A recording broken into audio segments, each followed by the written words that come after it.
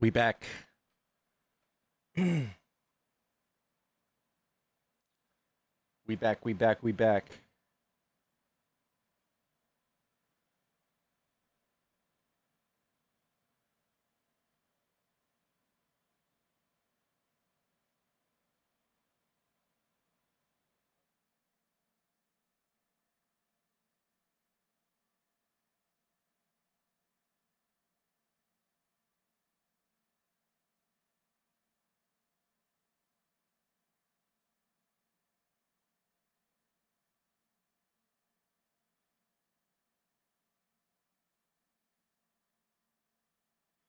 What's up, you mother lovers? Guys, I need a shave. I need a good old fashioned shave. That's what I forgot to do.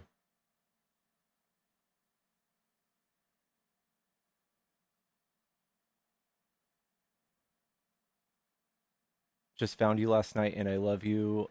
Well, thank you and welcome. Is this the real pickles? Do I need to stand up? Everyone tap the screen. Tap the screen if you love me. Guys, don't let me forget that we have fucking churros. We have churros that we bought from a stranger for $12 earlier today, and I'm excited about it.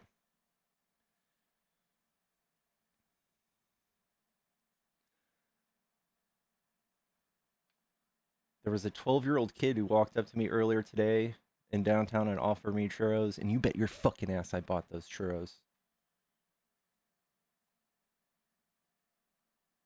Better believe it.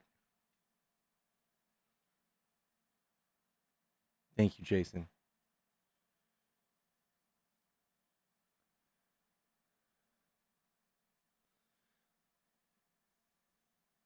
That was the food adventure. Now we got pizza. We got pizza at Enzo's, and I in fact did get pizza with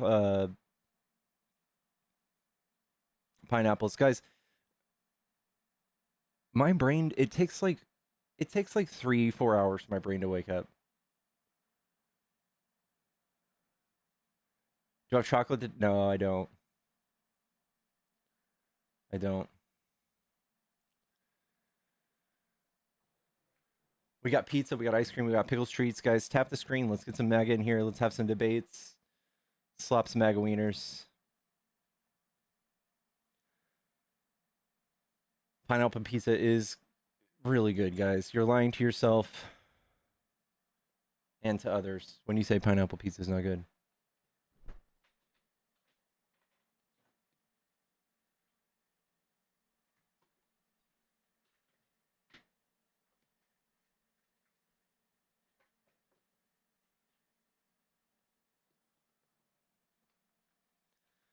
Where is my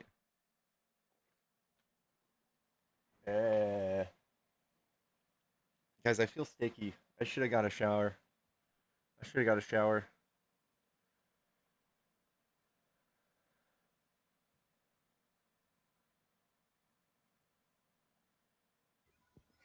Yellow. Going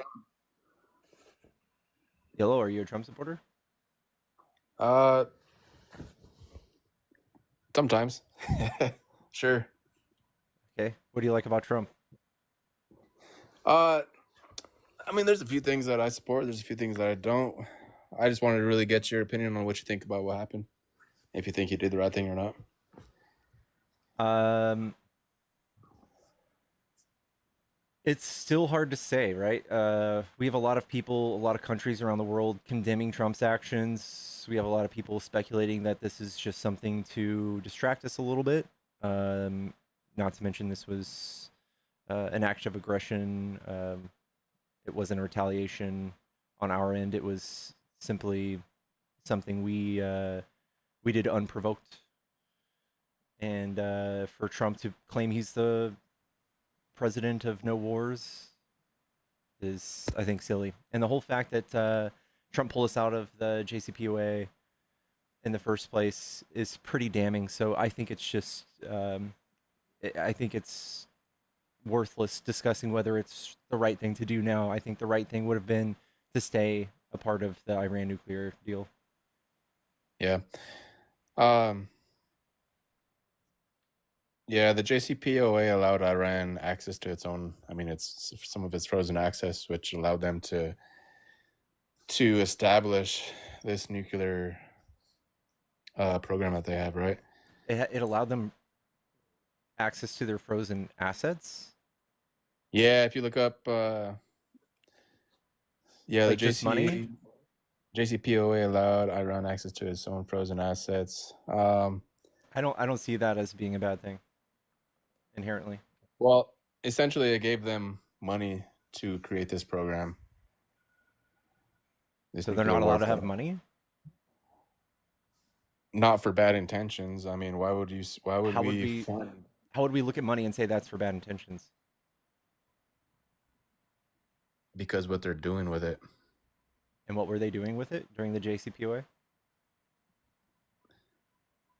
they're funding these nuclear programs that they're creating.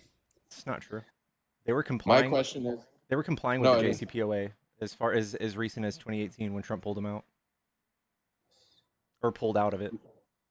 So you're not sure if you support what he did, or are you I'm you not sure. support I it? I condemn it for now. Yeah, I condemn it for now. Okay, would you support it if any other president did it?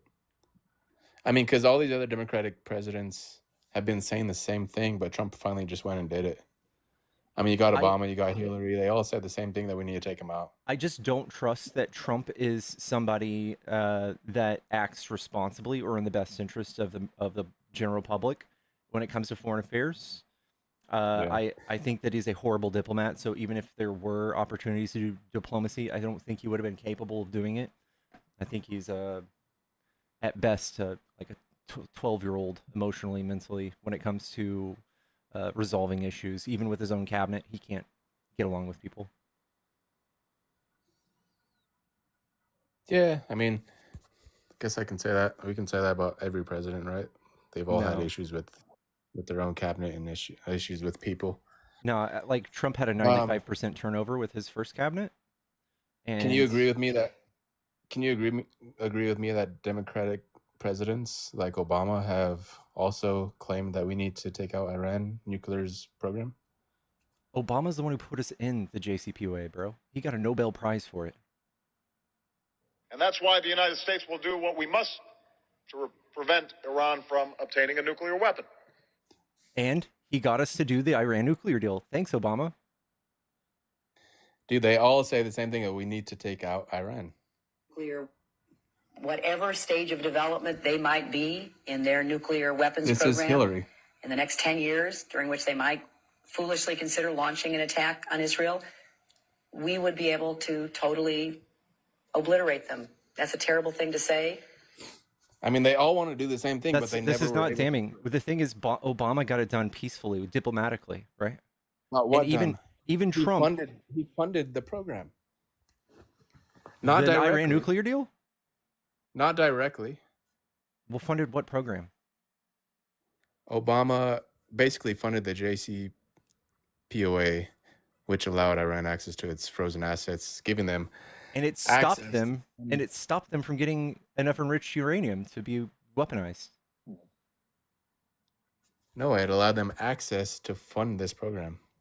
What There program? was How does the 1.7 billion. JCPOA was a program that says, hey, we are going to come and we're going to monitor your enriched uranium, and we're going to make sure that you are not enriching it past a certain point so that you can't use it as a weapon. And in return, we're going to let you trade with the rest of the world. We're going to let your economy do its thing so that you can be a part of the rest of the modern world, the rest of the West, and you can trade with us and you can economically grow as long as you promise to play nice. And that's you can't have both. Yeah, and did they actually abide? Did they break contract? Did they do what they're told? Did they do what they were going to say, Iran? Yes. Or did they actually do the Yes. opposite? All the way up until the year that Trump pulled us out for no other reason than he hated Obama. Yes. He's a child playing with our lives. No, he pulled us out Because Iran wasn't playing by the rules. Says who? Can you show me proof? Because everything everything I've seen says they are in compliance with the JCPOA up until 2018 when Trump pulled out. They had no reason when he put sanctions on them, they were no longer getting any benefits of being part of the JCPOA. They couldn't trade oil, they couldn't receive medicine, their citizens were struggling. This is a problem Trump created, correct? Yeah, I'm trying to pull it up here.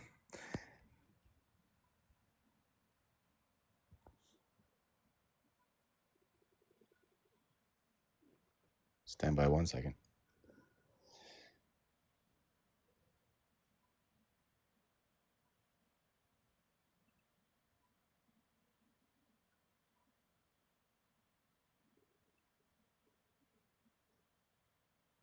Gas and oil prices about to go through the roof. Yeah.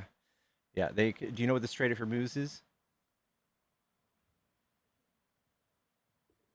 Shizload? Wait, say again. I'm sorry. I'm reading something. Do you know what the Strait of Hormuz is? Go ahead. Tell me. It's a I tiny don't. little. It's a piece of. It's a waterway that they control. Oh I'll yeah, show yeah, I you. know what you're talking about. Yeah, I know. It's, yeah, basically like a canal. And they are going to be able to stop all of. I believe it's something All like. trade. They're Yeah, trying to stop all trade, right? Yeah, it's yeah, I've heard it's that. not just trade; it's oil. So our Well, gas prices are about oil to. is trade. It's about to skyrocket, bro. Not just trinkets and toys and dolls. We're talking about oil for the rest of the world. It is about to. We are about to get fucked. Is it 20%? 20% of all the world's oil. We are Right, so we're not fucked. gonna allow We are that. so cooked. Yeah, I think that's their next defense, right? I think that's what they're gonna try to do. Mm-hmm.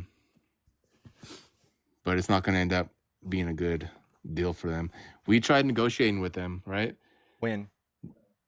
Trump tried negotiating with them. It's not true. Yeah, it is. He tried making negotiation with them before he did what he did. They did not want to They did negotiate. not want. Yeah, exactly, and they refused to negotiate at Gee, I all. wonder why. Maybe because he assassinated one of their head generals and then put insane sanctions on them and caused them extreme economic downfall. Assassination is like the norm over there in Iran. So it's just not so bad. They shouldn't be freaking out. Yeah, you shouldn't be freaking out. It happens every day over there, right? All right, bro.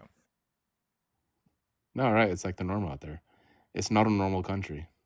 That's a huge cope, bub. You don't agree with that? You don't think it's happening daily there? Of course, people die here. We have 40,000 people die for guns every day. That doesn't justify people assassinating our generals. Not in the same way as it's happening out there. Okay. So we should be allowed to, and they shouldn't freak out?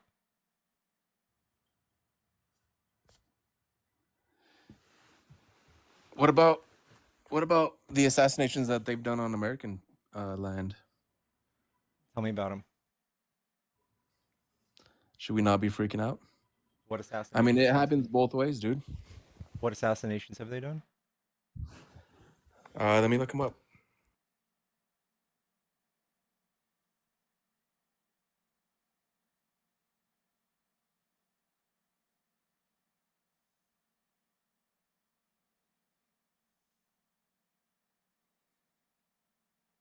Bruh.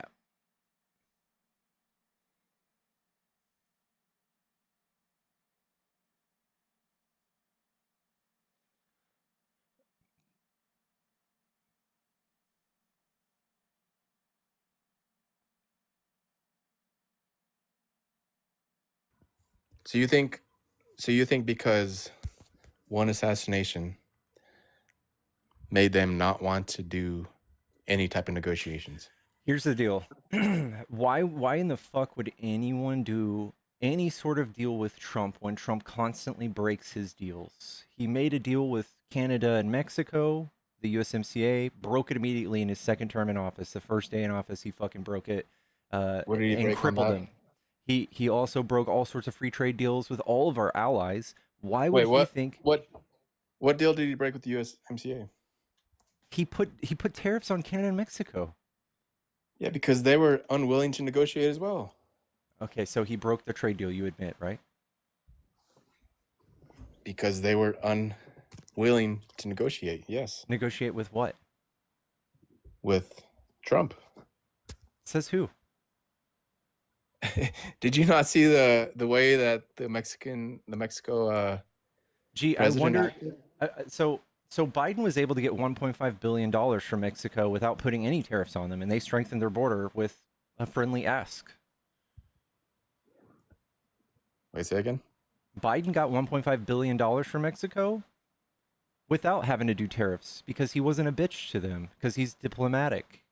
Yeah, because the borders were wide open. Of course, they're gonna give money and empty their prisons. Of course,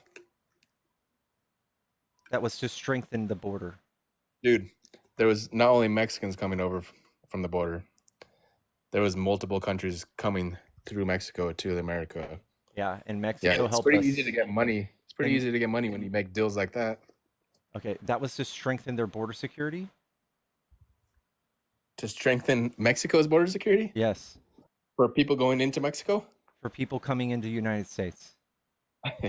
You're saying Mexico gave us money to strengthen our own border Yes. because Biden opened the border and caused the issue itself. If you say Biden opened the border, you're going to have to articulate it. How did Biden open the border? I know he campaigned on this for 4 years, but no one knows how. I mean, Look at all we the had people who more came through. crossings. We had more of an issue on the border during Biden's administration than we did in Trump's first month. Okay, that Right. doesn't mean anything. How, did Biden like change laws? Because what I would say is that people just migrated everywhere in the world during COVID. When economies fell, people started moving around, especially after Oh, we're not Trump. talking about COVID. Well, yeah, I I'm am talking talking about about COVID. I'm talking about Biden's term. That Yeah, wasn't during and COVID. so after COVID ate through people's economies, 2020, 2021, 2022, 2023, especially after Trump fucked over Venezuela and then gave them all temporary protective status and they flooded our border because of that. Yeah, a lot of people came. And what you're going to say is you're going to show me the 10 or 12 million number of the amount of people that came and illegally crossed the border, but Yeah, why every do you do single that? one of those people were encountered by Customs and Border Patrol, and they didn't come all the way through. That's what Trump spent 4 years lying to you guys about. Didn't come all the way through. Why is ICE all over California then if they didn't come all the way through? Political theater. That's hilarious, dude. They came all the way through. They're still here. Okay. That's how many why how many ICE people is- are here now? How many undocumented migrants are here now? And how much of a difference is it from Trump's term? I could pull up the numbers, but I mean Well, the no. numbers The numbers spiked are- incredibly. The numbers are 11.7 million during Trump's term, and now it's like 13 million. Tops. Maybe 12.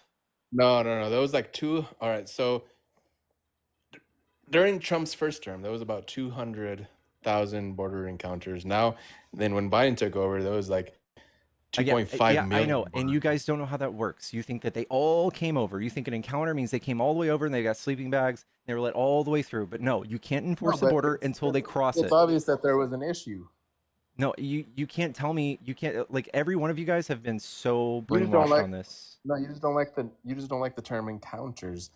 Encounters means that there was people trying Okay. to. Yes, our border security tried doing their best, but they didn't catch them all. Did Yes, they Biden caught some. Biden But there was an issue. Biden deported more people month to month, year to year than Trump by far, by light years? That's why Trump is raiding birthday parties. And allowed people to come in. I'm sorry. Of course he's gonna.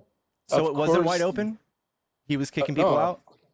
I'm not saying that. I'm saying of course he's going to send more people back because he let more people in. That makes sense, Dang. right? So he Let more enforced the people in. border. No, he didn't enforce the border at all. When he let people course he did. in, He enforced it more than Trump. He had a better return rate, expel rate than Trump. oh my God, that's because he let so much more people in. Of course, A rate he doesn't did matter how many people came, right? It does. No, it doesn't. Yeah, it does. If When you let more 1,200 people in, if 1,200 people came through and 50 were kicked out, 50% were kicked out, how much would you expect to be kicked out if 12 million came through? okay. So during Biden's term, right? So say 10 million came through. Okay. 10 million came through and a million went back. Biden sent a million back. oh, we sent way more back. No, Trump's term? it's 50%. No, let me give you an example. This is what you're saying. Biden's term, there was 10 million people that came through. We sent 1 million people back. Look how much people we sent back. We sent 1 million people. Trump's term, there was 1 million people that came through. We only sent 500,000 back because there was only 1 million. Okay, I'm talking about a percent. You're saying that Biden did a better job. I'm talking about a percent. Yes. Back. That doesn't make any sense, dude. That's a poor It argument. does. So here's what I'm talking about. Argument. New data shows migrants were likely to be released by Trump and Biden. Here's the numbers. Out of 5 million people, 2.5 million kicked out immediately. That's 50%. Out of 1.3 million, Trump kicked out roughly 47%. In no way was the border open. You wouldn't expect this to be a curve. So if 12 million people came through, you wouldn't expect 11 million to be kicked out. Look at the numbers. Okay, 5 million. 2 million got sent back. 1 million came in during Trump's, right? It's only 600,000 went back. How do you stop somebody from coming to the border? How do you do that? How do you what? How do you stop somebody from coming to the border? Because you can't stop somebody before they illegally cross, can you? No, but you can make a point that we are strengthening our border. I mean, he didn't make any point. Did he even visit the southern border? Did Kamala even visit the southern border? And she did in 2021, but it doesn't matter. That's just political theater. Oh, that doesn't matter. No. So she went once, and that was her job. She went once to go visit the border. That wasn't her job. That was another. See what kind of issue and crisis we had at the border. Okay, so Kamala was in charge of finding. Acknowledged the issue at all. They hardly acknowledged it. I know you guys are like brainwashed on the border, but this is what Kamala's job was. She was told to go to the southern countries to find out why they were leaving the countries in the first place to come to our border, and she went and didn't fix the root cause. And she got $5.3 billion invested into those economies in the Southern Triangle, Ecuador, El Salvador, and what's the last one? Oh my God, that's a horrible job. And they created tons of jobs. Let's open the border, and now my job is to figure out why everybody wants to come to the border. Why do you keep saying we opened the border? What law changed that opened the border? No, that's exactly what you're saying that she did. We opened the borders, and now wait, hold up. There's a crisis at that border. Why is everybody coming? Tell me the action that the administration took that opened the border. Tell me. Dude, their policies were trash. Can you tell me which action opened the border? Their policies were absolutely trash. That's what it is. Can you tell me if what you policy? don't believe that the borders were open, then I don't know what to say, bro. I mean, I live right here on the border, and I see it myself. Yeah, I'm sure you got a clipboard, and you're tallying every person that comes through. No, I'm not saying that, but I can see it in my small town of. Can you tell me the policy again? I just said that his policies were trash. He didn't even acknowledge the crisis that was going on. Okay. So you don't know. He didn't acknowledge the crisis that he created. How did he create it? By opening the southern border to How allow did he do that? anybody. And he enforced the border just like Trump did. He had the same policies in place that Trump did. Well, if you call it enforcement, that's a horrible job. You guys just don't know how to explain it. You guys have none of you can explain it. You're just completely. It's like, well, how come so many people came to the border? This is what happens. All right. If we have 12 million people coming to the border, we can't stop them until they get all the way across, and then that is an illegal crossing. How do we stop that? How do we stop them before they get to this line? How do we do that? Dude, the word got out that the border was open. You can just go walk through, and that's what happened. We got overran. Our border security got overran by every country on. You can see it on a satellite. Every country in Europe and Africa, they were all experiencing the same thing. People were moving. It's not because of Biden standing foot in the Oval Office. It might have been because Trump was giving Venezuela temporary protective status, but it wasn't because Fox News was airing that the border was open every day. No, Fox wasn't. Maybe CNN and other news. No, Fox News reported every day that the border was wide open, and that's why you guys are brainwashed about it. Dude, because if you look at the numbers, it was. It doesn't show. The numbers don't show it being wide open. He enforced it just as much as Trump. Hey, but let's get back to Iran. Would you support the decision if Obama did what Trump did? Yeah, I would respect Obama's. I would respect his opinion. I would respect his motives. Because you know they all wanted to do that, right? You sorry? know that they all wanted to do what Trump did. Obama did it diplomatically, so You already lost this conversation. Obama resolved this with diplomacy, and Trump resolved it with bombs.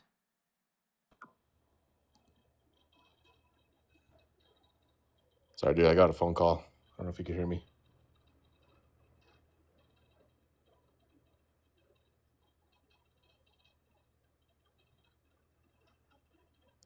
I didn't hear what you said. Obama resolved it Sad. with diplomacy. Trump resolved it with bombs. Obama didn't resolve anything, but Obama created it How did he do that? by basically funding Iran's nuclear program. He had it monitored on a monthly basis. He didn't fund anything. He had it monitored. Oh my God. Yeah, What was he monitoring? they're enriched uranium programs. How was he monitoring it? We had people from the UN, like investigators, every month that would go in and they would monitor their program.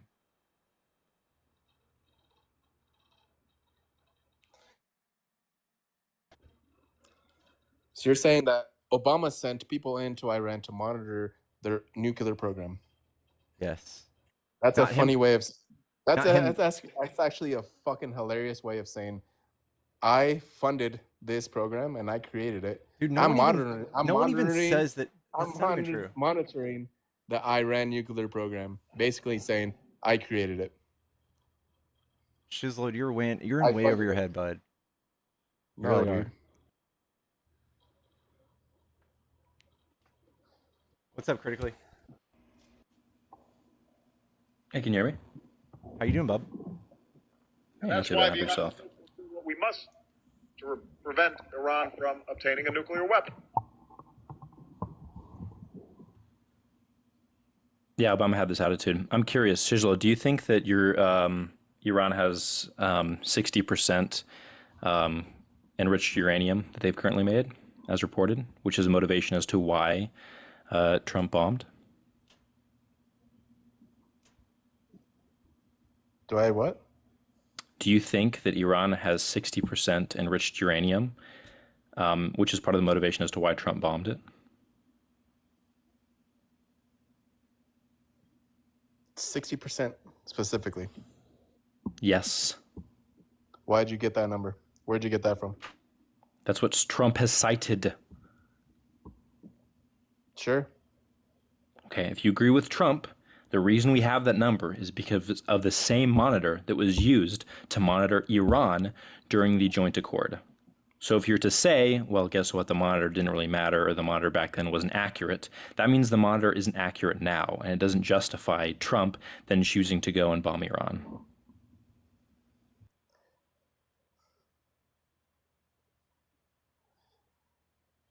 Yeah, you're not making any sense, dude.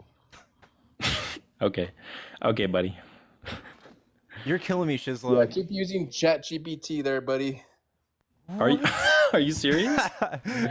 I'll take that as a compliment. Fuck it. All right. We have ChatGPT Thanks, at home. buddy. Let's go.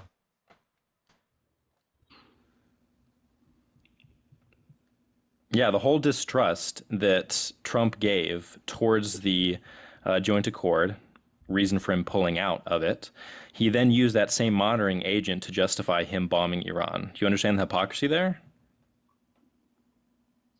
So you're saying that he got the data from Obama, basically? No, not Obama, the monitoring agent. Yeah, the monitoring agent that Obama created, right? Obama was the one monitoring. not Not just Obama. created, but was part of the accord. Yeah, the agreement. So you agree with me? Dog, No, Shizlo, I don't think you even understand what's being said right now. why do you come up on these debates? Someone needs to have a sit-down talk with you, bud. Really? The point being is you cannot doubt the validity of the agreement made during the initial joint agreement and whether or not it was actually monitoring Iran's development towards nuclear weapons if you are then going to say that Trump's bombing is justified because they use the same data monitor. Oh. Oh my God. You guys are good at twisting shit because I am saying that exactly what you said. That's Wow, I'm so That's- glad that's that deep. you agree and you I'm not saying appreciate that I the. agree, but I'm saying that you're saying that Trump got all the data from Obama's monitoring that he implemented. Why do you keep calling it in Obama? Iran? Because you're the one that said that Obama is monitoring the Yes, Iran he nuclear program. got them. It's not just Obama. It's a bunch of different countries that all came Well, no together and shit. said, "Hey, we promise we're gonna all be part of this treaty." Yeah, and who broke that? Iran. No, Trump. Trump did. Iran was it. What they were. They Dude, were you guys are all so fucking compliant. brainwashed. They were compliant until Trump pulled out. He's like, "I'm gonna make a better deal." No, he ran. Damn, that's unfortunate. The fuck. It's not even like I don't even think MAGA thinks he's. Oh my god. They can't clock how big the contradiction is. It's actually insane between Trump's actions and his current actions. It's breaking their brains. Oh my god, dude. Chat, follow the stream if you enjoy debates. Critically, you trying to hang out? Trying to chill? I can hang out for a bit, or if you want a one-on-one, that's totally cool too. Yeah, you can chill. Where have you been, dude? Prepping for law school, so on that track, yeah. Oh wow. Okay, that's good enough. We'll see how it goes. Hello. Hello? What's up? Are you a Trump supporter? No, but like regarding the immigration thing on California, I do have a few questions about that. If you're not a Trump supporter, I'm looking for Trump supporter debates. Okay. Sorry, Lauren. All good.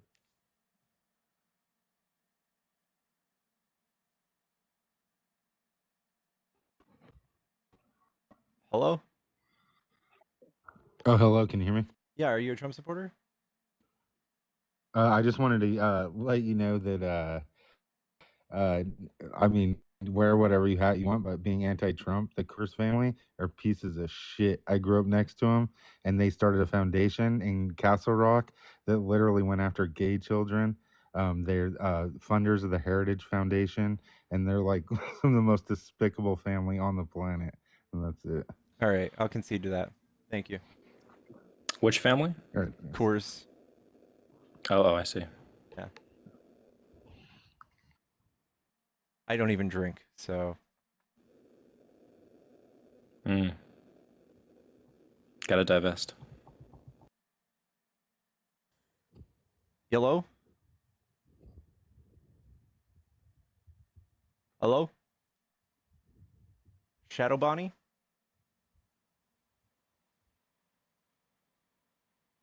Patrimonio is a crash outer. What's up, Oh, JG? goodness. What's up? You want to have a nice conversation, I see. For sure. What is up? Well, you guys were on an abundance of different topics. What topic we on today? Do you want to talk about immigration? Yeah, we can talk about immigration. I'm cool with that. Are Is he a you Trump supporter? Yeah, are you Yeah, for I mean, I voted Trump's for Trump. Yeah. Are you for Trump's immigration policies? I mean, I can't complain on the immigration policies. I'm for a much harsher immigration policy, but that's me personally. Do you think that we should be sending people to prison for the rest of their lives without due process for something that is a $250 fine? Yeah, provide to me an example of that occurring. Yeah, the 70% of the 238 people that were on the plane that went to CCOT that Trump did not turn around per the Supreme Court justice's ruling. It was either a Supreme Court justice or a federal judge. They told him to turn the plane around. He didn't do it. Sent him all the way to CCOT. There's no way out of CCOT.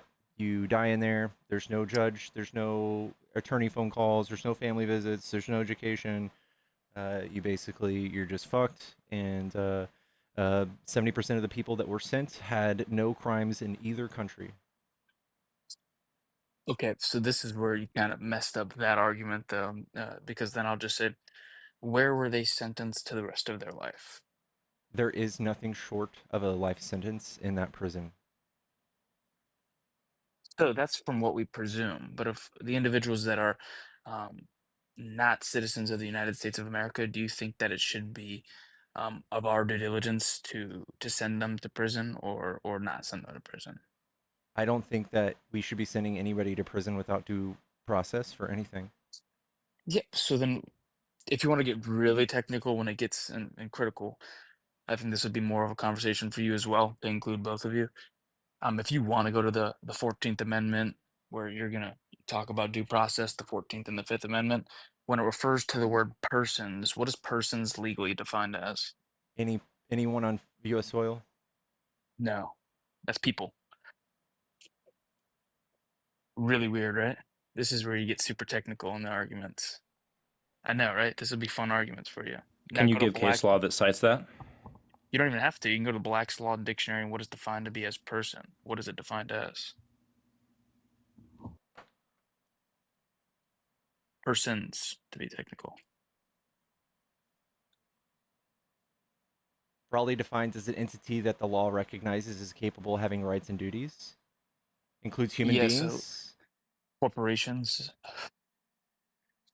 corporations would be considered persons as well. Sure. So you get like in a super technical argument. I'm not even trying to do that just because it could be considered disingenuous, not disingenuous. But I am not for the United States harboring individuals from different countries and then keeping them here. I think that it's of whatever country that is their home for them to decide what happened to them. But that's not what we did. We sent them directly to the prison. We didn't just drop them off at some community meeting in El Salvador. We literally flew them to the prison, and they said, "Hey, Yeah, by the but way, there's 9 people here that we don't take to this prison. Like some of them female. We don't take females. We don't take people from Central America. You're gonna take these 9 people back." So it was explicitly to the prison. It wasn't just to their country. So, and Trump also paid about $6 million for this exchange. yeah, completely understandable. What I'm telling you though is I am not for the United States harboring individuals that are citizens of different countries. That's not Just what gonna be I'm my point of asking. view. I mean, we can expel them all you want, but sending them directly to prison is a different thing, right? No, no, not if they're not of our jurisdiction. I could care less what happens to them, to be clear. They were in our That's me being jurisdiction.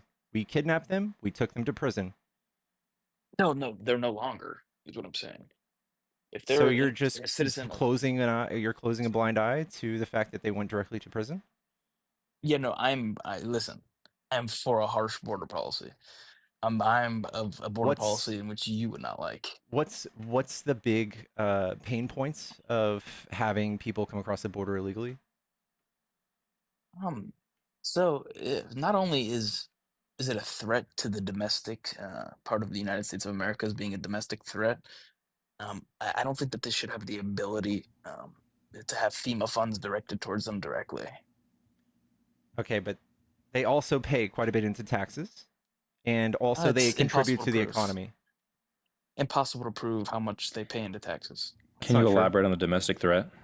Yeah, so I think that the more individuals that we don't know who are coming into this country without having the ability to know their background or who they are, I think that poses a domestic threat for sure. I mean, it can potentially, but we have general data that we can draw from certain populations. And from that, we can determine whether or not, compared to the general population, they represent an actual issue. It's also true that people being born out of people's wombs here in the U.S. could represent a threat at some point in their lives.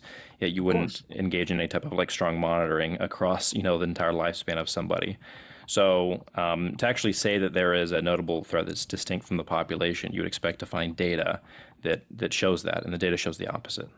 No, not at all. There wouldn't be data to prove if they're a domestic threat or not. That's like me saying to you, would you want your 20-year-old Yes, old there son in there? would. I got you. Can I finish my statement? Sure. That's like me saying, would you rather have your 20-year-old son in your home or a random 20-year-old man in your home? Obviously, you'd rather have your 20-year-old son because you know that son. That's a Now, terrible that's not analogy. to That's say talking about that someone one second. What? Wait Sorry. 1 second. You're good. That's not to say that your son doesn't have the ability to then go off and do something to you, but it is more of a threat to yourself if it's somebody that you don't know at all, for sure. When we're talking about jurisdiction and the control that a society has over the people within, whether those people are native born or come across the border, they both are under the influence of the society. So unlike a mother and their child, they're going to have a lot more trust in their child because they actually brought those children up and they have a predictive power for how that child is likely to behave.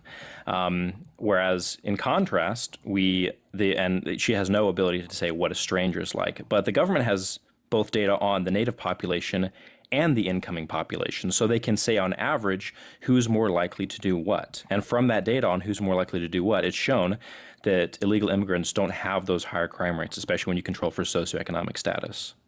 Yeah, nobody's arguing the fact. I think you're taking it too literal when it comes to the mother analogy. It's more But so if you're not you're talking going. about crime, then what are you talking about? If they pose more of a domestic threat, obviously, if cells were to come in and we were to not know about those individuals that are coming into the country as they're not vetted, I think that poses a threat. And obviously, I don't want to risk that factor coming into play. All right, JG, I love you. Somebody already paid to get you kicked. Come back some other time. I got you.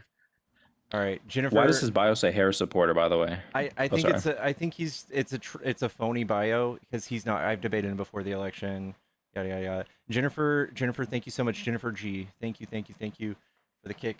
Yeah, I think it's silly for us to focus on these things that don't have bad outcomes. Like, especially for us to allocate hundreds of billions of dollars to things that we're not able to show where these outcomes have hurt us economically or criminally. Like, there's no real bad outcomes. So why are we spending hundreds of billions of dollars? We could easily take that hundreds of billions of dollars and do things to save lives, police other things that could, stop crime somewhere else.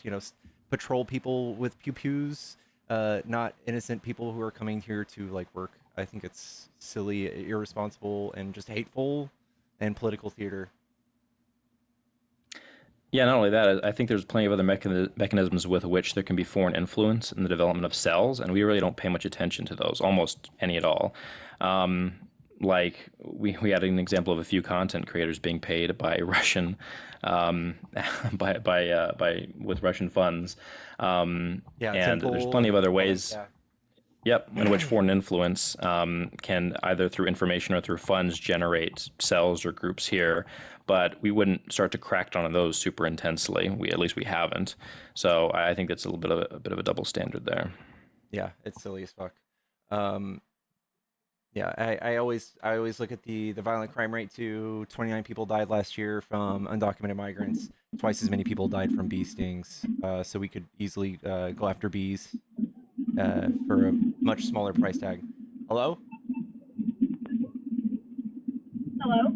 Oh, I accidentally kicked you. Michaela, are you here to debate? You're welcome to come right back up. I'm so sorry. And if people are coming here to be like sleeper cells to do domestic teaism, they're going to come here. They're going to come here legally. Even 9/11 was done by people who came here the legal way. Yeah, especially if it's sponsored by some foreign agent, it's going to be relatively easy to get that person a visa, just to be honest. It's not that hard.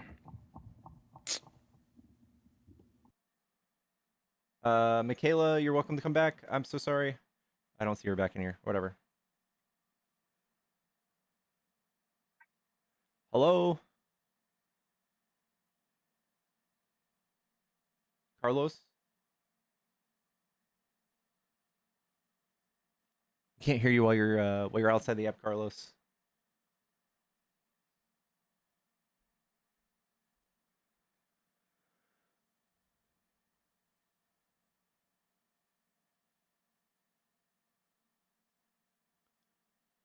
And I also like he said something in Black's Law dictionary that persons didn't include undocumented, and that's nowhere here. I think that it just says in human beings. So I don't think he had a point there. Critically in the house chat. If you haven't followed Critically, you're stupid. Follow him right now. Hello? Hello, everyone who is watching. What's up? Are you a Trump supporter? No, I'm a Canadian and I'm just tuning in to say hello. But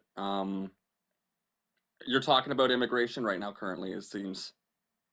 Yeah, I'm sorry. I only do opposition. I appreciate you coming up, though. Thanks for tuning in, dude. Oh, no. Hey, to be fair, some of the most insane Trump supporters are Canadians, which is unhinged. Maple MAGA. That's what we call them. Hello. Hello. Hey, how are you? Doing good. Are you a Trump supporter? I am. I voted for him. What do you like about Trump? Well, primarily I want him to take his big orange cock and shove it in my asshole, come in my ass, and then I want to fart the cum out. Hey, most accurate Trump supporter out there. Let's go. I want him to stretch out my silly old man asshole with his big orange cock. That's nice. Is that Shakespeare? That's beautiful. It is. Wow. Thank you.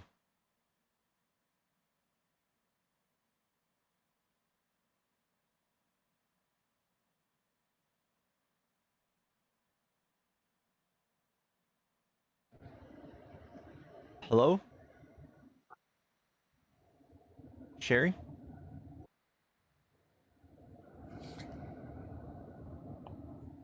No, I'm sorry. Oh, it's okay, Sherry. I got you.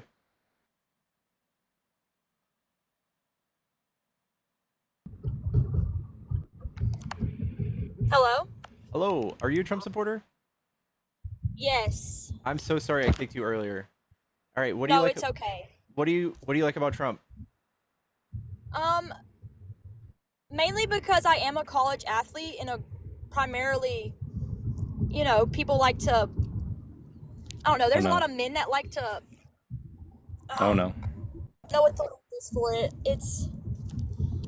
They like to put down our sport because it's softball. And so I primarily like the fact that he passed the bill that no men can be in our sport. He didn't pass any bills. No, he did. I remember there was a signing of the bill about no men are allowed in women's sports. Talking about it, I think it's an executive order, right? I do believe so. Okay, yeah, it's not a bill. Second of all, how many out of a 510,000 person league? That's the league you're in. How many people are trans? You know?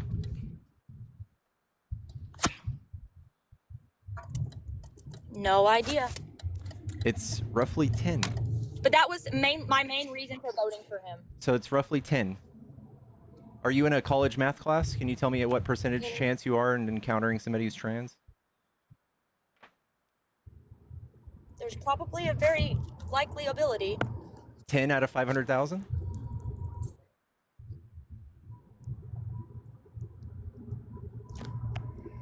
I have not been mathing here recently, so probably not no. Yeah, that's real low. It's real low. Yeah, but that was my main reason for voting for him, because he did pass that bill, because men are more athletically inclined than most women are. Well, we also have studies to show that if somebody is on HRT for almost 3 years, their their physical athletic abilities are that of a cis woman. So it's not even a thing. How many trans athletes are winning medals right now? Do you know? No, I don't watch the Olympics, so I don't really know. That's just the only reason why I did really vote for him. That's it? Well, also my whole family's Republican, so it's kind of just like that's what happened. You just kind of went along with it? Yeah, pretty much. Think it for yourself, huh? Yeah. If you were around the 1940s and a certain mustache man was like, hey, I don't like the fact that there's trans people in these sporting events, would you have voted for him? I don't know, probably not, but that was my only reason. Oh. And I just wanted to say that man that was just talking, that really grossed me out. The man about Trump wanting to do all that was gross. So Why is that gross? wanting him to do all that to him, that's kind of nasty to me. It's a very natural thing. Okay, well, that was my only reason, and just wanted to put that out there because I'm not big into politics. All right, girl. Love you. Not as gross as your transphobia, by the way, but good try.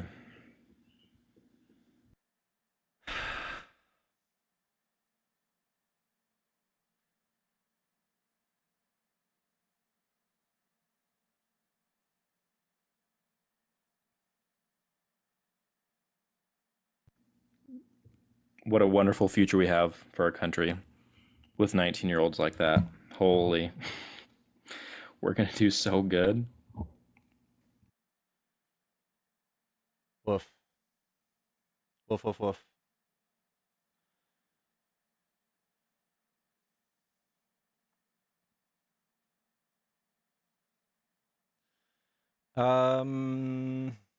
Yeah, guys, let's get to 50K likes on the screen. Also, if you're a Trump supporter and you want to debate, hop in the box. We're somewhat nice. We're pretty nice. We're pretty chill.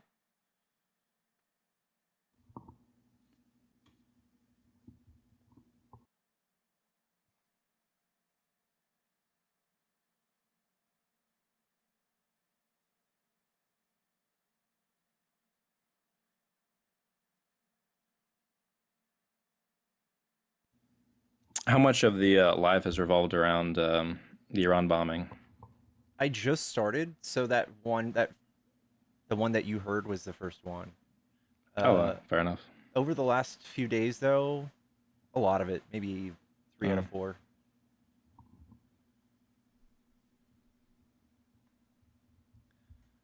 Yeah. I don't know, guys. We might have to turn on the YouTube phone. There's plenty of people on YouTube that want to debate. The only thing is I won't be able to debate with you critically. You won't be able to talk Oh yeah, to it's them. no worries. Yeah, it's like a one-way thing. That's fair. I don't know. I'll give it a few more minutes, or maybe we'll just do it. Maybe we'll just do it critically. I love you. Maybe I'll just. Yeah, it's no worries. If you switch over and I'm still around, I'll hop back on or something like that. But Okay. Take care. All right, Bob. Oh wait. We might have someone. Hello. Yo, what's good, bro? What's up? Are you a Trump supporter? Yeah. Okay. What do you like about Trump? Okay. That was productive. All right. That was a good try. Yeah. All right. We're gonna turn on the YouTube phone. All right, bro. I'll catch you in a little bit.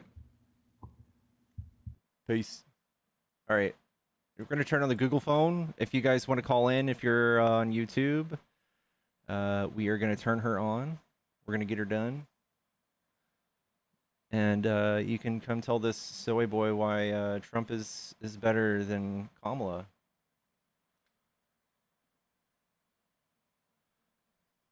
Oh gosh.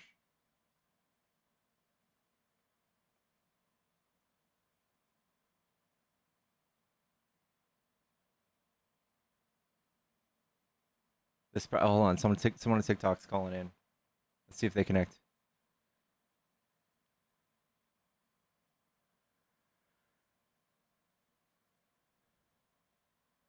Kamala's better. Guys, if you are a Democrat, put a blue heart in the chat. If you're a Trump supporter, put brown poop in the chat.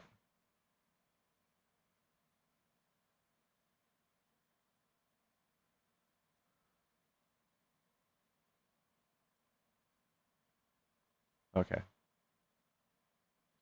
All right. Phone line's on, guys. Call this number right here. I will answer.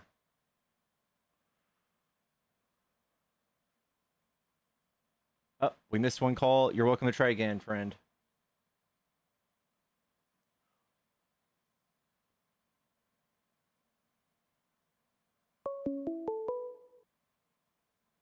Phone line's on, guys. Hello, is this a Trump supporter?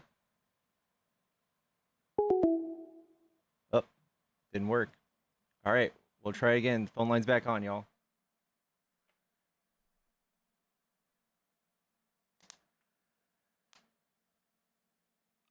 Oh, God.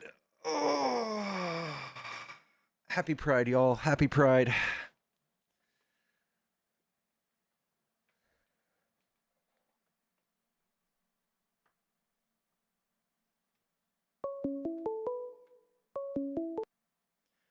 Hello, is this a Trump supporter?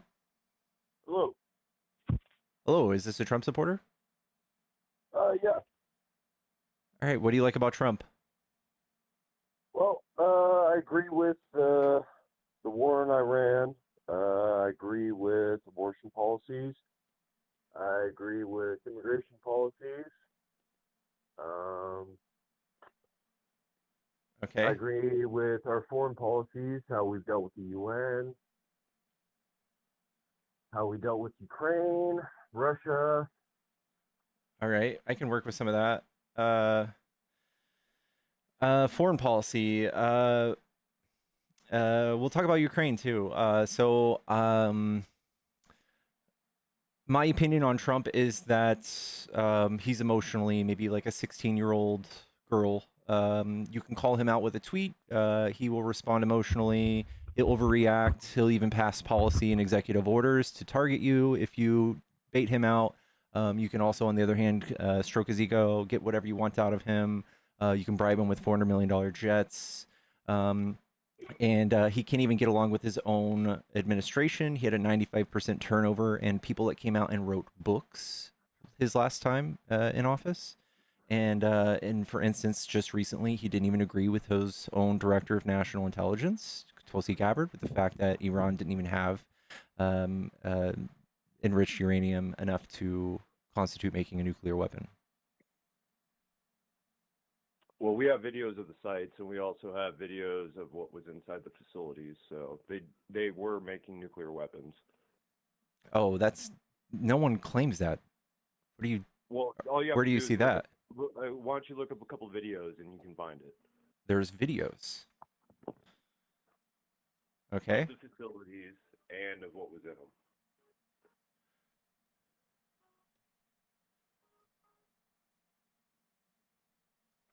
Videos of Iran's nuclear facilities. Do you have one in particular, like that you could point me towards? No, I don't. I don't know. I'm Googling this right now. This is what I'm finding. You probably don't see the screen.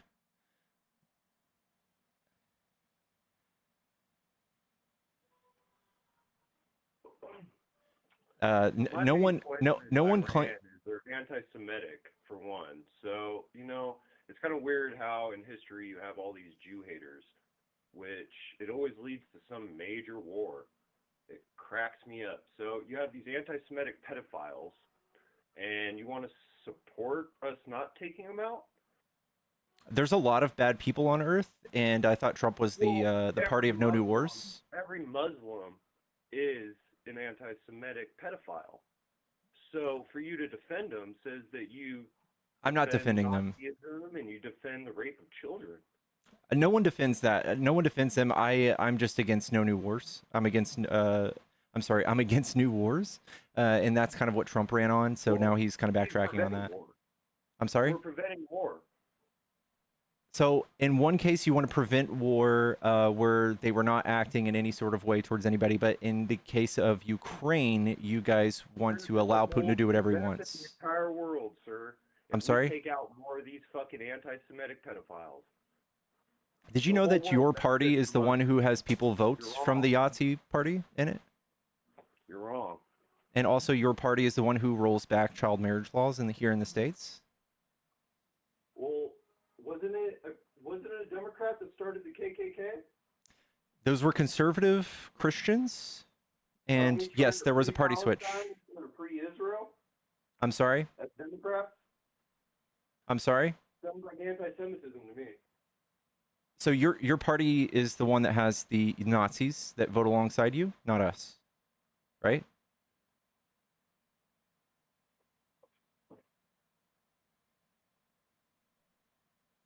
No, I didn't catch that. What'd you say? Aren't the Nazis in your party? They vote for Republicans today? Don't you wear a NASA hat? Sometimes. Yeah. Well, do you know what Project Paperclip is? Yeah, I do. Okay, so then you understand how many Nazis we brought over into NASA. And who do they vote for today? Republicans or Democrats? Do they vote for Democrats or Republicans?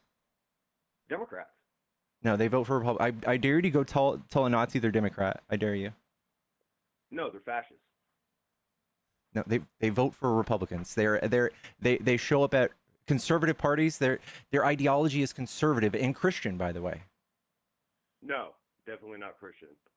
Literally, they are. Yes, they are. Christian, they wouldn't have killed as many Jews as they did. So you're 100% correct. Dude, I feel bad that you don't really I know feel bad anything too. about this. I'm not even. This is not even controversial. Oh, it's totally controversial. That's why you're standing on a platform preaching on your soapbox about anti-Semitic pedophiles and acting like Trump is some piece of shit because he wants to stop them. So there are plenty of other countries that have all of these people in them, and They're all including anti-Semitic. yeah, and do we need to bomb every one of them now? No, but they're probably on a list because of And their what does that radical mean? beliefs.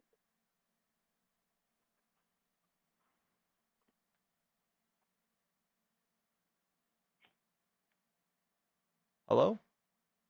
Did you hear me? Yeah. Does that mean we need to bomb all of them? No, I said we don't need to bomb all of them, but most of them are probably on a list for their beliefs. And how does that constitute bombing them? If you look at Iran? the stream right now, you look at the stream right here. I'd have to You'll pull out my other device to look at the stream, sir. I'm on my there's phone. somebody holding a Trump flag and a Yahtzee flag sitting on a boat. They all Well, they're voted for pieces of Trump. shit. Every single one of them domestically voted for Trump. They're pieces of shit. And I Yeah. didn't say that the Republican Party isn't a bunch of pieces of shit either. So They all voted for but I Trump. did vote Republican, mostly for the reasons I said. Also, I feel like abortions at 25 weeks is a little harsh and a little crazy and a little Nazi. Nazi. Yeah. Well, if you look into it, the Nazis actually perfected abortion for their purity cleanings. So if you actually get into it, you'll realize that you support Nazism. That's the biggest stretch I've ever heard. Man, Did you know that they that's- also drank water? Like, this is stupid. That means nothing. Oh yeah, of course. You know, they also took us to the moon, right? I mean, they did, but Crazy, right? Well, you have fun. Enjoy your viewers. Enjoy your super chats. And I'll talk to you another time, sir. Have a good all one. right. Chat, if you're a Trump supporter, feel free to give me a call. Yeah, it's pretty wild that the Republicans still don't acknowledge the party switch. So if you ask what's the party right now that flies the flag of the Confederates, they're all at the Trump rallies. Okay, the Dixiecrat flag, the rebel flag, those are all at the Trump rallies. They were conservative Christians. They did these things, these killings, these lynchings. Those were all in the name of God and Christianity. So that's not a Democrat. If you look at their values then and today, they're the same as the Republican Party.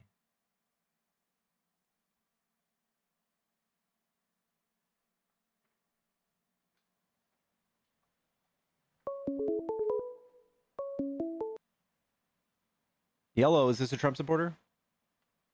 Yes, sir. Okay, what do you like about Trump?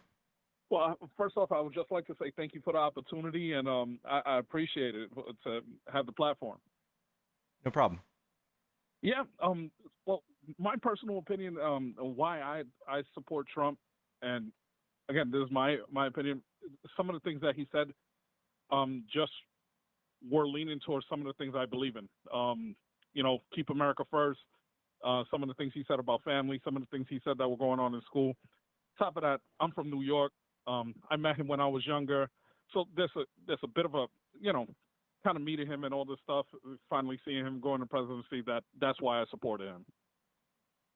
Okay, so my retort would be America First is nothing but a bumper sticker. It doesn't really mean anything. And if you look at the last two presidencies, Trump versus Biden, Biden is the only president who passed policy that would be considered like taking our tax dollars and dumping them into domestic efforts to make our economy better, to build infrastructure, to do things like fund our veterans, healthcare.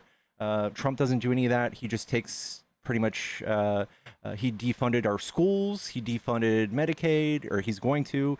He's taking away SNAP benefits and food stamps and all that stuff from hungry children, and he's giving it to his rich friends. He's using that to fund a giant bill to give his rich friends a tax break, and I don't think that's America First.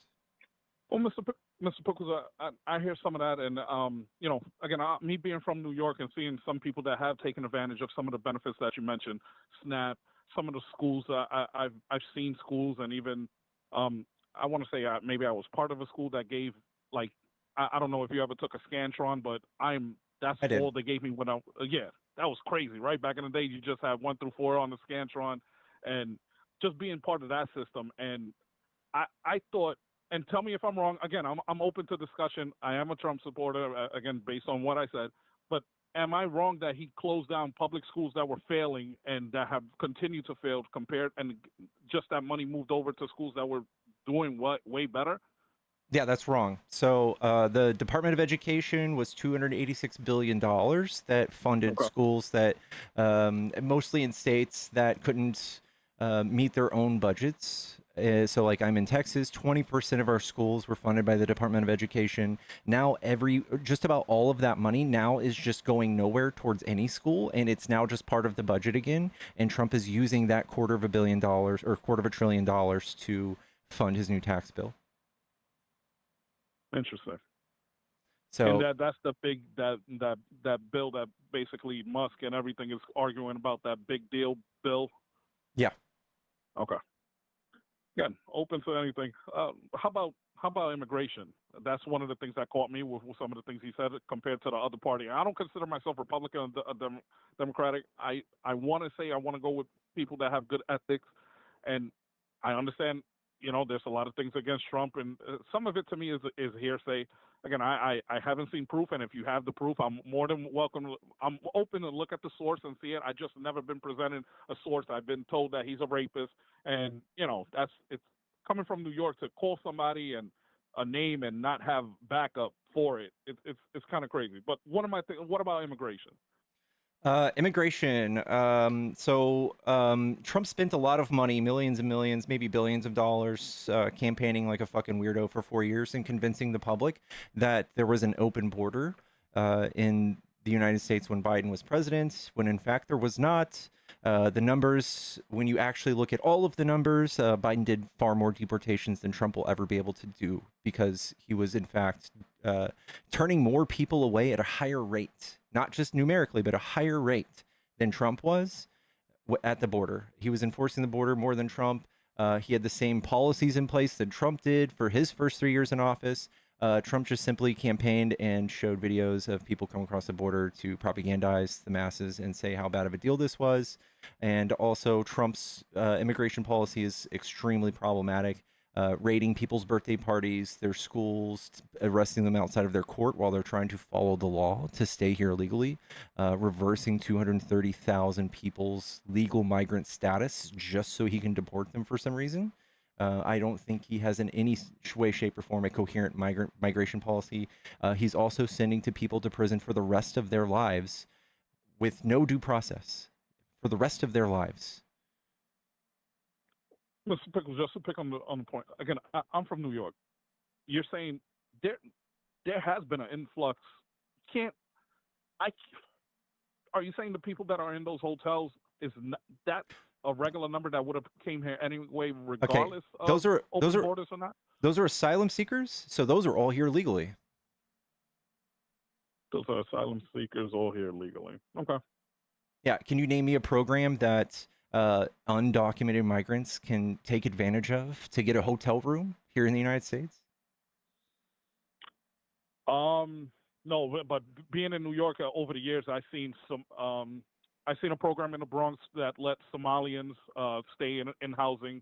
I've seen different programs. I've been in Albany, New York, that had Afghani interpreters move up there and start a business, get stuff like that. But yeah, so people who are here legally, probably programs. Yeah, I'm sorry. Probably people who are here legally, and not to mention Greg Abbott. Like, there's no program that takes undocumented people who aren't supposed to be here and puts them on a bus and takes them to New York. There's no illegal program that does that. It's all legal. So they made a spectacle out of it. They tricked you. They conned you. You got hoodwinked. But then, sorry. All right, Mr. Pickles, so let me ask you. No, not to say sorry, but again, open talking. Mr. Pickles, so let me ask you this. To me, there has been an influx. There is there is a number of people, and I've grown up with some of these people that are immigrants, and to give you an example of a situation that happened in the Bronx. A kid was murdered. They chopped them up with a they chopped them up. No, you don't know. I'm telling you the story. I'm sorry. They chopped them up with a machete. They know, in amongst them, they know that, hey, I just did this. I could go here and I could come back later. These were immigrants. They were here illegally. They knew how to come into the system, how to get away from the system and come back. Okay, so that is an appeal to emotion, and that is an isolated incident. So what I would say is, no matter how bad the murder, they're all tragic, and we have plenty of murders done by United States citizens every year, about 17,000.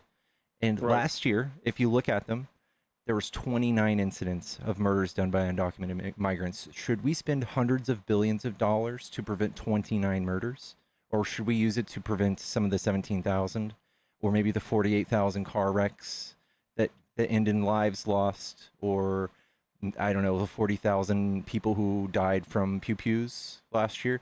Or should we focus on brown people? That's Bickles, good points, and I'm gonna look it up. I don't want to take up any more of your time. Let me ask one more question. Okay. How about I lost my trail of thought. I had this question. So, how about this? If there wasn't an issue with the border, and him just saying, okay, well, we're doing this with the border, what exactly is the problem with somebody just saying, hey, we do have a problem. Let's fix that problem. Or like you said, there is no issue. What's wrong with him just saying that I am going to fix the border and putting the soldiers boots on the ground and protecting the border? I think we're just hemorrhaging money the way he's doing it. We tried to pass a bill last year. It was written by one of the second most conservative senators in Congress, or in the Senate. His name was James Lankford.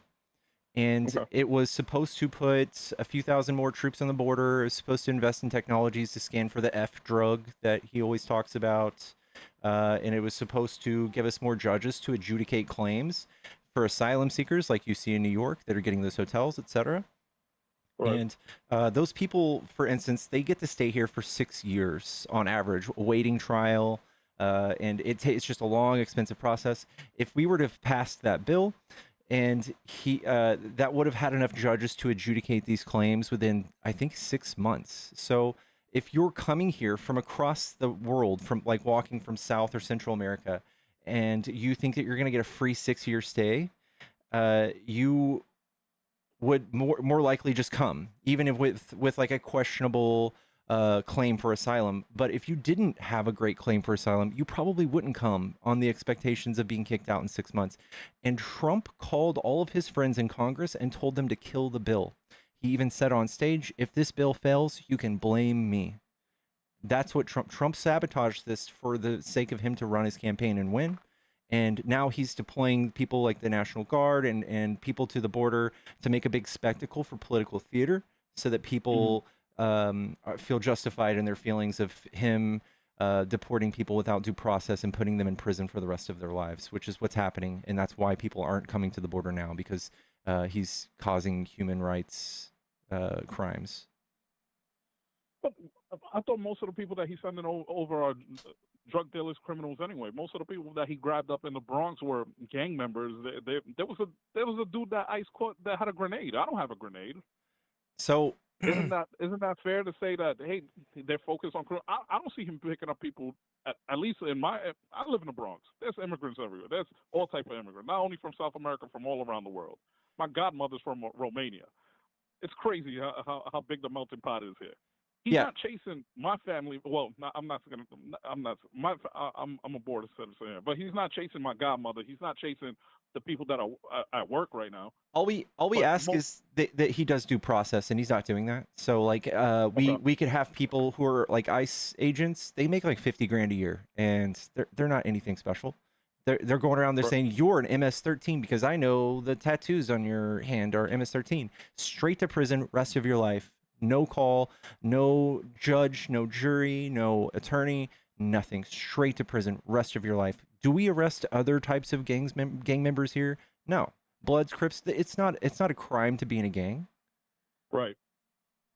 Well, Mr. Pickle, I got to ask you, man, because I'm unaware of most of the people that I saw, even the ones on the news that he caught in the Bronx. I know that those areas are well known for drugs. You're right. I can't just say, oh, just because you're from 175th Street by Yankee Stadium, you sell drugs. But it's well known in the neighborhood that these people were, because that's what they're known for. Can you give me an example of the one that you just said that they did lock up somebody and they weren't meant to be locked up?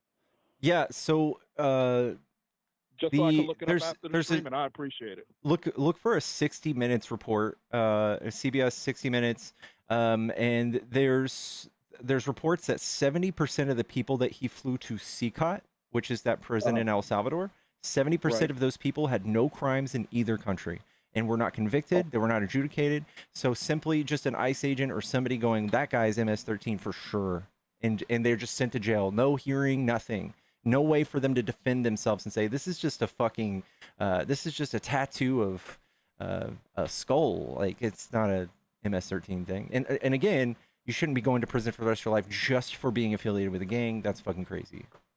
I agree. I could have a picture of Mario on my thing, and they might think I'm the mafia. I agree with you with that. Yeah. But you're saying they weren't coming over illegally is still a crime. Is that not the crime that they got sent over for? Because they're not. I have, bro. I was fortunate enough to marry a Filipina. She got her papers here when she was in college. She did her whole thing. She has sisters. They're still waiting in the Philippines. They've been waiting 15 years. Yeah. And I understand. Hey, that's what they got to do. Are the people that you're telling me to go look up, were they sent to that jail because they were here illegally? Because that is a crime, right? It's a crime with punishable up to $250 fine. It's not your life in prison. No, get out of here, bro. Yeah. That's interesting. Hey, Mr. Pickles, I took up enough of your time. If I get a chance to call back in, I will. Maybe I'll give somebody else a chance. Thank you for giving me the chance. I appreciate it. I'll Anytime, look up dude. those sources. Take it easy, Thank you, bro.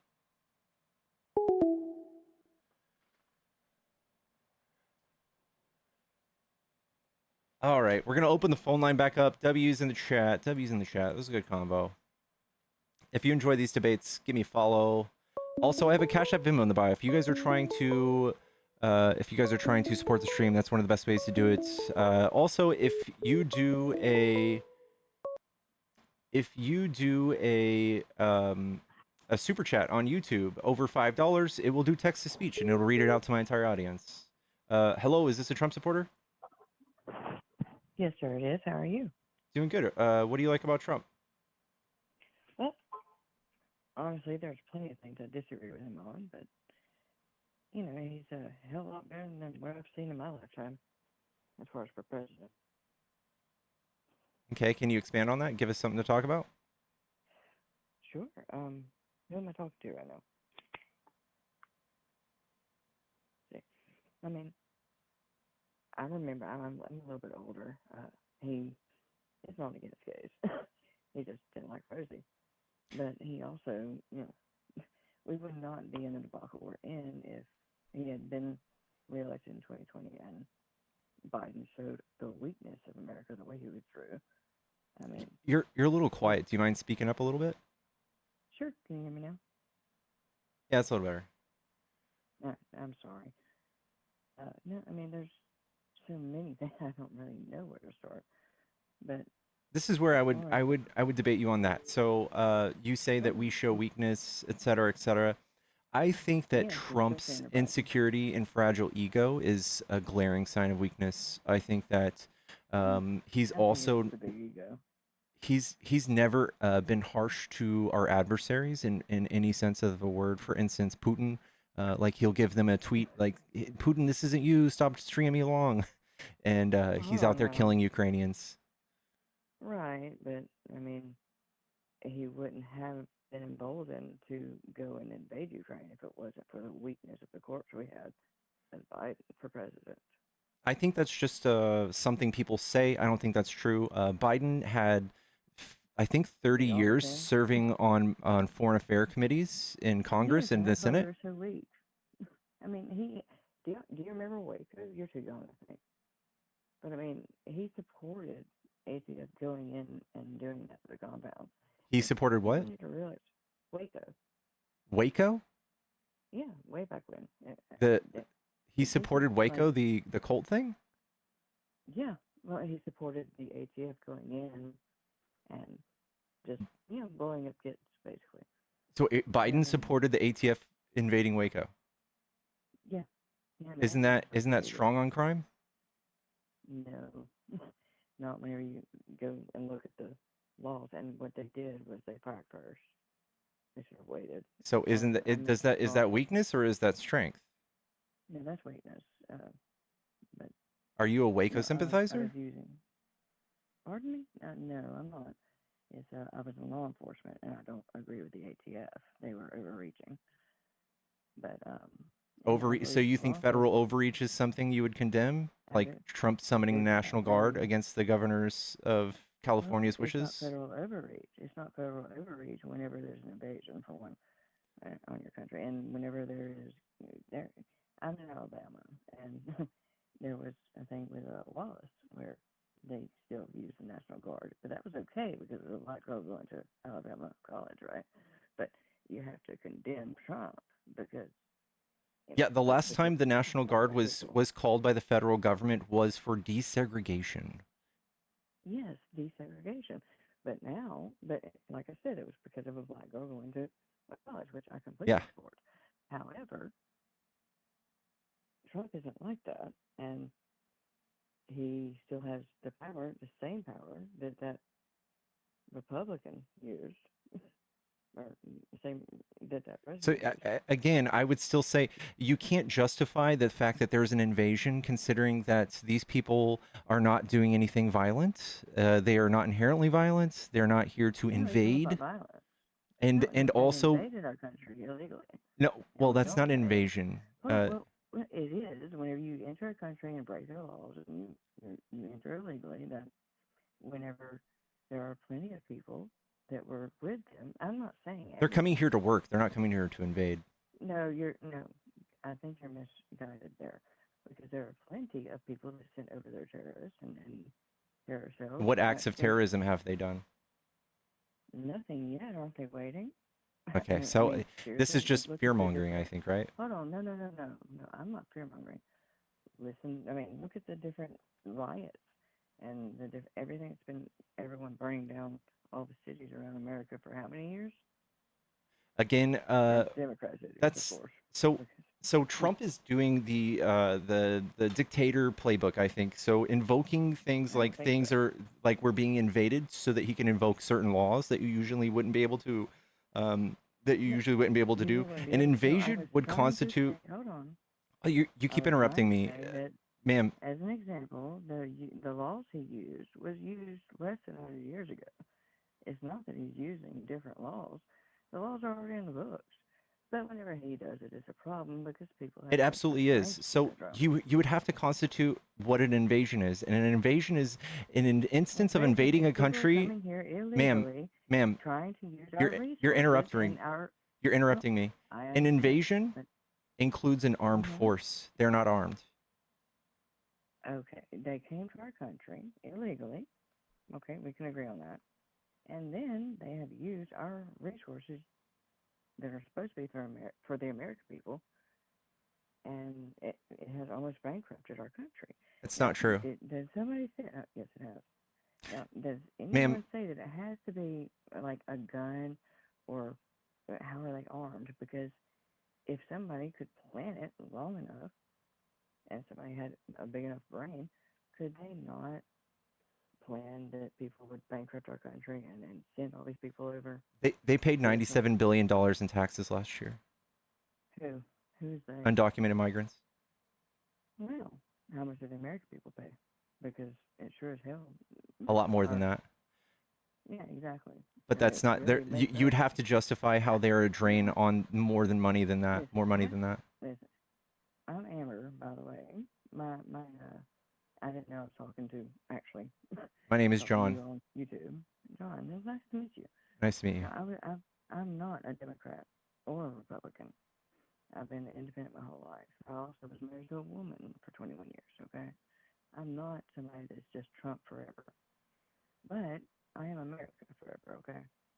And half I've lived with a family of immigrants half my life, and then from the Philippines and from Japan, from all over the world. I don't have any hatred towards legal immigration, not any whatsoever. Well, I have Trump family Trump that is deporting legal people here too. So if you don't condemn that, I would say you do. Well, hold on. I said from the beginning. I said I don't agree with everything Trump does, didn't I? Yeah, but that's just I think I feel like that's just a cop out. It's like you like can say that, 5% but of the don't things live Trump by it. does, and vehemently he's doing horrible things. Well, hold on. Just because you disagree with one thing he does doesn't mean he's just a horrible person. Yeah, I mean, well, in my opinion, he do with is. anyone. I know. I told you you had major TDS, but no, seriously, no. Well, No, I don't can know. we not? I would Nothing say y'all have I TDS. think it's not about Trump anymore. For me, it's about Trump. It's not about Biden. Not really. The truth is, as American citizens, screw the government. What we need is people that can agree to disagree with a Democrat or Republican or another party. We need to have the best interest of our American people at heart and care about that and try to take care of each other before we try to take care of everyone else. What does Okay, everyone say let me ask you as far as questions mental about that. health? Hold on. As far as mental health, what does everyone say? You got to learn how to take care of yourself before you take care of anyone else. Sure. Isn't that the same? We're the richest country on earth. And you would have Mm-hmm. to prove to me where Republicans or Trump is trying to give Americans here more and not take away from them. So he's taking away food stamps, Medicaid. He's taking people off welfare. That He's is defunded the Department of propaganda. Education. How is that America first? Well, hold on. He's not taking all that away. What he's doing is saying people that are here illegally, we're taking those away. That's not what I'm And talking it about. seems like, well, that's That's not what I'm what's talking happening. about. Okay, well, that's what's happening. Okay, well, I'm talking about the big beautiful bill, or I'm talking about the every year he was in office last time, he tried to defund food stamps and welfare. I'm talking about that. Him trying to take Here's things the thing, away the from big beautiful Americans. bill has how many Democrats' fingers in that pie? I mean, the thing is, I've been a law enforcement officer, I've been in the military, I've been so many things, and I don't agree with everything he does, but he's the best president I've seen in my lifetime. I think he's Because the I think he's the worst. I think he's the worst. I think he's convincing y'all that he needs to do the things that he's doing in the name of invasions, in the name of war, when these problems are not even they're not even here. But I mean, before that was a problem. I mean, really, the country elected the corpse office. I mean, come on. I mean, Biden said Trump is supposed to be the one that is racist, but Biden is telling black people that if you don't vote for me, you're not black. Are you kidding? Do you know where he said But that? no one calls that out. He said that on the Breakfast in the Club United States. podcast. He said that on the Breakfast Club with what's his name? Something the God, Charlemagne the God. They're saying on that podcast was, if you don't do this, you ain't black. And that's what Biden tried to chime in and say, and it was just in bad taste. He came in and came out later and apologized for it. I never heard the apology, but you know, hey, that's great if you did. But I mean, just to where our country lets people, our government, forget about Trump, forget about Biden. They let our country divide us according to race or gay or straight and gender. And Gee, I wonder who's doing that. Is it the guy who's saying that they're not bringing their best, that they're rapists, they're criminals, that they're vermin, that they're poisoning the blood of the country, that they have bad genetics? Is he saying that about Americans? Because He's saying he calls the Democrats the enemy from within. Listen, my family, half of them are Democrats. I'm in the South. I'm in Alabama, and the Democrats in my family were the KKK. Still, Yeah, to this day, that and I can't stand there was a party switch, ma'am. There was a party switch. Yes, there definitely was. And there was another party switch in the last 15 years. And that made me completely leave the Democrat Party. I mean, like I said, I was married to a woman the last 21 years until she died of cancer last year. But I will never vote Ma'am, Democrat again. somebody paid me to kick you off the live. I hope you have a good night, okay? Yeah, have a good one. Alrighty.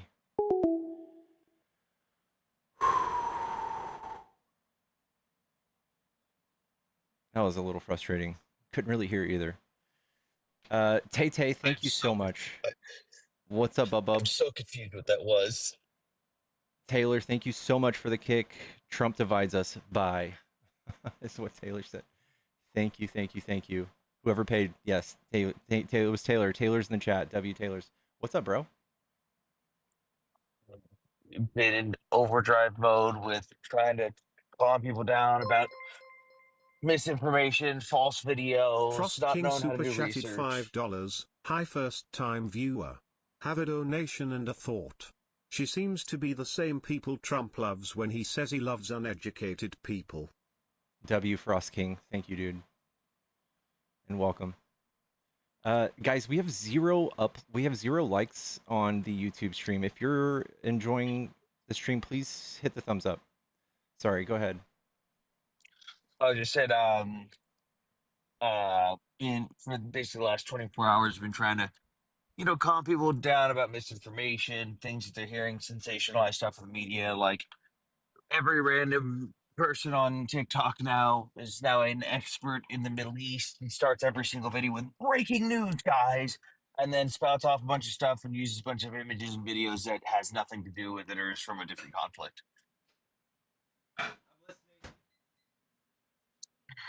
I'm heating up coffee and I can hear you too, but go on. Ooh.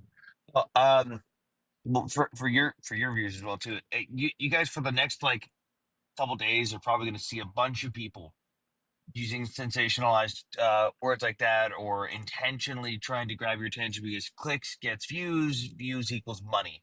They will do what they can to get your attention. If you see a video that someone posts or you see an image that someone posts and they say, hey, it's from this conflict, but nobody else seems to have it, it's probably fake. Or take the image, reverse image search it, see where it comes from. If it's a video, see if you can hear voices. What language are they speaking? Do the people in that area speak that language? Is the audio dubbed over it? I've seen plenty of footage currently from Syria and Russia of explosions of ammo dumps of people claiming it to be the strike on the nuclear enrichment facility in Iran, and like they are the only ones that have this footage and just lying and making up details for their viewers. So just don't fall for stuff or like people fear mongering like, oh my god, sleeper cells. Like this isn't World War III, at least not yet. Trump hasn't had his little egotistical hey, we're gonna invade episode yet. But just don't fall for every random TikToker that now has suddenly become a Middle East when they had absolutely no content regarding it previously, especially those guys. Yeah, that's all good. I've seen a few guys. If you haven't followed Anthony yet, give him a follow. He's a veteran, 10-year veteran. He knows a lot about this stuff. He's got a lot of good videos debunking misinformation. So, yeah, give him a follow. Robbie, are you there? Yeah, I'm here. Can you hear me? Yeah, thank you for waiting. Give me just a second and we'll do a debate. Yep, no worries. All right, bro. Yeah, yeah, is there anything else you want to say real quick before I do another debate? I'd say for people wanting to know more about what's going on right now at a basic level, just look up, do some research on like the events that have happened between the United States and Iran stuff throughout the years, to what the different leaderships have said to each other back and forth. Because there's a lot of things that people don't realize have been going on. Also, read the IAEA report.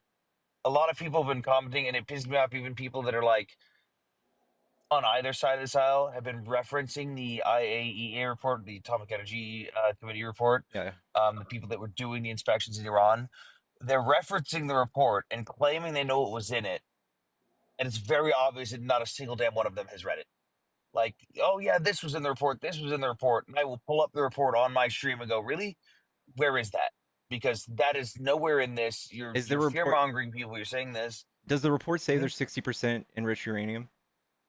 Yeah, there's two different reports. They claim that there was 3 to 4 secret facilities that Iran previously denied. Then they found out about. Then they were denied access to inspect. Then they were finally allowed to inspect some of them. and that they found evidence of up to 900 pounds of uranium enriched to up to 60%. And their claim was no, they're one of the guys from the IAEA actually had to come out and say, and everyone goes, look, this is proof that they weren't doing anything. He came out and basically just used very precise precision language, reiterated what was in the report, and if you read it properly, you'd understand what he's saying. No, they are not making nukes right now. No, they do not have nukes, though. No, they have never had nukes. They are currently at a level to where they have enriched stuff to 60% minimum, and they have 900 pounds of it, meaning if they make that linear curve going from 60% to 90%, which is a lot less difficult than getting to 60%, they would, in theory, have enough enriched uranium to make 9 warheads if they get to that 90%, because they've already got they've already got the missile launching platform covered. All they would have to do is focus on the warhead itself. Now, whether they would be successful, because they wouldn't even have a place to test it or anything, that's a different story. But it was, hey, they don't have it yet. They're working towards it. Once they get there, that's when development of a nuclear weapon would start. But everyone keeps saying, look, they were making a nuke. It's like, well, you can't make the nuke if you haven't gotten the components to make the nuke yet. It's basically they signed the agreements with the JCPOA and the NPT agreements to not do X, Y, and Z. They have completed X and Y and are halfway to starting Z. That's the easiest way I can explain it. Okay. So it wasn't imminent. It wasn't imminent in the sense of like today, tomorrow, this year. But it could have.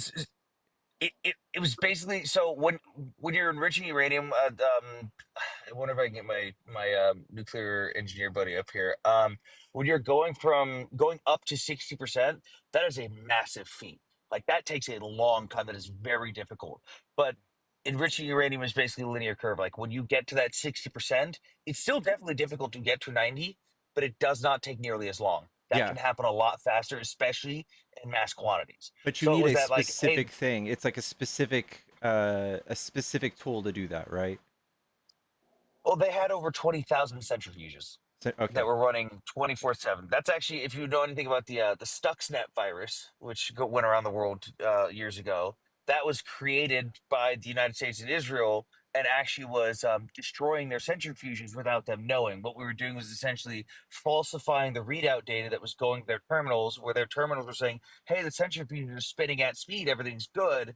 But in reality, the centrifuges were spinning up to top speed and then stopping on a dime and going down to 1 RPM. And then they'd spit up again and go down to 1 RPM. They were replacing thousands upon thousands of them. And that's kind of how we were able to limit them for a long time. And along with, we may or may not have taken out a couple nuclear engineers. Yeah, this is one of the things where like, hey, again, they do not have it right now. They are not going to have it tomorrow or the next day or in 2 weeks, but they are very, very close. They've stated their intentions. This isn't something that they can hide. This isn't something that's like, and like we know what it's for. They can say what it's for, they can say what it is for and what it's not for. We know what it's for. It has only one purpose at this level, but That's it's for coming. bombs. Yeah. Yeah, because like there's only like one or two things that you would even need 60+% for nuclear enrichment or for uranium enrichment, and that's like very, very, very specialized medical imaging technology. And let's be real, Iran's not doing that. There's like, again, I didn't like the whole fear mongering of, oh my god, they're gonna have nukes next week. It's like, we know that's not true. Come on, you don't have to be honest about it. Read the IAEA report. You don't have to lie about it. But this was kind of one of those moments of have you seen the movie The Dictator? Yeah. This is basically the scene where he's standing up in front of everyone. And he goes, "We are about to reach 90% enrichment. It will only be used for peaceful medical purposes." It's like, Yeah. oh, we know where this is going.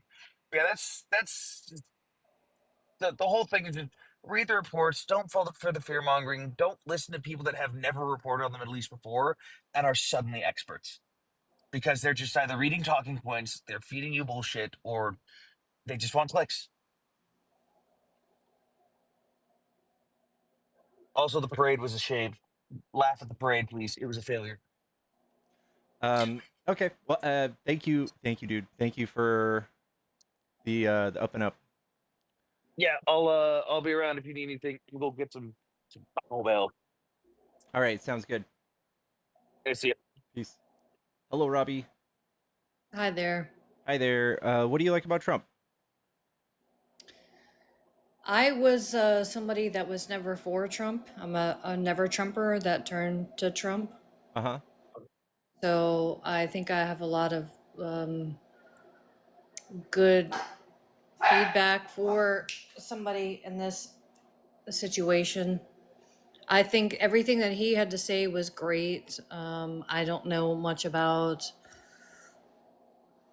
uranium enrichment and how close we were to that, and so I did have some questions, and I know that there was a lot of people, because a lot of people voted for Trump to say, you know, we don't want to get involved in any new wars, and that's been a problem for me.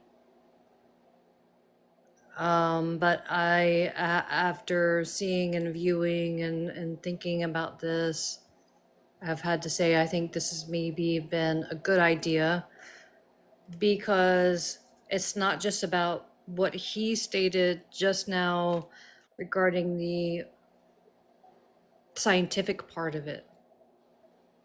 There's also a lot of socio things going on in the Middle East, like the Syria having had a change and regime, and Trump's support within the wider Middle Eastern community, when you're talking about Saudi Arabia and other countries, that I think that they even feel very optimistic about how maybe the Middle East can be a different place in the very near future. And I wonder how people feel about that.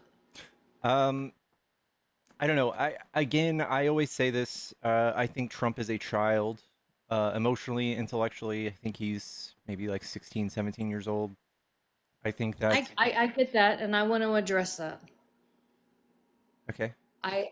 One of my biggest problems with Trump initially is because I didn't like the way he spoke. I still don't like the way he speaks about certain things. He always says me, and it's the bigly, it's the biggest, it's the biggest. But after I stopped listening to mainstream media, and after I saw you roll your eyes. Why? I don't listen to any media.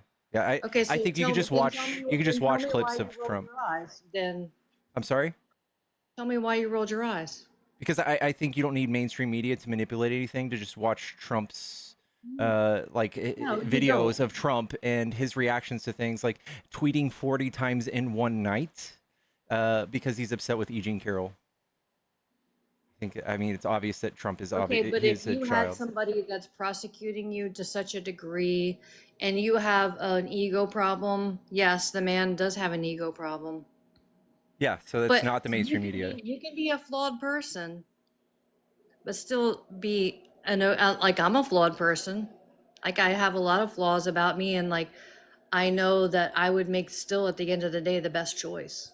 I don't think so. I don't think Trump is capable of this. So, for Yeah, I instance, disagree with you on that. okay, so for instance, when he heard that Mattel, the toy company, was going to move overseas, um, very childishly, he's like, "Well, we'll just give them 100% tariff."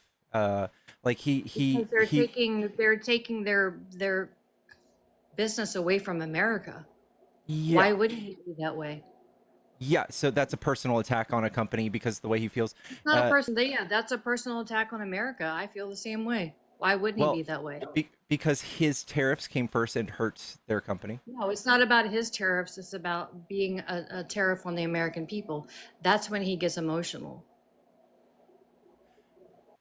So again, like even if you ask Trump who pays the tariff, he'll say it's a tax on a foreign country, which is a lie, and factually, it's a tax on the American people, like you just said, and he'll never admit otherwise. Well, you're getting into the semantics of tariffs, and I'm not There is no semantics. I'm not an economical person. I can't argue that. But what I argue is that I know the reason behind what he's doing. The reason is he wants to keep American businesses in America. Yeah, but that's not how it's working. And any So tell me economist. why it's not working that way. So explain it to me.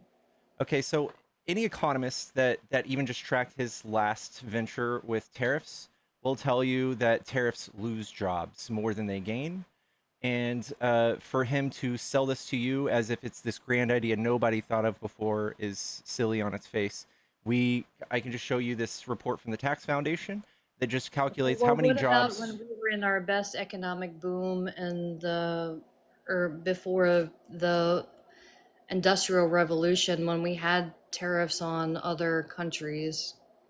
Yeah, so to Are to you support what I going was just back? saying, Are you going back to those statistics? these no, so we have a different economy than what we did back then, and what we also have is different competitors. And this is the numbers on what we have right now with negative 570,000 jobs just based on a tariff of 25% on China, and he's doing about double that, right? And if you talk about now versus then, we have China who can make things far cheaper, far faster than us.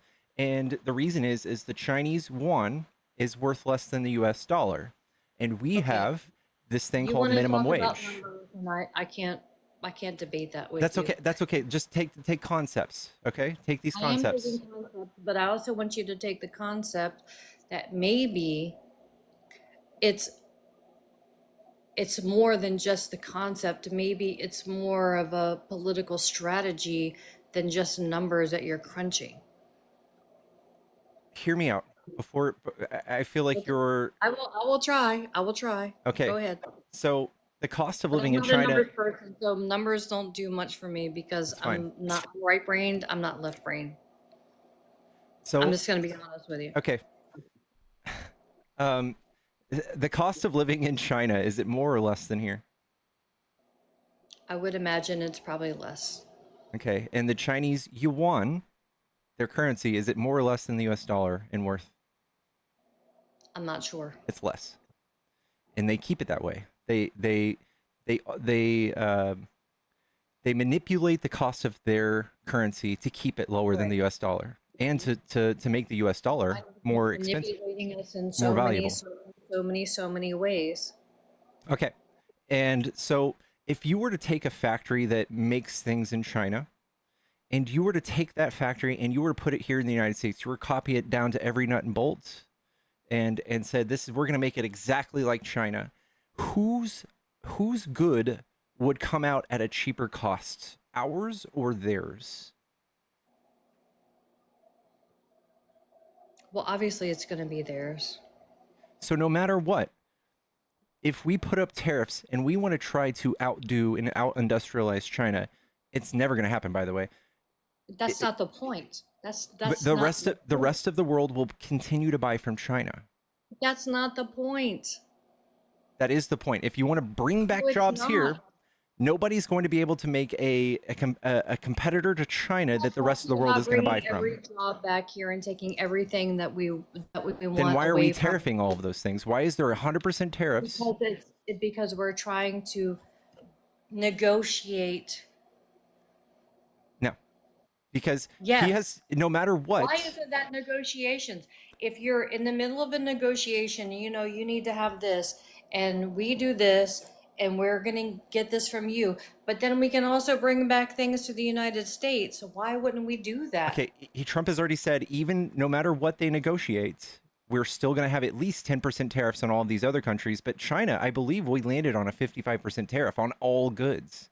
So it is a tax on you, ma'am. This is what he did. He bamboozled you, and it's a tax increase. He got you. I don't need a bunch of cheap stuff from China. I'm not. You just think all things from China are cheap? I have an iPad. I have $20,000 worth of electronics in front of me, all from China. Yeah, and they're all made in China.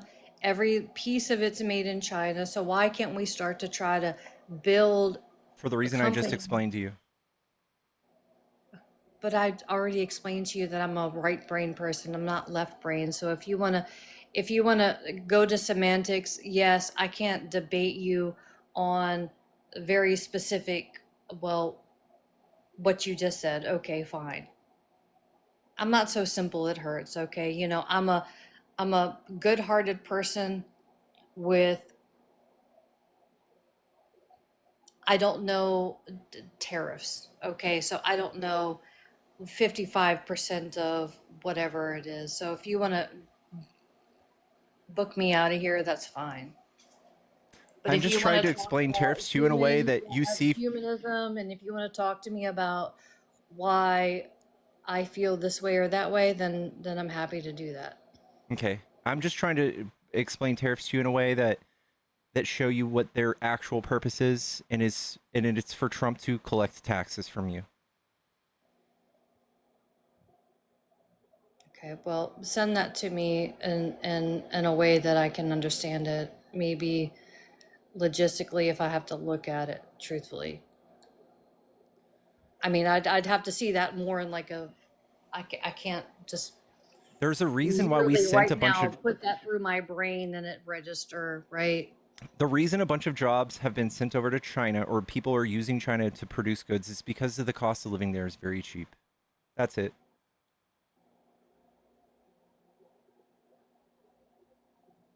We'll never beat them unless you want to make cost of living somehow very cheap here, which is, we can't go backwards. You would have to really fuck up the economy and crash the economy for that to happen. But Well, truthfully, I think that we probably should. I think that's a dangerous idea, and I don't think you admit yourself you might not know enough about the economy to make an educated decision on that, right? That's probably true, yeah. But I think that the whole system is so corrupt that there's no way to get around that. I mean, tell me how. We can just continue on the path we were on before Trump came in and fucked up the economy. Which is what? Industrializing. Continue in a globalized economy where we just let money flow to whoever and wherever it wants to go. We let it just Free market? continue to flow. No, I'm talking about places like USAID and all these other tax loops and funds where the rich just keep getting money free all day long. The Democrats get. Can you tell me where they found fraud in USAID? Can you tell me where they didn't? Yeah, they had 60 audits last year and they passed all of them. You want me to believe that? I believe it far more than Elon Musk coming in with 19-year-olds and having so many problematic accounting errors that show me that they have no idea what they're doing. And find easily where all this tax money has been going. Yeah, they found easy. Have they arrested anybody yet for the fraud? Well, no, they can't do anything because Washington is so stuck that nobody can get anything done. I don't think they haven't even tried, right? They haven't said anyone's name. They said Stacey Abrams. I mean, yeah, they have. Okay, what did Stacey Abrams do? She took $300,000 to buy, or no, 300 million to buy appliances for people in her constituency. Where did that money go?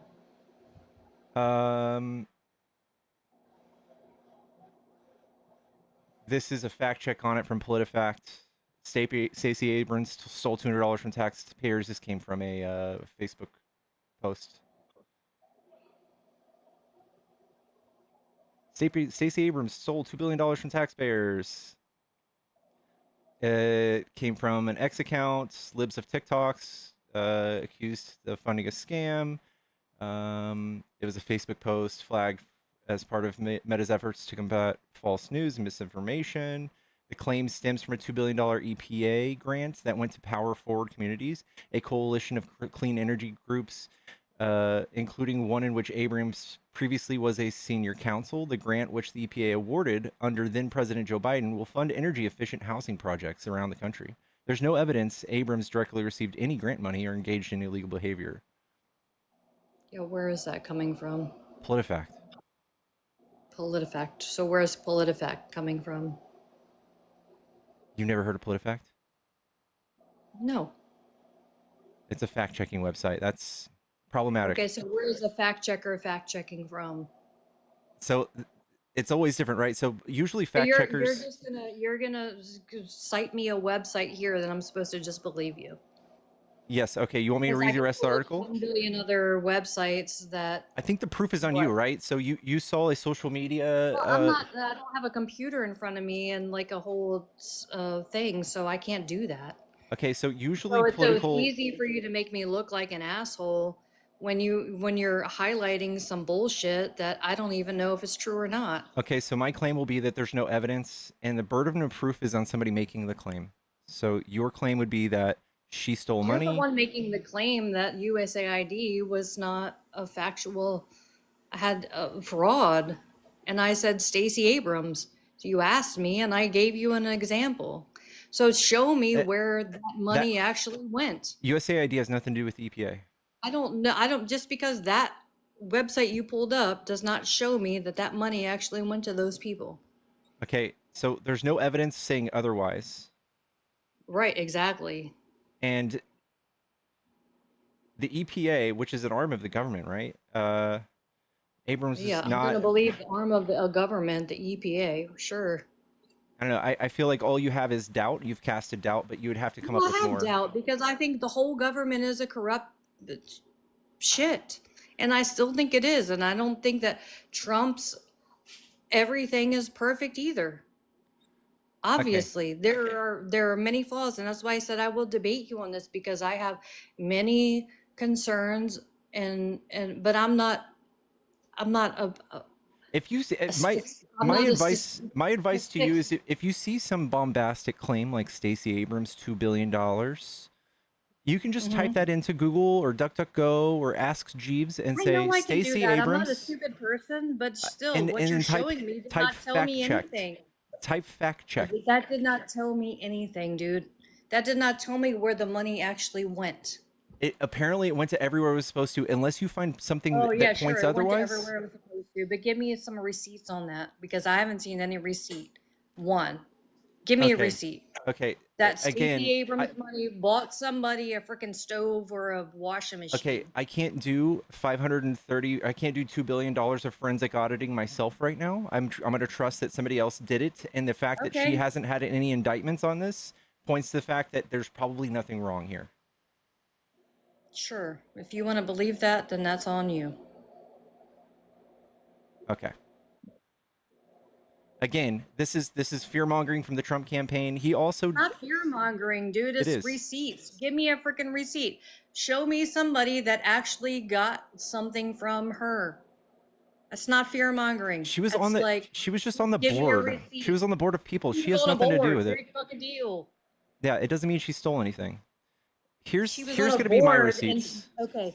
Here's going to just be my Show me receipts. a receipt that somebody actually received This something is going to be my from her. receipts. This is where I've casted doubt on anything that Trump or Musk has said in You're regards to fraud. redirecting. Okay, Because you're redirecting because you can't show me a receipt. we're going in circles. If I show you a receipt for a $300 stove, what is that going to do for you? I'm just saying you're defending something that you can't show me receipts for. And you're trying to make me believe something that you can't show me a receipt for. I say you look into this and now a little you're more. redirecting to try to show me something else. Okay. I want to show you this. Someone already paid to kick you. I'm going to show you this before I let you go. This is from Doge. This is from his wall of receipts. And this is from all the 19-year-olds that did all this forensic accounting. They claim to have saved us $165 billion. If you go and you take a calculator and you add up all the things they've listed on the wall of receipts, it's only $69 billion. And if you go and you look at them actually on our government websites, and you look at, because this stuff is actually listed, these receipts are listed on usaspending.gov. You're not You'll happy see that- with saving $69 billion? Yeah, That's not enough for you? It's actually 16. It's only 16. And 16. It doesn't yeah, matter yeah. what So it is. If it's saving it's taxpayer money. yeah, it's Why nothing. is that wrong? It's because they're just tearing things apart that don't need to be taken What are they down. tearing apart? USAID, Something that you don't like? something that I do like. Just because you don't disagree with it doesn't mean we should stop doing it, right? But what is it that you don't like about it? You just said something that USAID, you don't like. for instance, 3 million people will die in the course of this next year Okay, who's gonna because. die? Show me who. Give me a Okay, receipt on that. all right. I'm gonna kick you, and then I'm gonna show you afterwards. Okay. Thank you for coming Okay, up, because Robbie. you can't show me. All right.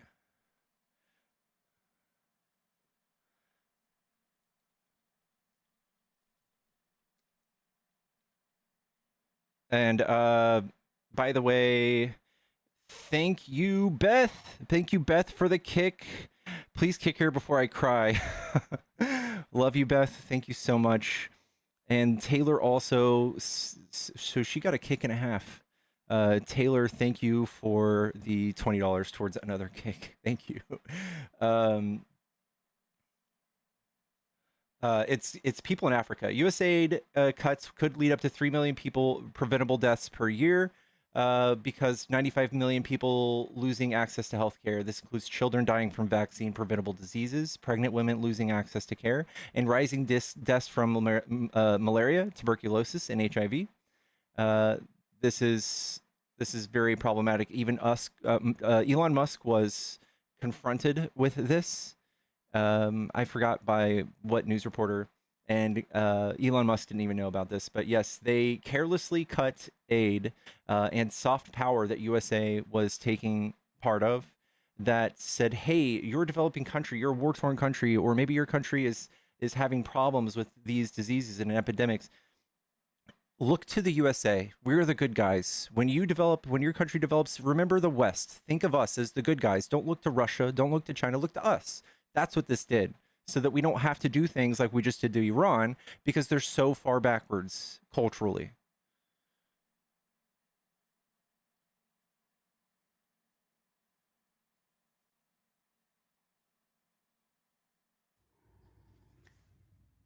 Yellow. Hello. I just want to say, I'm not trying to be rude, but the lady needs to stop being defensive and just listen to you what you're saying. I mean, everything you're saying is true because I pay attention to the politics like you wouldn't believe. Like, yes, Elon Musk took away a lot of stuff. Also, the what I was going to say, the IRS, he cut down with the staffing. Your Social Security, he's cut down with the staffing, not understanding what these companies do for us. It's just ridiculous. Then you have Kennedy there that took away all these healthcare people and the ones that do experiments. It's like, hello, he doesn't know what he's doing. It's just ridiculous. Like, you really got to pay attention to what you're reading and what you say. And when you go on the government sites, it's true.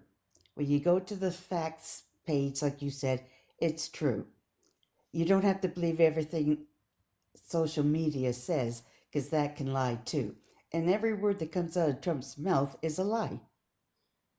True. Basically, you know? And actually, I'm a Canadian, and it just makes me crazy, all the stuff you guys are going through. Like, what are you going to do? You're going to lose all those Medicare people, all those people that need it, like your handicap, your poor people, this and that and everything, and you're losing your health care. Like, it's ridiculous. Agreed. And for another thing, before I leave you,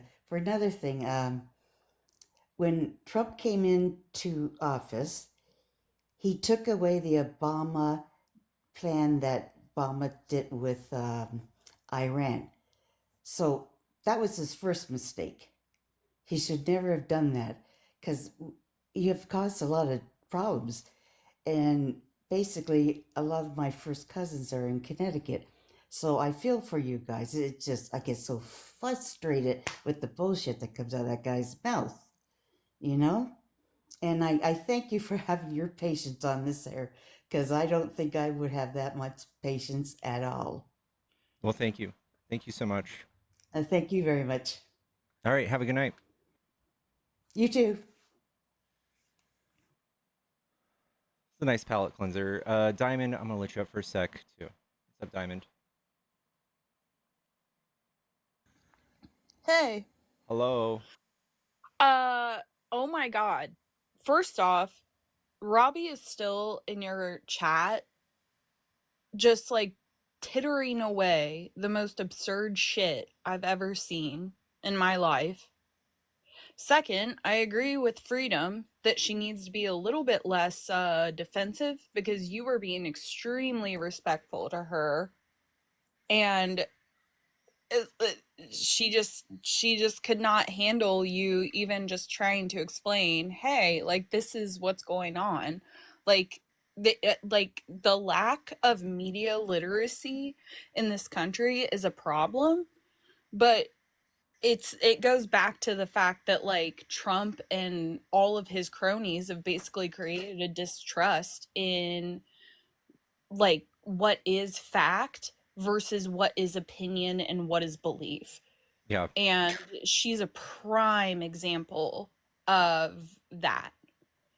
Also, I love that you were, like, trying to bring up, like, hey, this is what Doge is doing, and you're explaining, like, these are 19-year-olds. I've been working, like, I code and work with Python regularly. I'm trained as a data analyst, and I use it, like, for genomics and transcriptomics, like, research. And the thing that, like, I feel that, like, MAGA is, like, trying to understand and they're not really getting it is that, like, yes, you can find something on the internet and you can use it as, like, a source, but there is still context and nuance behind that. Just like when they try to bring up, like, a statistic or they read an abstract from an NIH paper and they're like, well, this is what this means. No, there's a lot of nuance and context behind all of those things. And they think they're so damn smart, and it just irritates the hell out of me. Yeah, same. Sorry, I just, like, I couldn't believe, like, how disrespectful she was to you, and, like, I was just sitting there and I was like, oh my god, I'm gonna crash out over here because, like, I cannot believe that he is being so patient and so kind. That's what I do. I like, I don't know, man. I don't know. You're great. I just, like, yeah, sorry. I was about ready to come up in here and be a total bitch to her.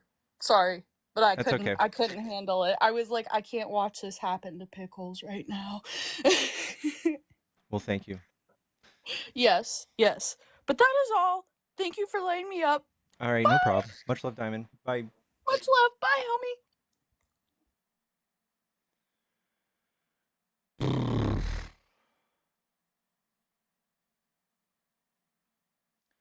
Guys, again, there's a Cash App Venmo in the bio if you guys are trying to support the stream or to kick somebody. Also, Cookie consider Monks becoming the fuck out of you. You're ugly ass. Cookie Monks the fuck out of you. You can't escape me. You can't escape me. Nibs. Why would you say that, dude?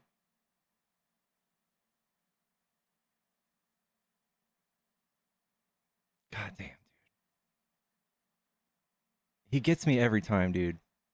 Gets me every time.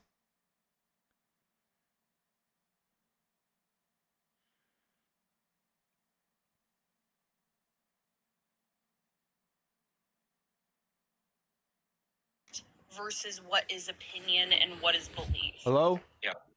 She's Hey, what's up, man? What's up? I can hear a stream in the background. You mind helping me out there? Also, I don't know how to do that, so I'm just gonna get out of here. Sorry, my bad. Okay. Hey,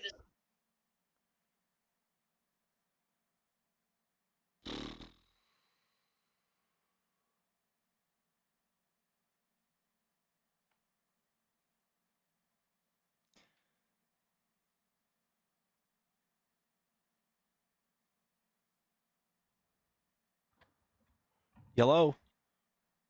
Hello. What's up? Are you a Trump supporter? I am a Trump supporter. Okay, what do you like about Trump? Yeah, just Trump. I feel like when Trump got into office, that he made a lot of promises initially. But I feel like the promises are like he broke his promises. So I'm kind of half and half with him right now. So when he said he was gonna stop wars and stuff like that, that's what kind of hooked me on. And some of the promises that he made. But the problem is that they have compromising videos of the poor guy. So can you really blame him for going to war with Iran? They have compromising videos of Trump? Yeah, these individuals have a lot of compromising videos on our politicians. So I feel like he does not want to go to war with Iran, but he has to. And if he doesn't, then those videos are gonna get leaked. I don't know. I mean, while this is probably true in some sense, I feel like this is kind of in the conspiratorial area, and I don't know if I want to try to debate whether it's true or not on my platform. Yeah, that's fine. That's fine. I don't feel like his own judgment that he's going to war with Iran. It's just that he doesn't have a choice, and I feel like that would have been the case for anyone, regardless if it was him, Kamala Harris, anyone who would have became president. Like, we're cooked. I don't know. I feel like that.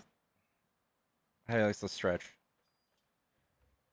Okay. So what should we do with these videos? Should we just like kick the Jews out or what? The hell, what? I mean, these guys have they have many videos on our politicians. Like, what should we do? Like APAC and these guys, like the Mossad agents. Jack, thank you so much for the $20 supporting democratic dialogue and subverting systemic deception. Thank you. Should we kick out Mossad and APAC like out of our country? I feel like there's an I mean, I would love uncomfortable topic for you guys, but I would love for us to get rid of any doubt that our politicians are being influenced with money. I would love that. I don't think that's just APAC though. We have a ton of things, and I feel like we're kind of getting into anti-Semitic area there. If we're just singling out APAC, I haven't mentioned religion. I mean, they did give him $230 million, right? And why Yeah, they that's not a lot. $230 million is not a lot. Yeah, Trump's made way more just doing meme coins and like got a $400 million jet from the same people who fund Hamas. So in theory, you would say he would be pro Hamas more than he would be Israel. Interesting. Okay, that's wild. That's a wild take. I mean, if you want to lie to yourself about that, then go for it. What part's the lie? Yeah, can you repeat what you said again? He got a $400 million jet from Qatar, who funds Hamas and Hezbollah. There's absolutely no evidence that Qatar funds Hamas. That's an absolute lie. All right. And if they did, Israel would have went to war with them, right? If they're using them as a proxy war. This is just an AI overview. Evidence of funding documents reportedly discovered that Israeli military in Gaza suggest direct funding from Qatar to Hamas, potentially including money for the resistance. How much was it? How much is too much? So what's bad about Hamas? They're a terrorist group. And IDF is not a terrorist group. Hamas is not a resistance group that wants freedom for their people. I don't want to get into this, but it's just showing you a contradiction in your logic that $230 million buys the presidency's or the federal government support in war when Hamas or Qatar has given him $400 million. So between Qatar and Israel, who has more control in our governments? I don't know. It's all speculation. Of course you do know, because we don't have a Qatar APAC in our countries. The fact that you're saying Qatar is crazy. Like, what is this like propaganda Democrats are pushing? It's crazy. What part's propaganda? He got a $400 million jet from Qatar. Okay, and Qatar can't give him a gift. I mean, Hillary Clinton got a gift. Did we shame her? $400 necklace. It's a gift to gift. Do you think she changed some foreign policy for a $400 necklace? So if someone offered you a $400 million jet, you wouldn't take it? He didn't get. He asked for it. Well, there's a difference between a gift and being funded through a foreign country. Listen, like if Biden or Obama got a $400 million jet decked out in gold, you guys would have serious problems with it. I promise you. Okay, so what does this have to do with APAC? Why are you so hung up on APAC? This is why are we going to war with Israel? Why are we going to war in Iran? With the help of Israel. I just proved to you that he's getting money from everywhere, and that this is not just an Israel problem. So why did we drop 3 bombs in Iran a couple days ago? I don't know. There's no telling. Trump is so corrupt that I don't know. Honestly, I don't know. No, but you guys do know, Trump but you guys are too scared to say it. Wouldn't Like, Trump we know just what come the out and issue is. say, like, no matter what videos drop, Trump could just come out and be like, "Oh, those are all AI. They're trying to persecute me. This is so unfair. This is exactly what he did when they got him with a bunch of crimes. Like, oh, they're just making this up. This is all AI." No, but you guys are being oblivious to the fact. Like, you guys know Jeffrey Epstein is a Mossad agent, that he worked with the government, that his job was to incriminate our politicians, and now guys like me and you are probably gonna die in Iran for the Israelis. False. I'm 36. I'm not getting drafted. Yeah, you're just gonna die. You're just gonna die for the Jews, and you're gonna be a good goy for them, and you're gonna fight in All Iran. right. I don't like the anti-Semitic stuff. Die for the Jew. Jesus Christ, dude. I'm done.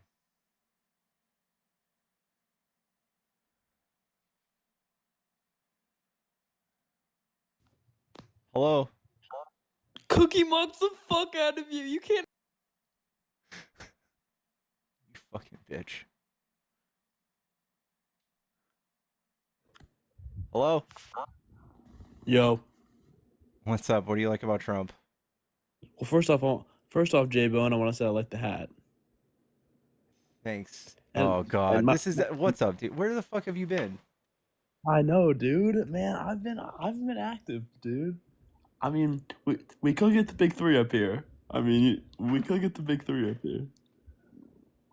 Dog, you're killing me. How's your night, Pickles? It's going okay, dude. It's going okay. You see what I have to deal with, bro? I know, dude. These are your Hey, the friends, world's dude. been- These are your friends. Nah. I mean, the big 3, yeah, but not these kids.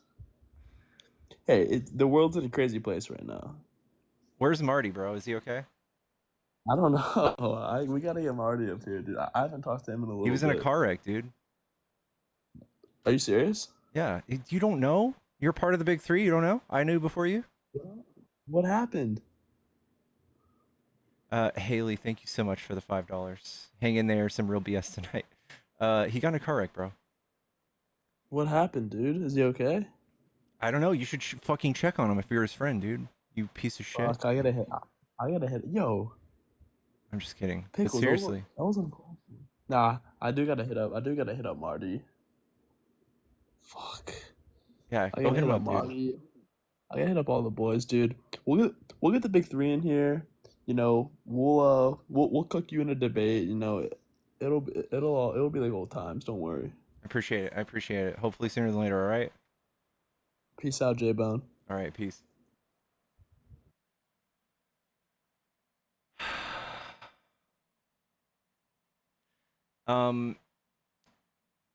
Robbie, by the way, you can come back tomorrow, Robbie. Someone paid to kick you, so I gotta wait till tomorrow to let you back up.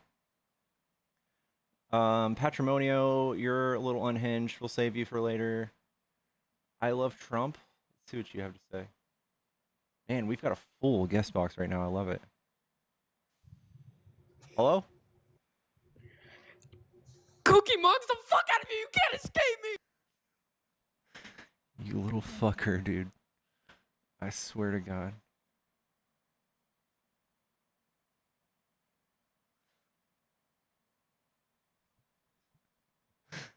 Little fucking bitch.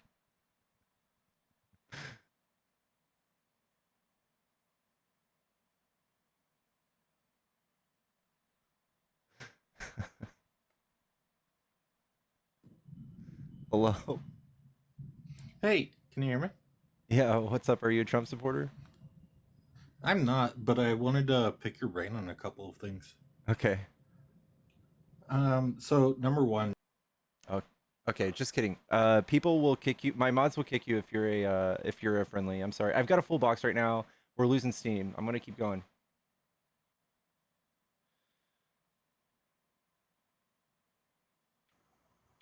Hello? Hello? What was that about, Cookie Monster? I don't know. Apparently he mogs the fuck out of me. Are you a Trump supporter? No, I'm from Britain. Okay.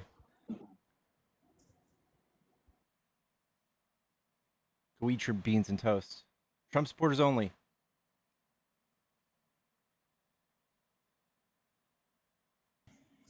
Hello? Yo. Yo, what What's up? up? Are you a Trump supporter? You're a good debater. Thank you. But you're losing track with some of these fools. You got to keep it on track. You let them kind of go down a rabbit hole, and it's just a little frustrating, I guess. But you're really good. You're getting there. Appreciate you. Yeah, man. All right, I love you. Love you. Love you. Hello?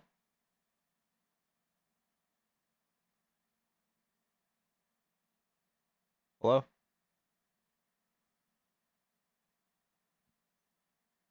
KC9?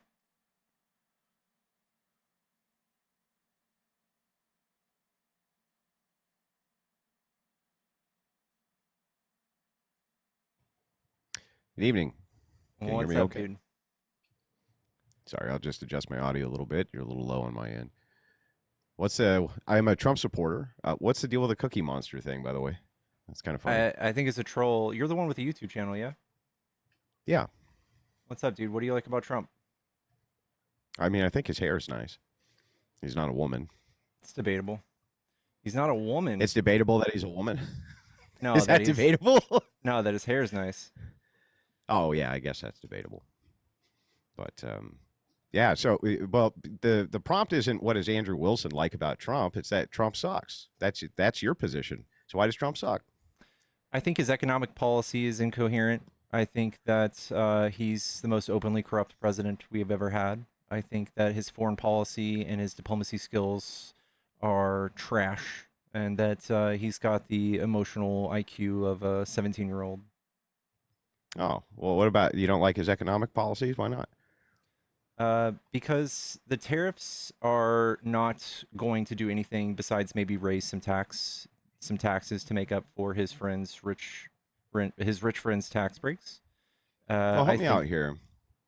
How would you, if you were competing with China and they were stealing the intellectual property of your citizens, how would you level the playing field without employing tariffs? Because that's what Biden did, and that's what Democrats have traditionally done as well. They put in a protectionist tariff in order to protect industries here in the United States. Can you actually give me an economic plan to protect American industry without using tariffs? How would you actually even do it? Yeah. So, first of all, you can be for targeted tariffs and against blanket tariffs. And doing things. I think tariffs in general are to buy votes. I don't think that you can actually say that tariffs do very much good for the economy to protect industry when things such as like steel tariffs and lumber tariffs maybe protect a few thousand jobs and get a few thousand Okay, well, votes how would in you a swing protect our state. industry without tariffs is my question. How Okay, would so do it? you would subsidize these industries, like the Chips and Science Act. So I can show So, you. I can show so you. wait a second. So what you want to do is, I'm sorry, if the government's giving a subsidy, do they ever give subsidies and direct payments? By the way, yeah, sure, why not? Yeah, and who does that come from? From the federal government. And where do they get their money? From us. So why are you concerned about tariffs? Because you think they're going to raise the taxes when your plan would be to do the same thing, raise taxes. Because this works differently. So tariffs stand in the way between us and free trade, and it disincentivizes trade and will shrink GDP and also cause medium to small businesses to be hurt and potentially go out of business. Same thing happens when the government picks winners and losers when they're utilizing investments like you're talking about with subsidies. Don't you agree that due to the fact that on Capitol Hill you have all sorts of lobbying groups that come in from megala businesses, that they're probably the ones who are going to get awarded these subsidies? Yeah, tariffs alone, the difference is, so We subsidize, for instance, gas, right? We subsidize the gas industry to make it to where certain areas or just the United States as a whole has cheaper gas and Well, what do you can mean? produce Wait, hang cheaper on. Help- oil. I'm sorry. Let me I finish. got to stop you here. But I need to get this clarified before you Okay. gish gallop everywhere. What do you mean when you say we subsidize the gas industry? What does that mean? We give out subsidies to make it cheaper to produce oil. Yeah, right. Okay. And what do those subsidies look like? I don't know, tax write-offs for doing oil on certain types of land, giving them some sort of incentive monetarily to send gas to a certain part of the country. We also I don't know. I could probably look some up for you, but the reason I'm bringing this up. So we lower their taxes. No, we actually give them money. Yeah, or direct payments. Yeah. Lowering their taxes, giving them direct payments, Yes. right? Yes. And Okay. that and makes it to where and who's giving them the direct payments? the people. The people are giving them the direct Yes. payments, right? Yeah. Okay. So how is this a tax break? You're How's missing that my a tax point. break, bro? You're missing my point. The reason that this is important is because these companies can operate with, I guess, with mitigated cost of, with Tax mitigated breaks. operating costs. Yes. Yeah. So they can eventually compete on the world, in the world market. So when we give them money to offset some of their operating costs, they're able to sell these goods for a competitive price rather than being stuck alone. And you can say, oh, well, taxpayers paid for that. Well, it also allows them to compete. So I see. I could- see. Yeah. How are they going to compete with foreign wages, sir? Yeah, exactly. That's my argument against tariffs. That would be a terrible argument. How could you ever have a company compete with foreign wages absent tariffs? Can you give me any way you could do that? With subsidies. Say, okay, So say you can't do it with subsidies. How are you going to compete you with can. Vietnam via tax subsidies, dude? Show me how. Show me the math. Okay, so when we talk about microchips or EVs, Uh-huh. How How about we just talk about T-shirts? Okay. Yeah, Let's T-shirts. talk about T-shirts. How are you going to compete with Vietnam? How are you going to compete with Vietnam? So the T-shirt when model, they're paying their labor force 50 cents an hour. How are you going to do that? the T-shirt model is not going to work, right? But things like microchips and EVs will. But I can pretend like this is a model that works, and Why did you mute me? I didn't. You're just over talking. Don't do the mute thing, dude. I didn't do it. My mods did. It's such scumbaggery. We're having a great conversation. Don't do the Parker mute thing. Andrew, I'm going to continue talking now. Okay, but don't mute me. Like you didn't need to. Okay, I didn't do it. Okay, but don't tell your mods not to do it again. So okay, it's not very nice. Okay, so say if we had a T-shirt company and we were competing with Vietnam and they made shirts for $5 and we made them for 10. I know that's not the real price, but you're going to work with me here on this hypothetical. And the federal government came in and they gave that company $5 credits for each shirt that they made. And that would put us in a level playing field with Vietnam, right? In this hypothetical. That's how subsidizing these companies to manufacture goods domestically helps us compete on a world scale, not just tariffs, because tariffs only disincentivize any sort of innovation. So when we talk about I always say this, we could copy a manufacturing plant from China and put it right here. And the difference would be, just like you said, wages and cost of living. They would be able to far outpace us because of the lower cost of living and the lower cost of wages. And besides the fact they're great. far more industrialized. Before you get off into the framework here, Mhm. I was willing to engage in this particular hypothetical at a 5 to 10 loss, right? Okay, you take a 5 to 10 loss. If they're paying their labor force $1 an hour, and your standard minimum wage is $16 an hour, how are you going to compete with that, man? Is the government going to subsidize $15? If the industry called for it, if it was valuable enough for it, just like the Chips and Science Act, if we said that superconductors or EVs or biomanufacturing was worth it, and it wasn't something so outrageous like But you why just not said, just bankrupt them? Why not just bankrupt those companies by saying, okay, we're not going to import your cheap crap here.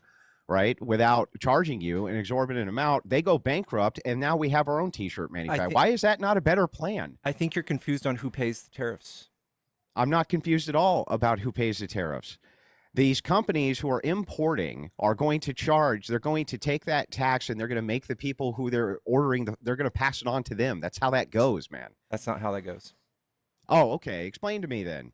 If you're a company and you're importing a T-shirt, let's say, domestically, right? And you're getting charged, let's say it was like a $15 tax, a tariff tax that was put on for a $16 T-shirt. Would you import those T-shirts anymore?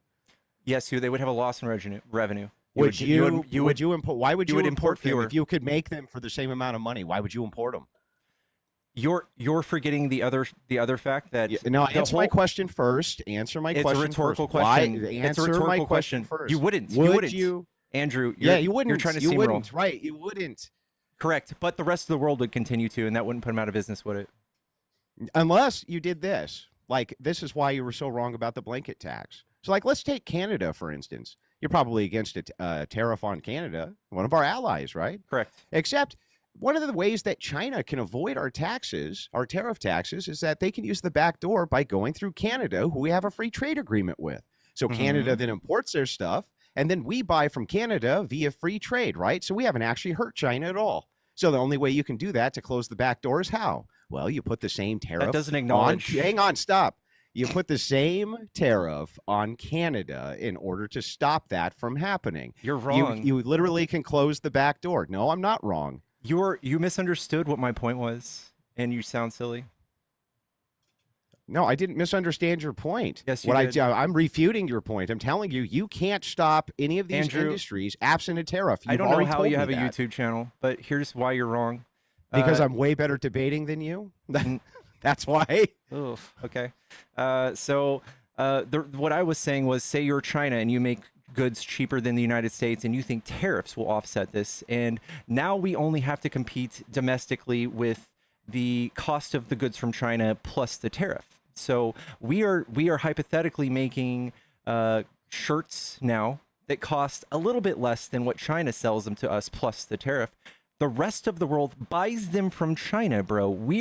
I'm not saying we go through the rest of the world to buy them from China. I'm saying the rest of the world, Norway, Europe, the EU, Australia, they're going to go buy these things from China still. Unless and you they're not put go a tariff on them too. How for would their we put goods? Because if you go to the EU and you say, if you continue to import X good, I don't know why you're laughing. This is how trade is done. And you just didn't know this. But if you were to go to like an EU nation and say, if you import Chinese goods, we'll put a reciprocal tariff on your goods imported unless you put in the same tariff tax. That's how a trade war is done, you doofus. How did you not know that? You'd have to prove Tell me, how that's did the you? case. No, tell me how you didn't know that. Why didn't you know that? You'd have to prove that that's the case. They're not going to do that. What do you mean, prove that that's the case? You want me to? We can go through all of the various tariff policies for the last 100 years, and I can show you anytime we've had a tariff war with another country, we've gone to our allies and had our allies institute the same tariff because otherwise it does. Andrew, you're a horrible debater, and someone paid to kick you already. Jennifer, thank you for the pay to kick. Andrew, you're a horrible debater, bud. Very emotional. Chat, if you're a Trump supporter and you want to debate, hop in the box. And if you're friendly, please get out of the box.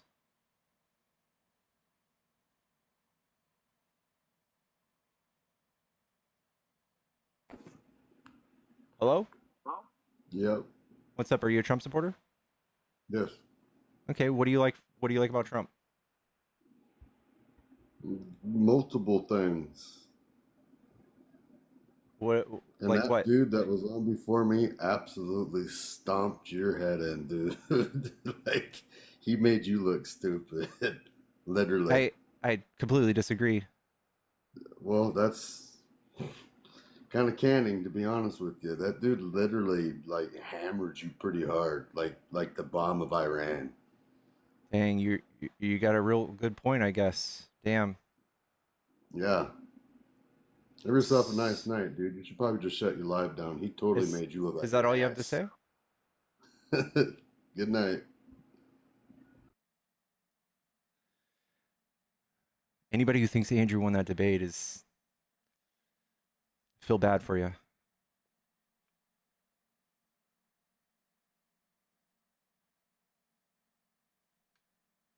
Andrew Wilson never wins debates. I can see that.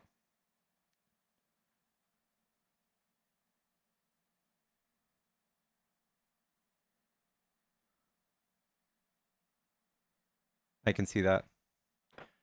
Yeah, so you would have to prove that a 10% blanket tariff from us is enough incentive to stop an entire country from buying goods from China at a cheap rate. That is absolutely not a thing. So, like, for instance, if we put a 10% tariff on Australia, who does buy a lot of stuff from us, our tariffs are not going to do anything. We're not buying very much from Australia. They buy far more from us, and our tariffs don't stop them from buying things from us. And this is where Andrew would start screaming and start getting very emotional and start raising his voice. And I would point out that the rest of the world has no incentive to want to buy more goods from the United States than China. We don't offer them anything. It's like you're going to either see us put tariffs, aka a tax on our own citizens. Trump's like, listen, I'm going to tax my own citizens unless you make your country poor by buying more expensive goods from us. That's not a deal anybody wants to partake in. That's why Andrew got cooked. Incoherent. Negative IQ. Hello? Hey, how you doing, man? What's up? Are you a Trump supporter? I am. Yep. Okay, what do you like about Trump? Well, I heard you talking with that guy earlier. Mm-hmm. Y'all went into economic policy, and what I really like about him is he reminds me of the Cookie Monster. He goes, "Cookie, cookie, cookie, cookie." No. Nice.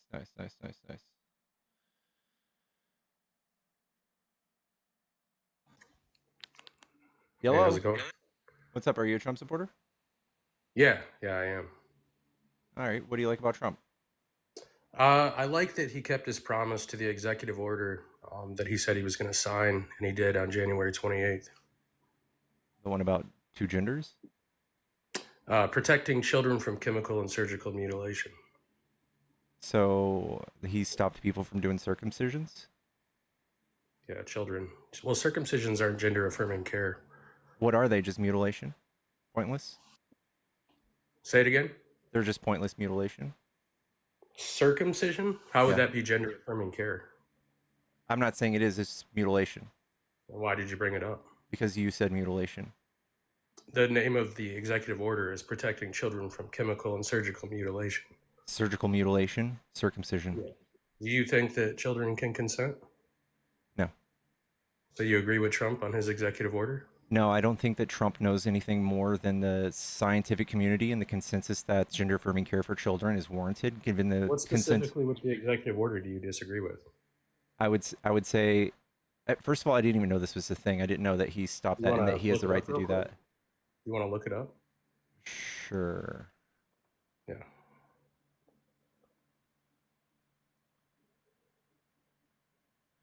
Is there any scientific consensus that points towards the fact that this is a not unsafe practice? Like chopping a boy's wee-wee off? Uh-huh. I would say it would definitely fall under an ethics category. I don't think that we have that's a standard practice in gender affirming care under 18.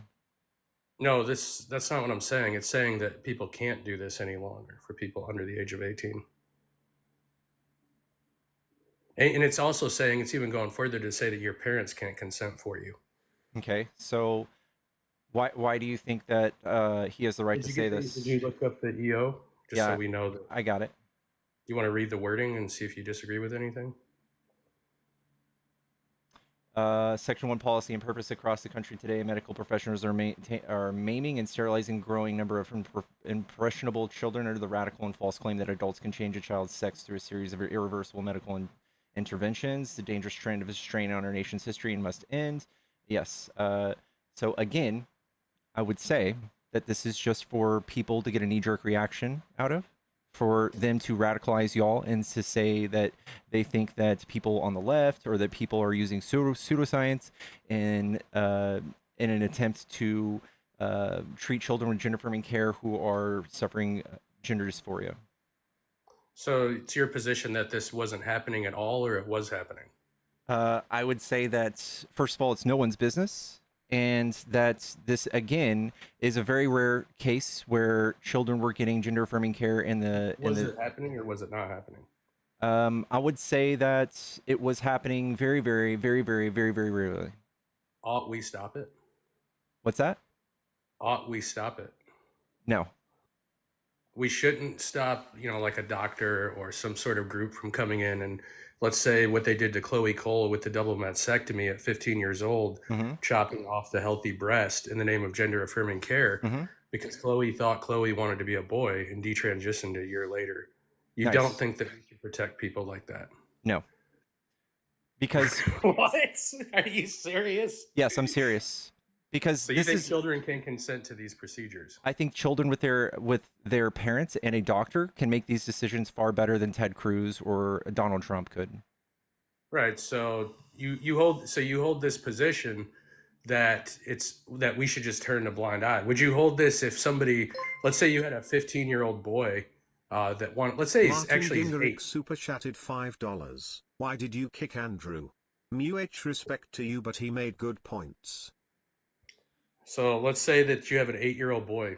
He's threatening unaliving if he doesn't get breast implants. Ought we as a society give him breast implants? Yes or no? No, I think there's nuance to this, right? So I think this child should go through years of counseling and therapy and discovery of this child's symptoms and see how much distress and what the appropriate actions would be. And that should be discussed between his parents and the doctor, not you, who has some bigoted, icky feeling towards it. Wait. You're just saying I'm a bigot. I'm asking you about the 8-year-old. Yeah, He's I know. threatening to unalive himself if he doesn't get breast implants. Yes. In order He's to been in save his counseling for life, 3 years. to save his life, yes. If this was the only action left to the doctors, if they deemed it appropriate, then yes, I think that you should not interfere with this child's gender affirming care that would possibly be life saving. Yes, just because you think boobs on a child is some emotional thing that you're going to point out. Okay, so one last question. I know you got a lot of requests. Let's say that the child, he's threatening unaliving if he can't be in a relationship with a 50-year-old man. And let's say the child's 12. Do you hold this same position? No, I don't think children can consent to a relationship in which there's a power dynamic. This is between, affirming like his that. gender. He's always wanted to be in a relationship with a much older man. That's not a thing. That would be a power dynamic that you can't consent to. My in Indianapolis said he raped his priest when he was young. So it does happen. Okay, but I'm just saying that's not a gender affirming care. That is not a version of gender affirming care that the scientific community has a consensus Oh, I'm on asking giving. you about who has ultimate dominion. Yeah, again, I don't think a child can consent in a power dynamic where there's a 50-year-old person and a 8-year-old person. No. How do you define a child? Somebody under 18. So anyone under the age of 18 is a child. What makes you think that 18-year-olds are adults? That's just what the legalities are here in the United States. I still That's a say. fallacy. Are you saying it's correct because of the legality aspect of it? In what sense are you asking me what a child is? I'm asking you how can you define a child? Somebody whose frontal lobe isn't fully developed, maybe. Is that 18? No, it's 25. So children are anyone under the age of 25. In one sense, yeah, sure.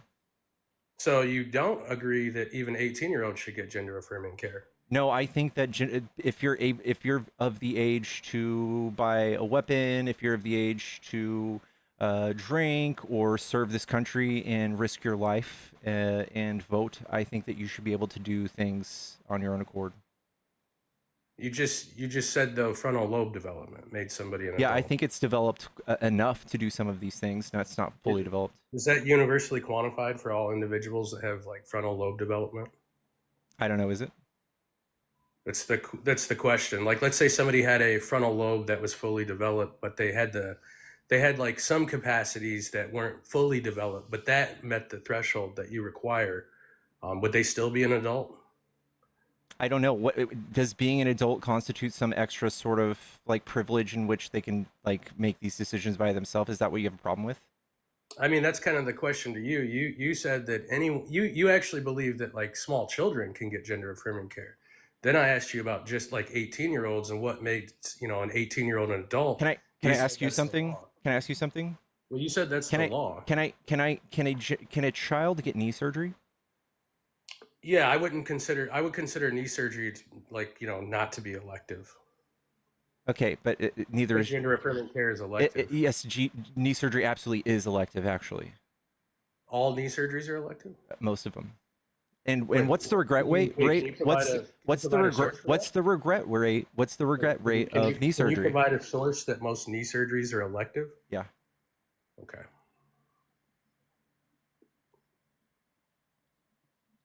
Remember, you said most knee surgeries are elective. Here you go. Yes, most knee surgeries are elective, including total knee Yeah. replacements and part knee replacements. Give the source. Give They me are the PMID considered number. elective That's a procedures. Google. That's an overview. Here you go. UW Orthopedic. A partial knee replacement Washington.edu. removes damaged cartilage from the knee and replaces it with prosthetic implants. There you go. Unlike a total Slam knee. dunk. I'm closing this fucking audio. Are you still there? Yeah, I'm still Okay, here. slam dunk, right? No, not at all. Give me the PMID.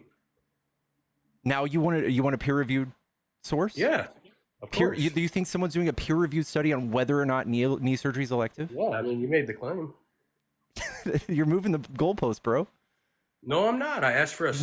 No one's going out going, I wonder if knee surgery is AI. elective. I'm going to do a whole study on this. You are small brained if you think that's a thing.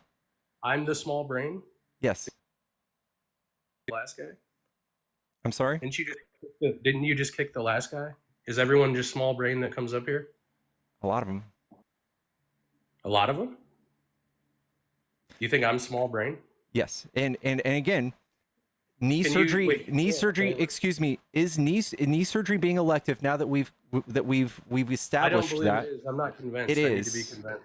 Okay, I need to be well, convinced. then you can take the time to do that on your own because I don't know what ultimately what your burner proof is going to be, and it's going to be kind of wild, I'm sure. Yeah, I'd like some peer-reviewed research on this. Got it. You don't need peer-reviewed research to know that when you say, hey, my knee hurts, the doctor says, here's an option, but there's a huge regret rate for it. So you can opt in or you can opt out. This is not interventional surgery. This is not something that goes, we need to save his life. Let's get him in the ER. Let's do knee surgery. That is not the case. It is in fact elective. If you don't know what that means, that's on you, bud, not me. Okay. Yeah, if you want to give the peer review, yeah, I'd be happy to look at it. There's no peer review on this. Oh But my where did God. they get their data from? Where did they get their data for that? There's no data. It's just the concept of knee surgery, dude. There's no data. How did they come I'm to that? sure there is, conclusion? dude. You. This is such a hard cope for you, bro. There's no I'm data sorry that this is came to happening to you, but knee surgery is elective. I'm so sorry this is happening to you. Where are And you I know getting this this from? breaks your whole argument because children can opt into knee surgery, and you're not out there protesting that. You're only protesting what's icky to you because you're a bigot. How is it icky to say that children shouldn't have gender affirming care? Because you think that gender dysphoria may or may not have some sort of validity, and that you think that anybody doing something to manipulate how they are perceived in society is not warranted. That's what my guess is going to be. No, I think I actually have a standard. I think yours is, just like welcoming all these different opinions. For instance, you think that like a 12-year-old, if they show enough, a desire, should be able to, like a boy should be able to get his like balls cut off. There you go. You're appealing to emotion, right? No, that's what you believe. Yeah, and you think that somebody who wants knee surgery should be able to get it. That's disgusting. You're a knee surgery sympathizer. Here's the study on whether knee surgery is elective or not. Wait, is this It the talks about fake- many is this the lady that's the fake doctor? No, I've never claimed to be a doctor. That's I saw really weird, live man. like somebody was hosting about you saying that you had fraud credentials. I've never said I was a doctor. I've she never say you have a heard. degree I've in never heard her biology? say she's a doctor. She said she has a degree in biology, but people were Yes, my questioning it degree before. is specified in biology. Yes. Yeah, there was like multiple people saying on your own like leftist side. Yeah, I you're a don't really fraud. care. Yeah, you're a fraud. You're a quack. I'm actually not, but I'm here to provide evidence. You're a fraud. You're a quack. I'm not sweetheart. It's okay. I have evidence. Can I go on big screen real quick just so I can show him? Give her the big. Give they them the big screen. Murder.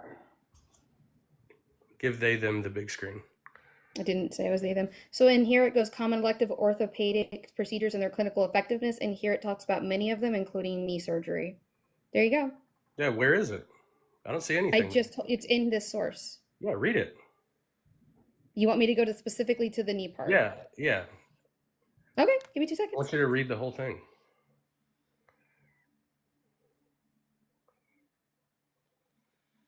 Oof. Gives it a little brief overview. Look, see, we're right. Yeah. Do you think we're gonna? Got it. Okay. Here we go.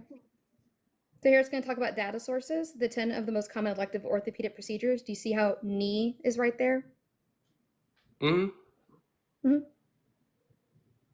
This is talking about how elective orthopedic procedures, like knee surgeries, and different types of them, actually. Yeah, so his claim is that the majority of knee surgeries are elective. Nope, that's not what you asked him. You asked him to That prove is that what knee he surgery said. is You're elective. fucking Sir, I've been gaslighting. listening You're this entire gaslighting right time. now.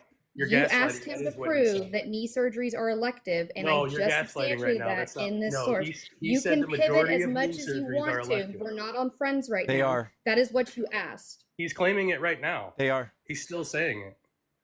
They That are. wasn't what Said you the asked majority of for. knee surgeries are elective. Yes. But that wasn't what you asked 10 for. of the most common That's what elective we're talking orthopedic about. 10 of the most common elective orthopedic procedures, and it lists knee surgery. It's the most So elective. he's still claiming that the majority of knee surgeries are elective. There you go. It's right there If on you the have screen. an issue with that, that's fine, but that was not the Wait, information is you he received. right or is he wrong, Artemis? That was not the information you asked for. Artemis, I asked you a question. And I answered it for you. That's is not he the right or evidence you wrong? asked for. Is he right or wrong? On which aspect? Because I proved what you asked Are for. the majority of knee surgeries elective? Are the majority of them, they would be an elective. Do you know what elective means? Don't ask me questions. Answer the question. Elective means scheduled. So yes. Yeah, Elective Nuke. is a scheduled Nuke. procedure. Nuke. Yes. Yes. Yeah. You're gonna have to accept the fact that elective doesn't mean that it's just like extracurricular. It just means that you can do it, and it's not interventional. I just said yes. Elective means scheduled. So the majority. That's not how I'm using it. I don't care how you're using it. I'm talking about how they're using it in the paper. When I say elective, I'm talking about like necessary or not necessary. So elective means scheduled. Yeah. Which definition are you using for that? I'm using under the medical clarification. Which definition? I'm using how medicine uses elective. Yeah, but where can I find this definition? An emergency. Since it's literally not considered an emergency, it's considered elective. Chosen by patient rather than urgently necessary. I reject that definition. Okay, what's your definition? Yeah, like the argument I'm making. That's not a definition. What's your definition? The argument, like when I say electiveness, I'm talking about that it's the necessariness of it. Here we go. I've got it out of John Hopkins Medicine. You're gonna Elective start. surgery. Wait, what'd you say, Artemis? I have it right here. Elective surgery from John Hopkins. It means that the surgery isn't an emergency and can be scheduled in advance. Wait, why are you committed to that definition? There's some other hospitals I can go to. My question is, where's your definition? That's a fallacy, though. That's not a fallacy. I'm not dealing with the definition. I'm giving you the definition. That's a proprietary definition. Can you give me one? Yeah, I could give you one. Please enlighten me. Yeah. When I talk about electiveness, here we'll go through it again since you guys. No, I actually need the source on this one. I just don't believe you. Wait, source of what? I can have a proprietary definition. Where do you think they got theirs from? But I would like it to be accurate to how it's being used. So you're gonna have your own. You're gonna have your own like weird definition of elective now to win this conversation. Definition from? Where did they get that definition from? This is how it is talked about in medicine. Why are you muting me? I'm not doing anything. I know you're not. You have small hands. Why are you muting me, host? I'm not doing it. Someone in my one of my mods are doing it. Can you tell them to stop? I hope I have small hands. Like really small, like very small, like Lego. Not as small as Trump's. So anyway, are you going to? Yeah, I asked you a question. Where did they get their definition from? I'm John Hopkins. Yeah, where did John Hopkins get their definition? Dude, do you know who John? Do you know that they're like It's a a huge hospital. authority? Yeah, it's not just it's also a university, right? Right. Where did they get their definition from? That's how they academically use it. Yeah, where did they get it from? Since this is the definition. They're medical textbooks. Yeah, where did they get it from? Can you give me a source, please? Where did they get it from? I just told you medical textbooks. Which Can ones? you give me a source? Which ones? You want me to look up John Hopkins medical If textbooks? this is the hill you're dying on, If this is the hill we he win. wants to die yeah, on, we that's win. fine. I'm sorry, dude. I'm sorry. kids If you get want to their die balls on the chopped fact that you have some weird niche definition of elective, then I don't think you're fooling anybody, bud. I mean, I came up here to talk about Here we gender go. affirming care. Here we You go. wanted to Here we stay go. on the knee thing. It comes specifically from medical terminology and anatomy for coding. That's Right. going to be by Shilland Betsy, JMS. A If you'd person? like to buy it, Wait, is it's that a person? $101 and you can have it shipped to your house. Is that a person? Yes, it is the author, yes. So is that a proprietary definition that they made the fuck up? No, they didn't make All it the fuck definitions up. are made up. Where did they? Oh, they are. Oh, so now you and Artemis have a problem. No, I'm saying that this is commonly shared amongst the medical community. If you want to talk about the fact So that you're all saying words and it's definitions true are made up, because sure, we can go to You're that. saying it's true because the majority of people believe it. That's not why I'm saying that it's true. Okay, I'm why should using we it in be the committed to context this of why medicine. should we If be you could committed to give this me an definition? opposing definition, which you've yet to do, we can have a Why discussion. should we be committed to this definition? I'm There's asking multiple. for an We can opposing okay. one. You We're haven't pointing given to one. Why we're should pointing we be committed to this we're definition? pointing to multiple sources that are giving us a definition that sides with us. Can you just give me one? Yeah. Why should we be committed to this definition, though? You brought this definition up. You to prove haven't your given point. me a different one to commit This is to. how we use If it. you This give is me how a we second use it. option. No, I'm just asking. Why are you committed to this one? Listen, Because there's no Other second option. Because What's that? nobody's asking Nuke unless you're in the medical field and you're using elective in some other way that you have a community is like consensus with, then I just don't think that you have any say so here, because definitions are descriptive, not prescriptive, and you can't sit here and say that, listen, I use elective in a different way and have us try say that we need to adhere to it. Yeah, I'm using elective an opposite way that you guys are. Could you define it, All right. please? Well, Beth, thank you for the $40. As a medical professional, I can literally not take his misinformation. Beth, by the way, is studying to become a doctor. She's also a I literally connected in. Yeah, she's a I believe she's a pediatric nurse, 17 years. Shit, And I bow to her because damn. But yeah, I was just trying to get up here to give you a source that knee yeah. surgeries are elective. That was God, really weird hill to analyze and on. you see how just belligerent he got after that. Like, the fact that knee surgeries are elective completely breaks his entire argument, and that's why he's dying on that hill. Because just like gender affirming care, knee surgeries have a certain amount of people who with a regret rate, right? So if it's like a huge regret rate. And nobody's out there protesting that. Nobody's out there protesting that children cannot consent to that. They're protesting that children can't consent to things that if they don't receive, they could die. With a and lower also regret rate. that executive order was blocked by judges, by the way. So I don't know why he cared about it. It was blocked. I love that.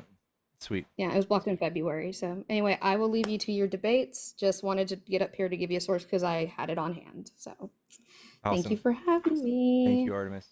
Love you. Have a Love you. I'm sorry I kicked you a little too soon. And Ziara also says that eye laser surgeries are as well. Do a lot of children get eye laser surgery? I guess they could.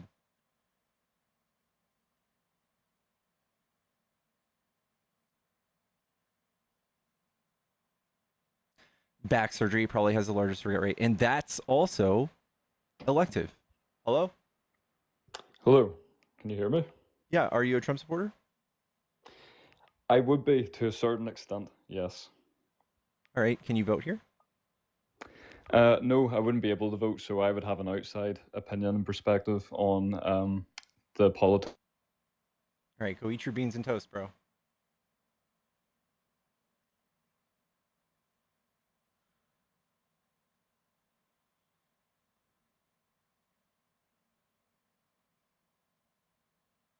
I had it and regretted it, yeah. Ooh, I just can't imagine getting my fucking, like, my eye lens cut off. I cannot, I cannot, dude. I cannot imagine. He could have been South African, you're right.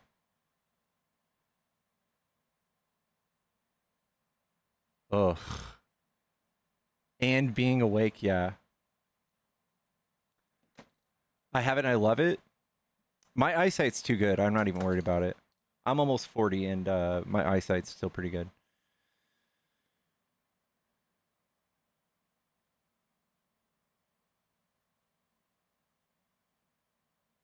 Why would you regret a knee surgery, bro? You imagine having something fucked up about your knee even worse than before the surgery, trying to walk the rest of your life? That's why people will regret it. Are the glasses fake? They're blue light blockers. So this ring light that you see a reflection in my camera, if I just let that burn to the back of my eyeballs 8 hours a day, I would definitely lose my vision.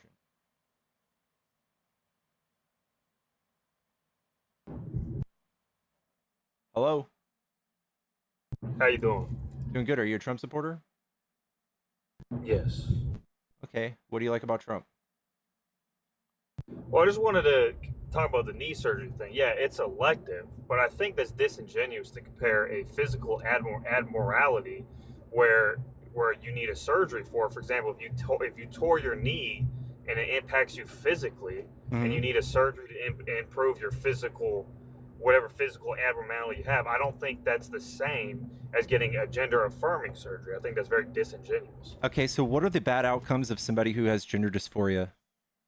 What are the symptoms? If it's not hurt knee, So what is it? what is the reasoning that what's the tangible reasoning for getting gender affirming care besides the fact I feel I'm something that I can't prove I am? Yeah, they have Versus high. a knee surgery where you can prove that you tore your knee. So ultimately, what you're looking at is you're looking at unaliving yourself.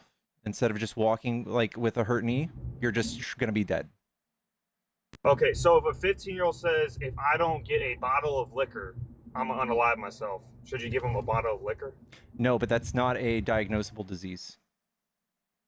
Your reasoning, though, for the gender affirming care is they'll unalive themselves. That's your reasoning. Correct. That's your foundation. Correct. So if the child says, I'm going to unalive myself if I don't get a bottle of liquor, the same reasoning, why can't you give them a bottle of liquor? Okay, so again, requiring a bottle of liquor is not a diagnosable condition, and that is somebody who is just acting out and manipulating somebody. And what I'm saying is, if you look in the DSM-5 or 6, whichever one we're You on know now, they're manipulating somebody. okay. How do you know they're manipulating somebody? Again, because we have an actual. We've tried all sorts of stuff. So children with gender dysphoria, we've tried giving them antidepressants. We've tried giving them anti-anxiety. We've given them therapy. All these different things. The medical consensus Same thing with around. people with depression. Exactly, and then none of these things work though. So it's not the same thing. Same thing with people with depression. And if It's not true. if alcohol makes them better, and if alcohol is the thing that makes them better, and they claim they're going to unalive themselves, why can't you give them a bottle of liquor? Alcohol's a depressant, so it would make you even more depressed. That's why. But they're claiming just like a person who says, I'm gonna feel better if I am able to change my gender. I feel better if I get a bottle of liquor. Why can't you give them a bottle of liquor? Because we would need the medical consensus to be that there is a group of people who suffer from maybe alcohol needy syndrome, and best outcomes, the best treatment would be to give them alcohol. Then we would do that, but we don't. We do have gender dysphoria of requirement or the basis of why we do this, not just some like personal decision that came out of nowhere. This is an actual condition. But at the end of the day, it's all just a personal decision. That's the. I feel there's no.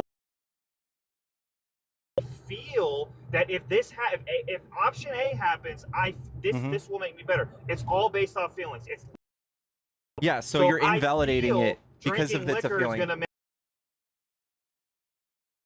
I know that you're really feeling knee pain. It'd be self-reporting, right? They see that yeah. you tore the. It's just based off of feeling. Remember who? So the yes, the self-reported pain. Yes. Investigate to see if you have arthritis. These things, and to see if it's actually a reasonable option based off X-rays. Oh, my knee hurts. Let's do a surgery. Because what are they going to? It's a feeling. I'm gonna go down a scenario with you. So imagine you're a male. Mastia, like huge boobs. of you. Let's say that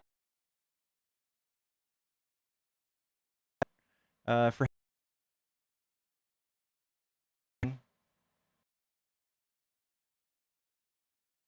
expect of themselves because of the So we're going back to if they feel depressed, according to what they say is going to make them feel better. right. H is going to make me. Okay, again, this is something that we would be gender affirming care based on the science. Substance is not backed by science. Even the science you're talking about is based off. I got a surgery. Now I feel. I don't know. It's based off a feeling. That's all it's based off of. Give them cigarettes. We could give them alcohol. No, we would treat them. On their face. Can we give them plastic surgery on their face? Can they change their entire face? No, we're not giving them anything they want. So if a child is depressed and it's just have body dysmorphia, can we just let them have plastic therapy? Plastic surgery makes them with the medical consensus is to treat it with something with the best outcomes. That's what we're suggesting. Okay, so you're saying again, based off of feeling, that we should give them whatever they want. No, you're saying it's whatever they want. I'm saying we should give them whatever that gets the best outcomes. Okay, so fine. If a children says, I don't want surgery, and let's say that's the best outcome is surgery, but the children says, I don't want surgery, I want therapy, even though the science says surgery is the best outcome, what do you do? It's elective, so yeah, don't give them surgery. Even though that's the best outcome? Yes. So the best outcome isn't always the answer then, correct? No, if it's elective, you don't have to force. Nobody should be forced to have surgery. They don't Okay, want. so then everything you said about it being the best outcome is irrelevant, and it goes back to my original point, which is it's whatever the child feels is best for them. Hi, Big Dog. My name's Emmy. My pronouns are she, her. Hi, Pickles. How are you? Doing good. Welcome up. Thank you. So, Big Dog, I'm a trans woman. I have a question for you because you said it's all based off of feeling, and you mentioned things like knee surgery.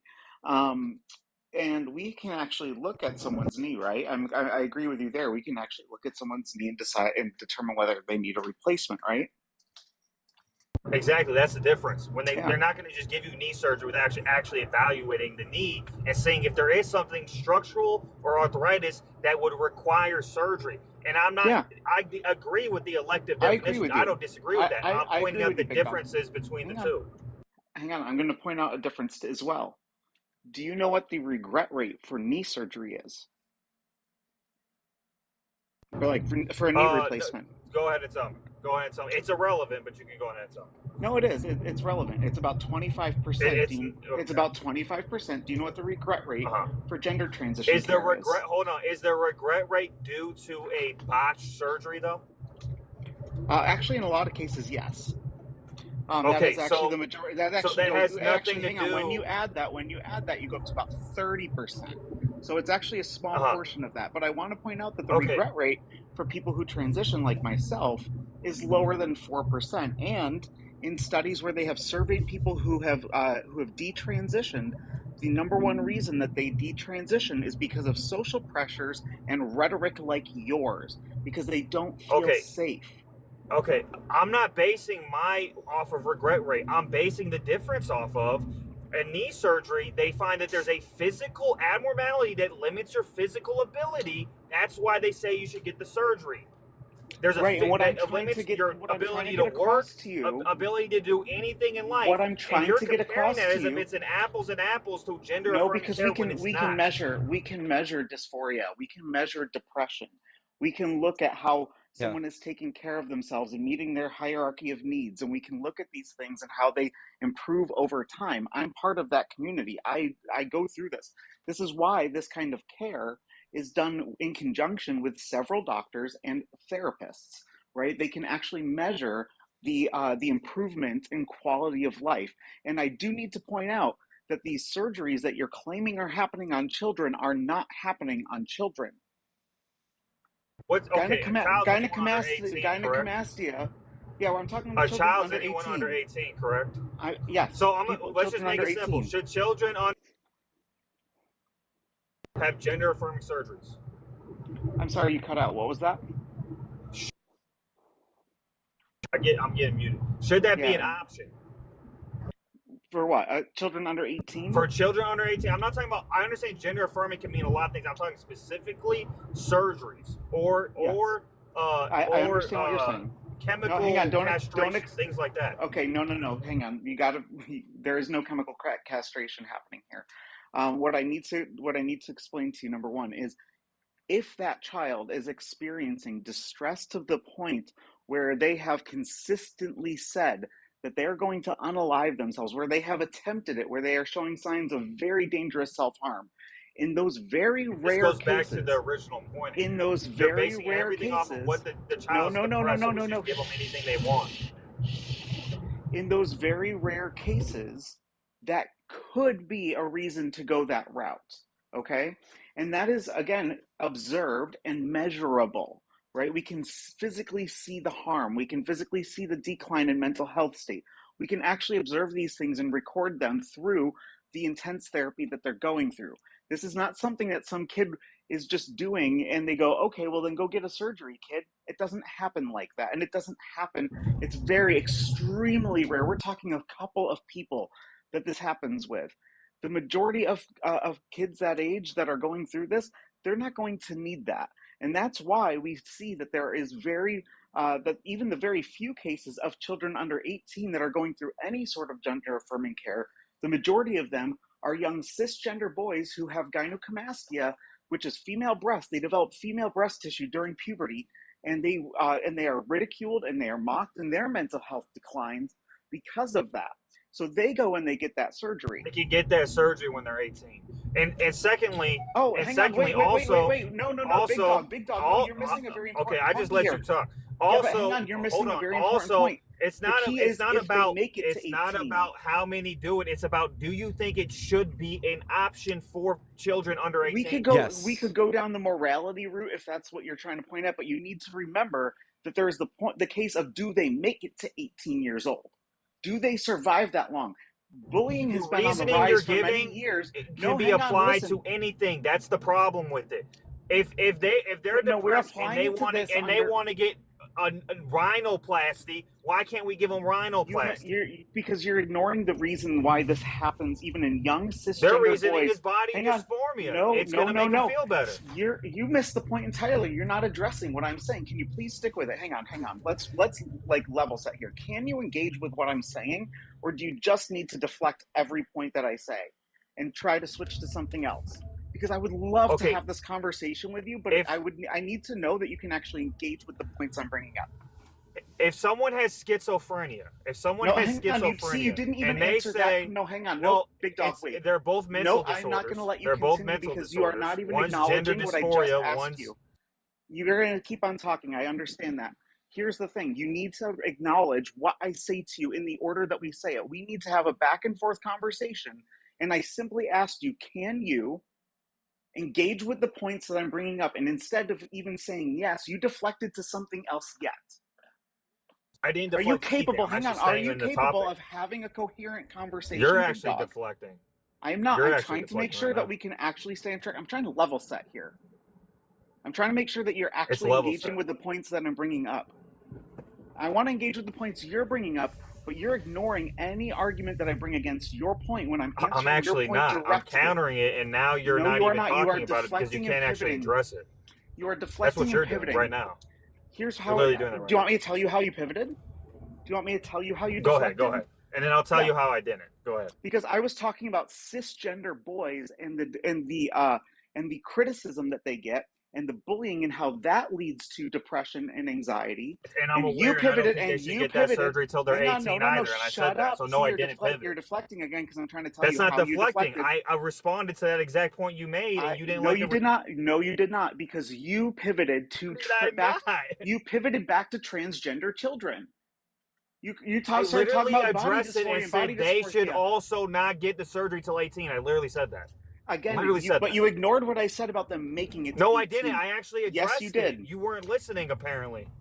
I No, literally said they also shouldn't get surgery till they're 18. Literally said that. I know, and when I told you why they should get surgery Oh, by so 18, you do know. because of So the you fact do that know they I said might. that, so I didn't deflect. No, because you didn't. Again, you're not Y'all listening. are There's a easy very to cook, important bro. point here. You're ignoring this point because you Y'all want more are children easy, bro. unalived.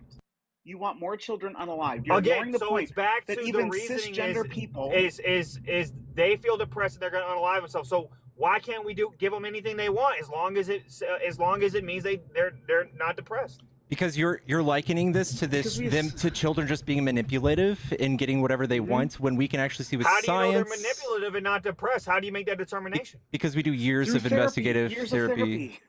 If you have a child that's depressed consistently and says, I feel better if I drink alcohol, and then they do feel better after drinking alcohol, are they being manipulative, or are they actually depressed and alcohol? We would need a medical study that showed that this is beneficial, and we don't have one. Yes, because let me explain something to you. Let me explain something to you. It's pronounced alcohol, not alcohol. There's an L in there, by the way. Okay, Number focus one. on the point. Stop deflecting. Hey, I'm not focusing on the point. I'm just correcting something really stupid you said. Yeah, I know, because you can't actually Here's address the anything point. I said. With alcohol, we can also see that there is more harm, that we have studies that show that there is more harm from alcohol, especially in development, than there is from gender affirming care. We have studies to prove this. So we actually weigh risk and harm. And there are actually cases out there of people who have these are adults, but who have a type of autism where they actually perform a little bit better when they've got alcohol, and their doctors have recommended very specific regimens of that sort of thing because it allows them to actually come out of their shell just enough. And they abused it through self-medication, but they've actually been able to get it to a point where it's actually serving them. It's very rare, but it does happen, okay? When we're talking about children, we're talking about the parents being involved, several doctors being involved, therapists and endocrinologists. These kids are not just sitting there saying this, because you have to remember that there is a pathway for this. Hang on, there's a pathway for care. It's called WPATH. And it very specifically lays out this needs to be persistent, insistent, and consistent. That it's not wavering. That this is something that over years is consistent, persistent, and it's insistent. This is not manipulation. Nobody holds on to that kind of manipulation at that age for years on end just to change their gender for no reason other than to manipulate someone. Are you actually kidding? Are you actually serious? Oh my goodness. Thank you, Aubrey. W Aubrey. W Aubrey, W Jaime. Yeah. Hey, thank you, Emmy. I don't know if I've met you before. You're welcome. I was around for a while doing these things, and I disappeared for a bit. I took a break. I'm just kind of starting up a little bit. Dan Malik has me up once in a while right now, but yeah, it's nice to meet you. Oh, nice to meet you too, and thank you so much for coming up. And yeah, you did absolutely great. Thank you. I just wish you would actually acknowledge the point and engage in the conversation, but they often don't do that. Yeah, absolutely. Well, chat, please give Emmy a follow. And thank you so much. And I hope you have a wonderful night. And I guess maybe stick around if you want to see if anybody else comes. I'm sure somebody else will come up with the I same gotta work in the shenanigans. morning, so I'm gonna listen as I fall asleep. But I'll be around, and who knows? Maybe I'll stay up a little bit later and talk to someone else. Okay. We'll see. All right. Have a Okay. good night. Catch you later. Bye. Wow, it is midnight. Holy shit. We've been live for 3 hours. W Aubrey, W Jaime, W Emmy. Love that. I love having a community of people to help me out with some of these things, especially if it's a minority group I'm not a part of.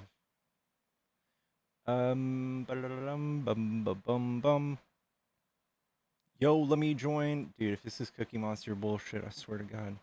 Hello? Yo, can you hear me? Yeah, are you a Trump supporter? Of course. Okay, what do you like about Trump? Oh, wait, can I ask you what you dislike? Yeah, I think his I think his economic policy is incoherent. I think it's dumb. I think he's doing regressive tax rate on the middle and lower class. I think he's hurting our economy. I think he's the most openly corrupt president we've ever had. I think that he's, I don't know, emotionally 17 years old.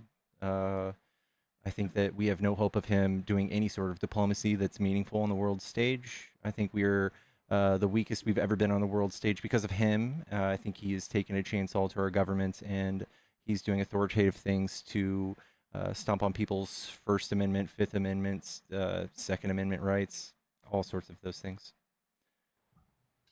Wait, why am I being like muted? All right, whatever. So the thing about that is like, Cookie King still mugs the fuck out of you.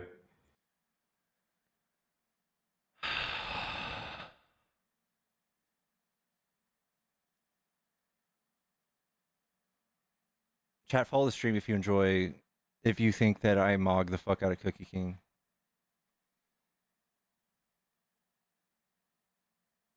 I don't know what a fucking Cookie King is, yo. I don't know what the fuck that is.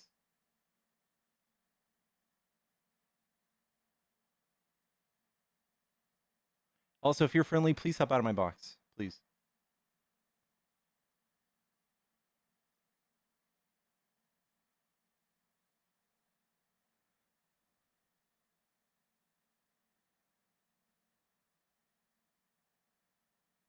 What is a mog? I don't know, dude. I don't know.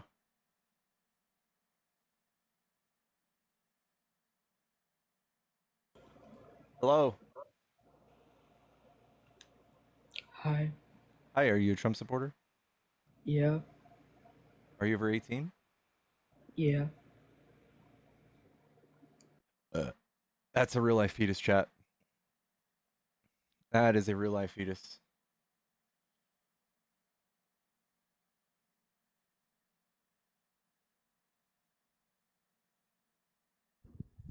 Hello? Hello. Hello, are you a Trump supporter? I am. What do you like about Trump? I'd say his foreign policy and his judicial advancements. I'd say, like for example, like appointing how many, 3 or 4 Supreme Court justices for the conservative movement. I think that was really good. Okay. And what do you think are the good outcomes of that? Well, longer lasting sort of conservative values in America. I'd say I guess that was a job.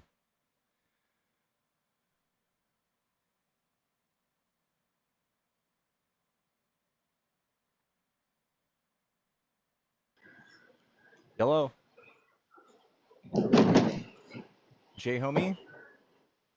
I think I'm in his pocket.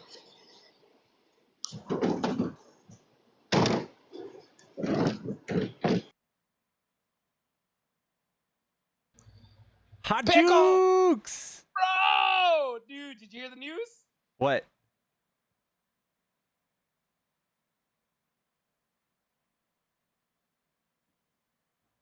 He fucking did it, Pickles! What Did you about hear the news? the boom boom? Dude, Abbott just fucking vetoed SB3. Did he really? He just fucking vetoed SB3, bro. I can't fucking believe it.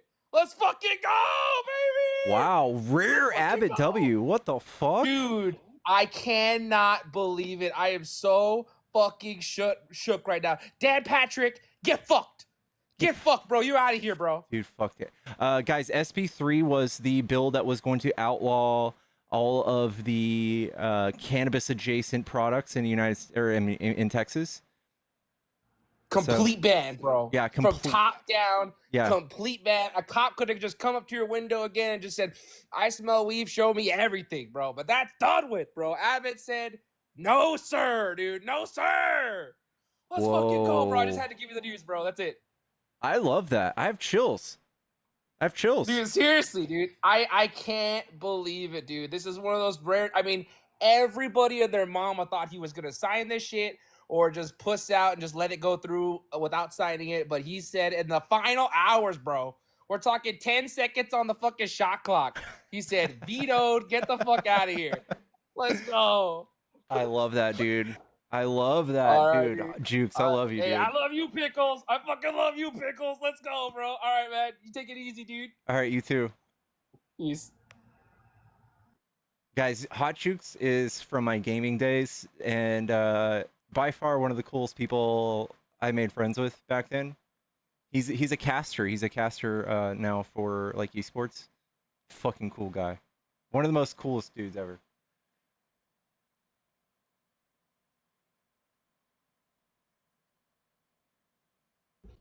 Hello? Hello? Yo, Cookie King Mogs, you bro. Cookie King Mogs. Dude, Cookie first King of Mogs, all, you. Cookie King Mogs, you. first of Cookie all, King Mogs, your ass, why would you like Hisoka, dude? He's a fucking P3DO. Why would you like Hisoka? This guy L profile. In fact, ban that one. Ban that one. L's for Hisoka, dude. Gross.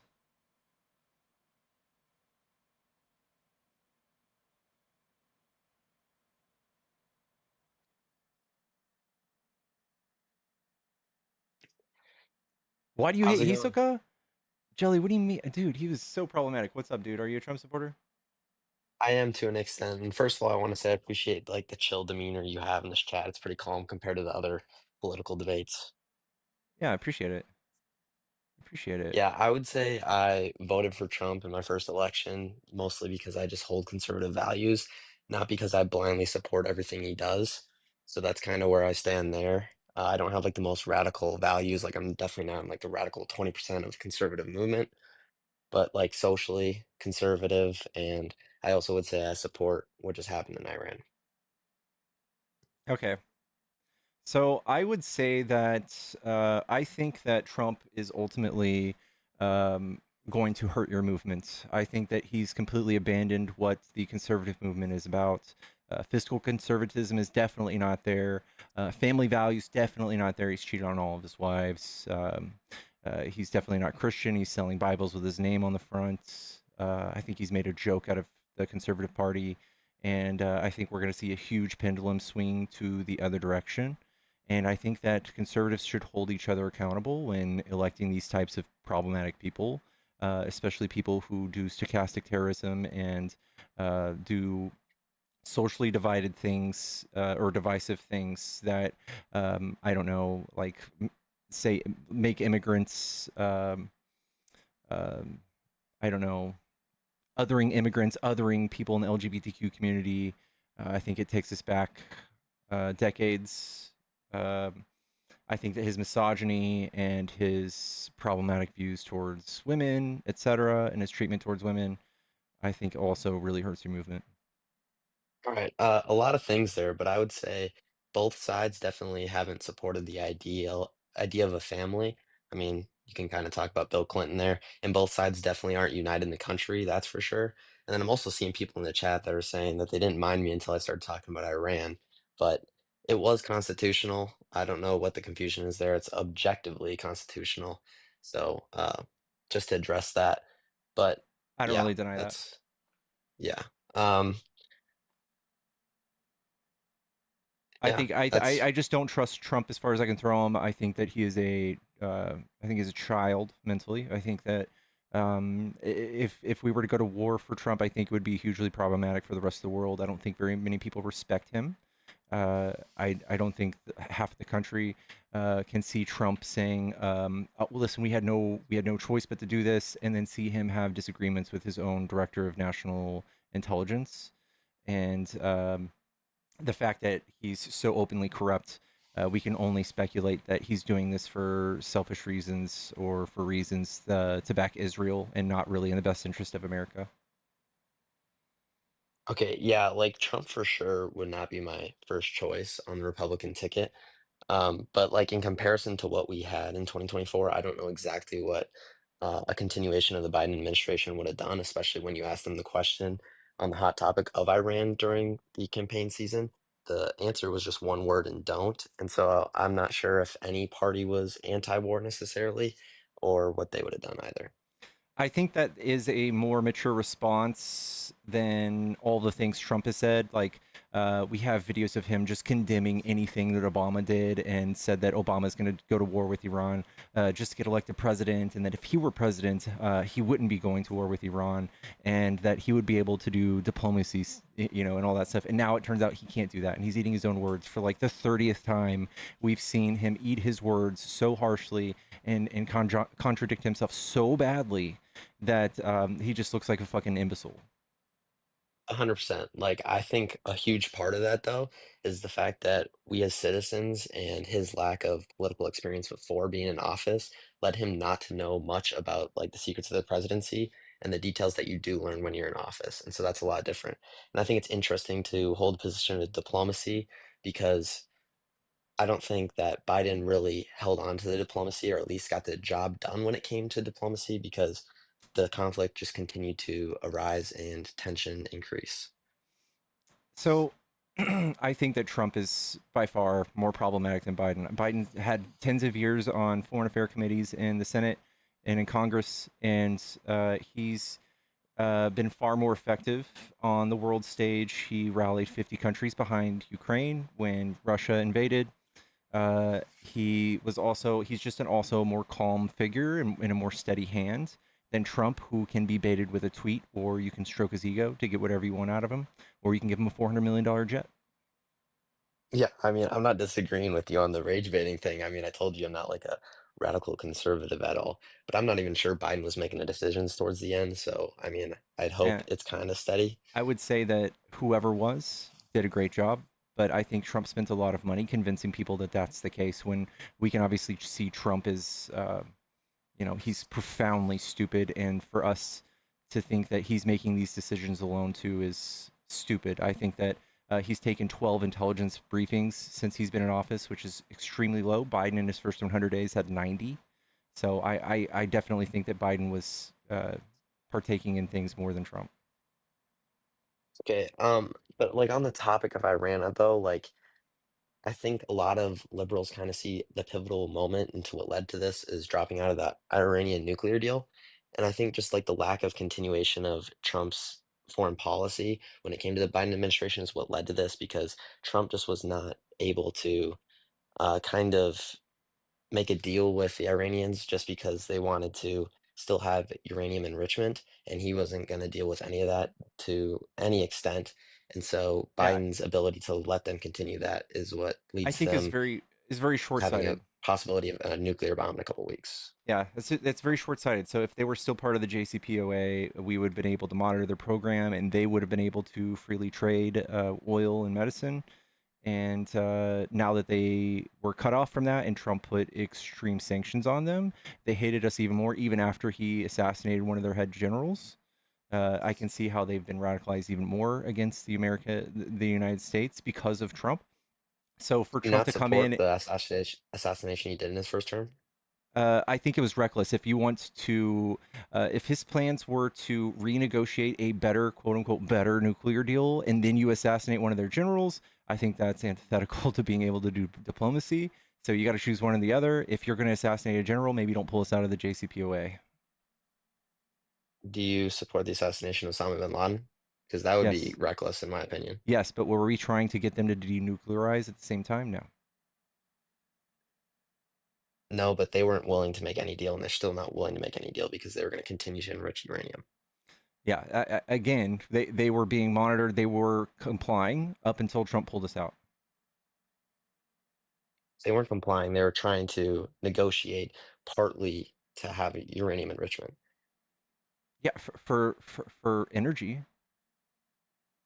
You think that's for energy, the levels that they have? Now, no.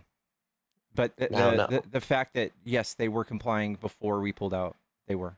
And that was going to continue to increase if that deal was made. If they continued to increase past the amount listed in the JCPOA, then they would have been breaking the terms, which they seem to adhere to. it would allow the continuation of that, which over time would lead to the ability to construct a nuclear bomb.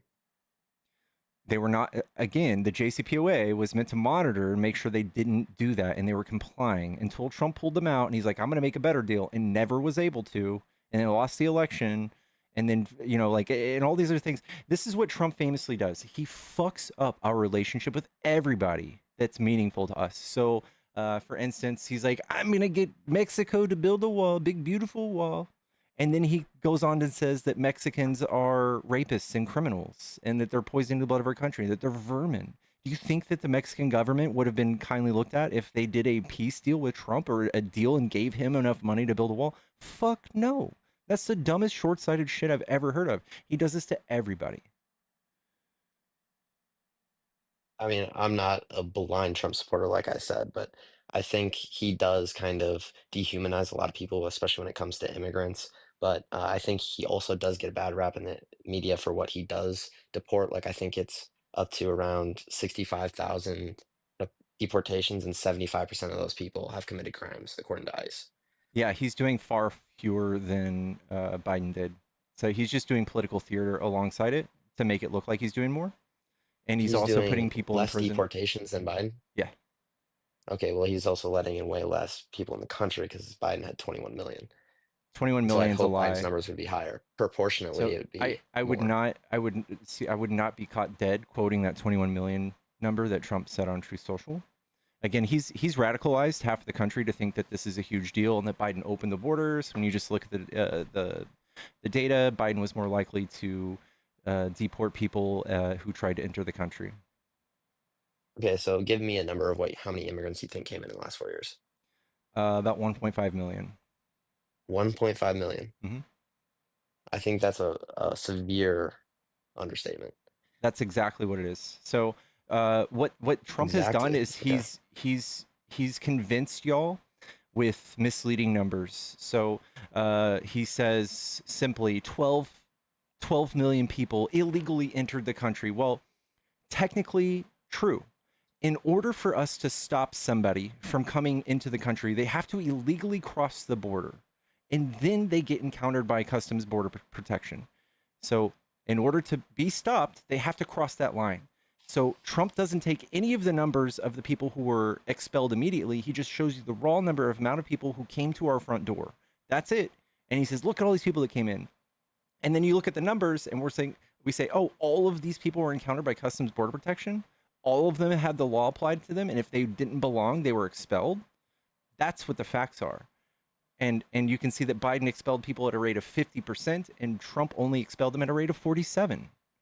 So he spent a lot of money trying to convince you guys that this is a huge issue. By the way, there's no actual evidence that these people are doing anything bad to our country. They're adding to our economy. And as you can see now that Trump is rolling back his deportation agenda to not include farms and restaurants and all these other things, you can tell that this is true, that this would hurt our economy if he went through with the entire mass deportation, because now he's excluding people for some reason. My pressing question is, where did you get the 1.5 million number if you said there's no evidence to support anything? Okay. This is from our own Department of Homeland Security. This shows how many people came in by entry period. So since 2010, we've had 2 million people. Since before 2010, we've had roughly 1 plus 3 plus 3 plus 2, roughly around 10 million. The numbers are total. From 2018, we had 11.5 million. In 2022, we have 10.9 million, which is less than where Trump left us, right? But I'm being super generous in saying that if we might be somewhere around like 12 million. That's it. It's not 15, it's not 21 extra million people. It's probably like 1.5. My question is, do you think the border crossings went up or down with Trump? When Trump came back, they went down because he's putting people in prison for the rest of their lives with no due process. And even people are stopping, they're not even coming here to do tourism. We have 11% drop in tourism. And I even have friends personally that are scared to even leave the country to visit their home countries because they don't know if they'll be able to be let back in. I don't think he's letting the general immigrant like just dread the rest of their lives in prison. No, but he has done this to a couple hundred people, and he has struck And who are fear in those the hearts of couple a lot hundred of people. people? I'm sorry? Who are those couple hundred people is the question we need to be asking ourselves. Yeah, who are they? We don't know. He did this in the dark, and he did it against federal judges' approval, and they don't have any convictions of any crimes in either country. Well, the statistic that 75% of the people that have been deported have committed crimes kind of goes against that. And my opinion on immigration itself is like it's obviously unrealistic to say that we're going to have mass deportations and say we deport all quote unquote 21 million people. But we're also a nation of laws, and so you have to find a way to balance that humanity and law piece. Yeah, I mean that's silly. We elected a felon to presidency, so for us to focus on people who broke a law that really have no bad outcomes is kind of meaningless and I don't know, racist. I think there's a lot of bad outcomes of not knowing what's in your country. Okay, what are I those mean, I bad don't disagree that outcomes? they don't contribute to your economy and stuff like that. What are the bad Like, outcomes?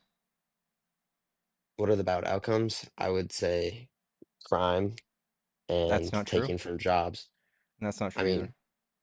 mean, there's going to be an increase of crime, even though there's the statistics that say they're like better citizens and they commit crimes at lower rates, which I think you're going to point out there. It's still Yep. an increase of crime that has not been permitted by our country. Yeah, again, so you're just extra bigoted towards their crimes, even though they committed at a less rate. So, like, if they flooded the state of Texas right now and doubled the population, our crime rates would plummet by 1/3. And I think that is more ideal than, I don't know, like having a president say things in a microphone that make domestic terrorists and violence accelerate to the tune of like 400%. See, I'm not denying that crime wouldn't go down, but at the same time, you do need to respect the laws that we have. You can't pick and choose what laws we enforce. Yes, you can. We always do. And what this is what I always go. This is how I always explain it. So you're a political pundit. You're like, I'm going to run for presidency. These are the causes I want to focus on most. There is a federal budget every year, and we have hundreds of billions of dollars we can do these things with. What are we going to focus on? And if you want to go around and look at things that kill people, we can say we have 48,000 people who die in car accidents every year. We have 40,000 people every year that die from guns. We have, I don't know, 75 people that died from bees. And then we had 29 people last year die from migrants. And we have hundreds of billions of dollars and we spend it all on the 29 people who died from migrants. I think that's fucking stupid. I think it's dumb. We could easily like over police and do speed traps and save lives in car accidents far more than 29 people with far less than $100 billion. So, what is your ideal immigration policy then? Do you not have any respect for borders? I do, and I think that's just a straw man. I think that we could do this tastefully, and we could do what most Democrats do is not politicize it and not make political theater out of it, because we have actual things to offer our constituents. We can give them social safety nets, we can do all this stuff, and then quietly obey the law and deport people without saying nasty things about people coming from south of the border to get you to emotionally respond to it. I think that's interesting because I feel like in the last 10 years, the Democratic Party has become more radicalized when it comes to immigration. Like, if you take word for word what Bill Clinton said, or even Obama at some points in his presidency, you're going to pretty much mimic what Trump says now. I mean, other than like mass deportation and the very radical stuff that he says. Okay, so But you're going to. Okay, go ahead. whenever you speak as a president, it echoes in and out of people's social media, and it echoes across the world for all perpetuity.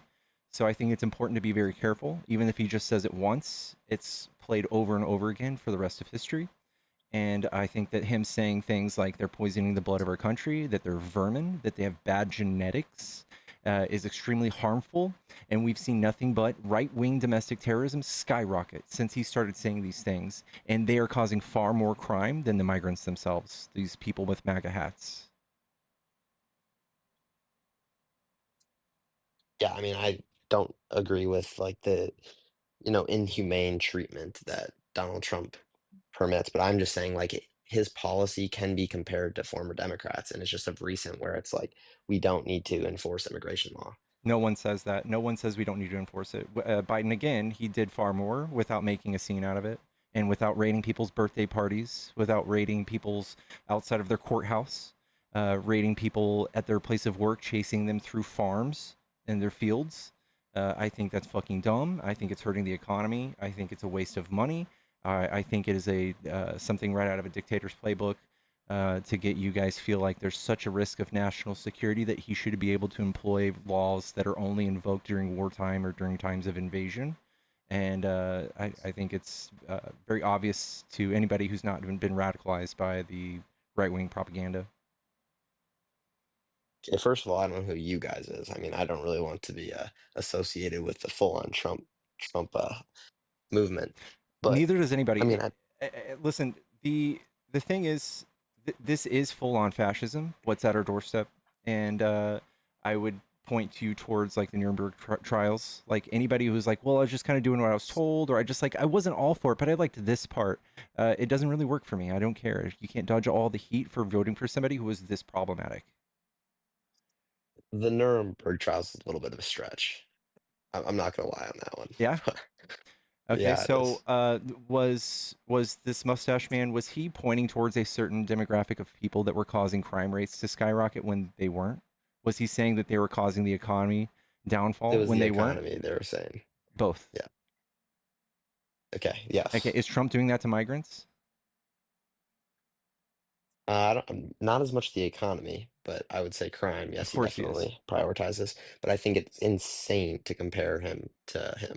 It's not. And I He's think you literally, agree. he checks every 14 of the tenets of fascism. He gets a 10 out of 10, some of them 12 out of 10. Okay, so you're comparing our current president to an undeniable top 5 worst person ever to exist. Yeah. You think that is hand in hand? Yes. So you think a majority of the country, Donald Trump just won the popular vote, is in favor of someone who can There are be plenty of like bad people almost who got voted in replaced? by the popular vote. There are plenty of people. That doesn't mean anything. What do you say about the popular vote? There are plenty of bad figures who got appointed to power through the popular vote in history, so it doesn't really mean anything. Yes, there are people that have been fooled. Yes, I've talked to thousands of people that voted for Trump. None of them really know why. I'm just saying, I think you can't compare him to someone who killed millions of people. Yeah, you can. We're talking about killed millions of people. Yeah, I mean that came in the long term. I think that Trump is stomping all over people's rights. Whether or not he has done the worst of the worst yet doesn't mean we shouldn't call it out. I think that we should call out fascism when we see it, and we shouldn't wait until millions of people die. Okay, you know, the whole rights violation thing, this only goes before that they violated our laws in our country. Yeah, that doesn't matter. You can't It's not like justify. he's just plucking them out of their homes, US citizens. Yeah, the laws they violated are punishable by $250 fine. And what is the harm compared to what Adolf Hitler did? So again, we have people ready to go to civil war for Trump's causes, for the fact that Biden let 21 million people into the country when I just showed you the facts that there's not even close to that many people. They think that they're all here doing things like they did to Lake and Riley, when the fact is they do so little crime. It's more helpful to have them here than not. I think that's radicalized people, and they're ready to give up their own rights, and they're ready to give Trump more power and ignore our Constitution for him to fix these problems he's convinced you we have. Okay, I'm fine with the however many followers you have supporting your kind of policy, whatever your platform is. But to say that our president of the United States is exactly like a Nazi regime is something I've never heard before and probably the most insane thing I've ever heard. Do you want me to go over the 14 tenets of fascism? I'm not even talking about fascism. I'm talking about someone who's the worst person to ever exist, and you're saying it's 1A, 1B. I would say that Schindler was like a 10 out of 10, really bad. I would say Trump is like a 7.5, and has potential to be 10 out of 10. Dude, come on. How many people has Trump killed? Even indirectly. I don't know. I don't think that we can only measure this by the amount of people dead. I think that it's the potential of the amount of people that could die. In what way? In genocide? I mean, first of all, someone Because we're just said talking it. about genocide on one hand, on the other hand, you can argue that we're targeting a certain demographic, which kind of is, but it's at least somewhat lawful compared to not at all. Yeah, again, like 1930s Germany, like they said in chat, nobody was G-sided yet, right? But we have the notes, we have the playbook, and we can call it out now before it does happen. But yes, Trump is getting more and more radical, convincing people of more and more radical ideas as days go by.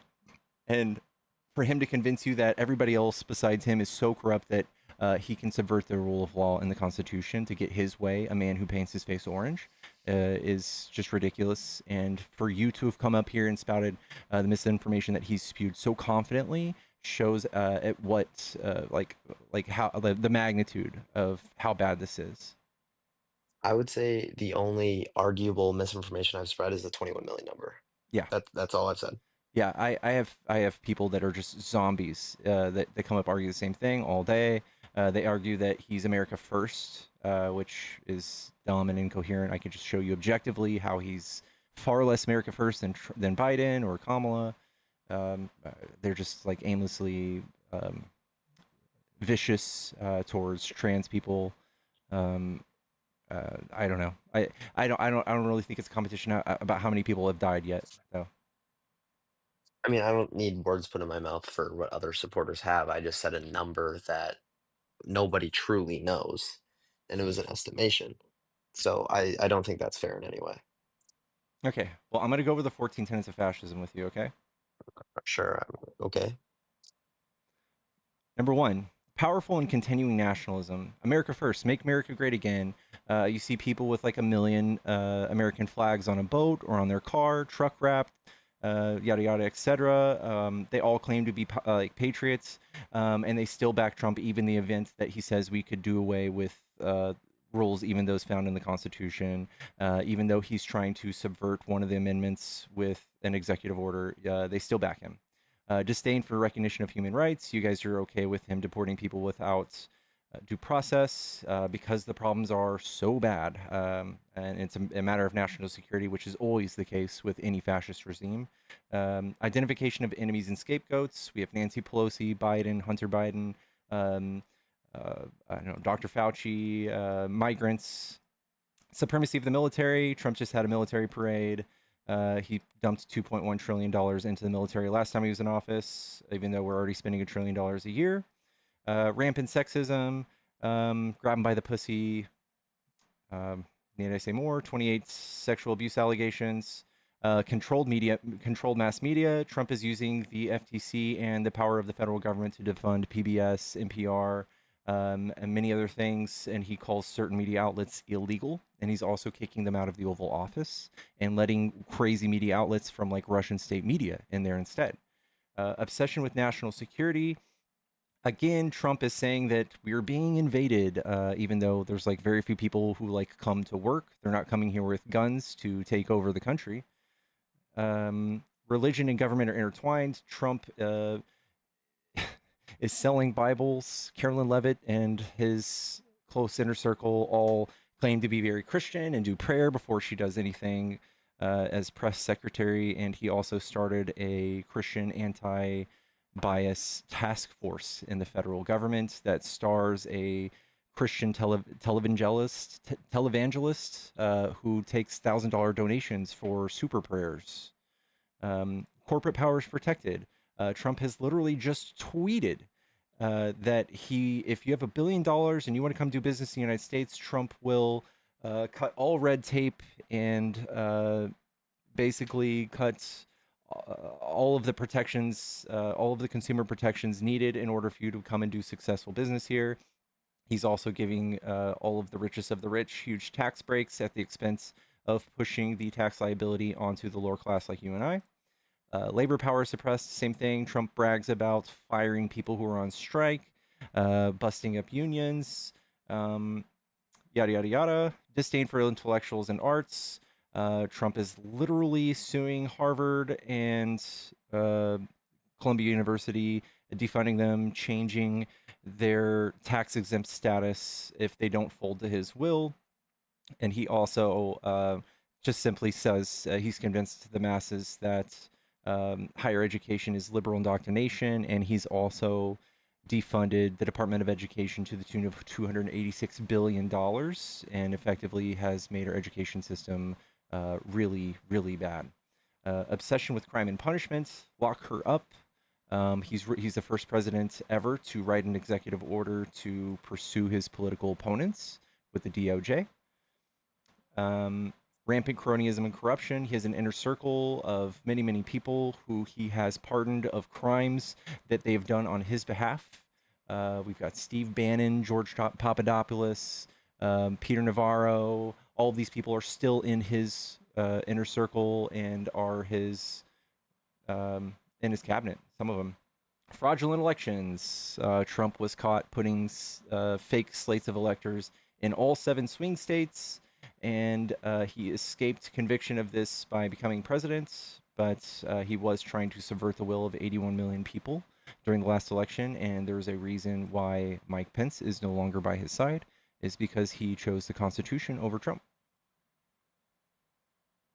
All right, so I just listened to 14 points, and it's safe to say that you think the closest thing to the guy in the mustache in Germany in our country is Donald Trump. Yes. Ever. Yes.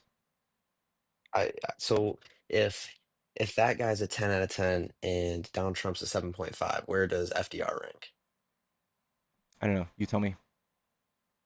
I mean, I think you can make an argument because he signed an executive order that was way more similar to what happened in Germany than deporting illegal immigrants. Was he doing all of these things? Was he doing all points of your 14 points of fascism that Lauren Britt wrote? I mean, who the hell is Lauren Britt? I don't know. Maybe not. No, I wasn't alive back then, but he was targeting a certain demographic and putting them in internment camps. So you tell me. Okay. And again, Trump is reusing that same exact law to do the same thing to these people. So it's a huge cell phone. He's using the same exact executive order to do the same thing? He's using the War Act of 1789 or whatever to... it's the same wartime law that he used to put those people in Japanese internment camps. Yet he's not doing so. Yeah, but he's just... What do did you you know mean, that? but? Did you know that You're still Auschwitz? trying to compare Did you know him to that the guy in Did you know that Germany. Auschwitz was not in Germany? Actually, I did, yes, because I have friends that go there. So Yeah. So think about the CICOT, the El Salvadorian prison that he's sending people to. It's in El Salvador. Trump has also glazed the idea of doing it to our own citizens. I mean, Homegrowns he's is what he glazed the called idea us. of everything on this God's green earth. So I mean, it doesn't really mean much to me, and that's unfortunate that he does run his mouth like that. But once again, I think your position is a little bit of a stretch. I don't know. Everyone here thinks it's serious as a heart attack. We do think this, and I don't know. I think you can see how unemotional and logical I'm trying to be. I understand your seriousness. I'm not saying you're unserious and don't believe what you're saying. I'm just saying that you're talking about the most evil man in history and comparing your 45th and 47th president somehow won the popular vote in America. And then you're going to say the popular vote doesn't matter. But then you also just talked about the will of 81 million people, and that somehow means something. No, I'm just saying that the popular vote does not make anybody less evil. I think that there are plenty of bad figures in history who were democratically elected, and that doesn't prove anything.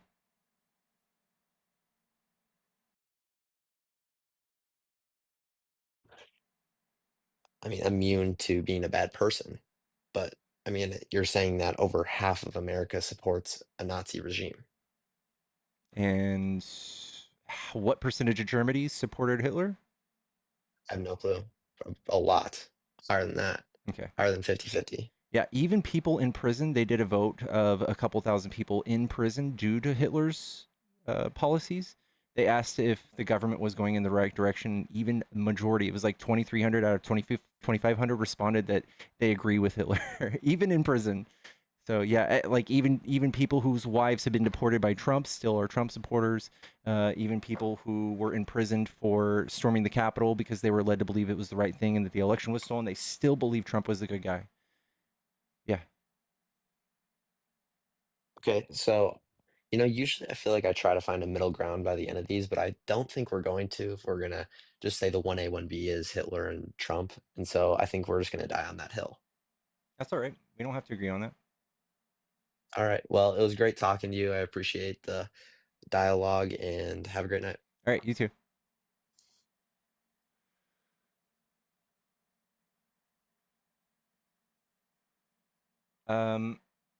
Chat, I think I want to go to bed. Actually, I want to play some of The Last of Us 2, and I see user 7077. I'll let you come out for a second.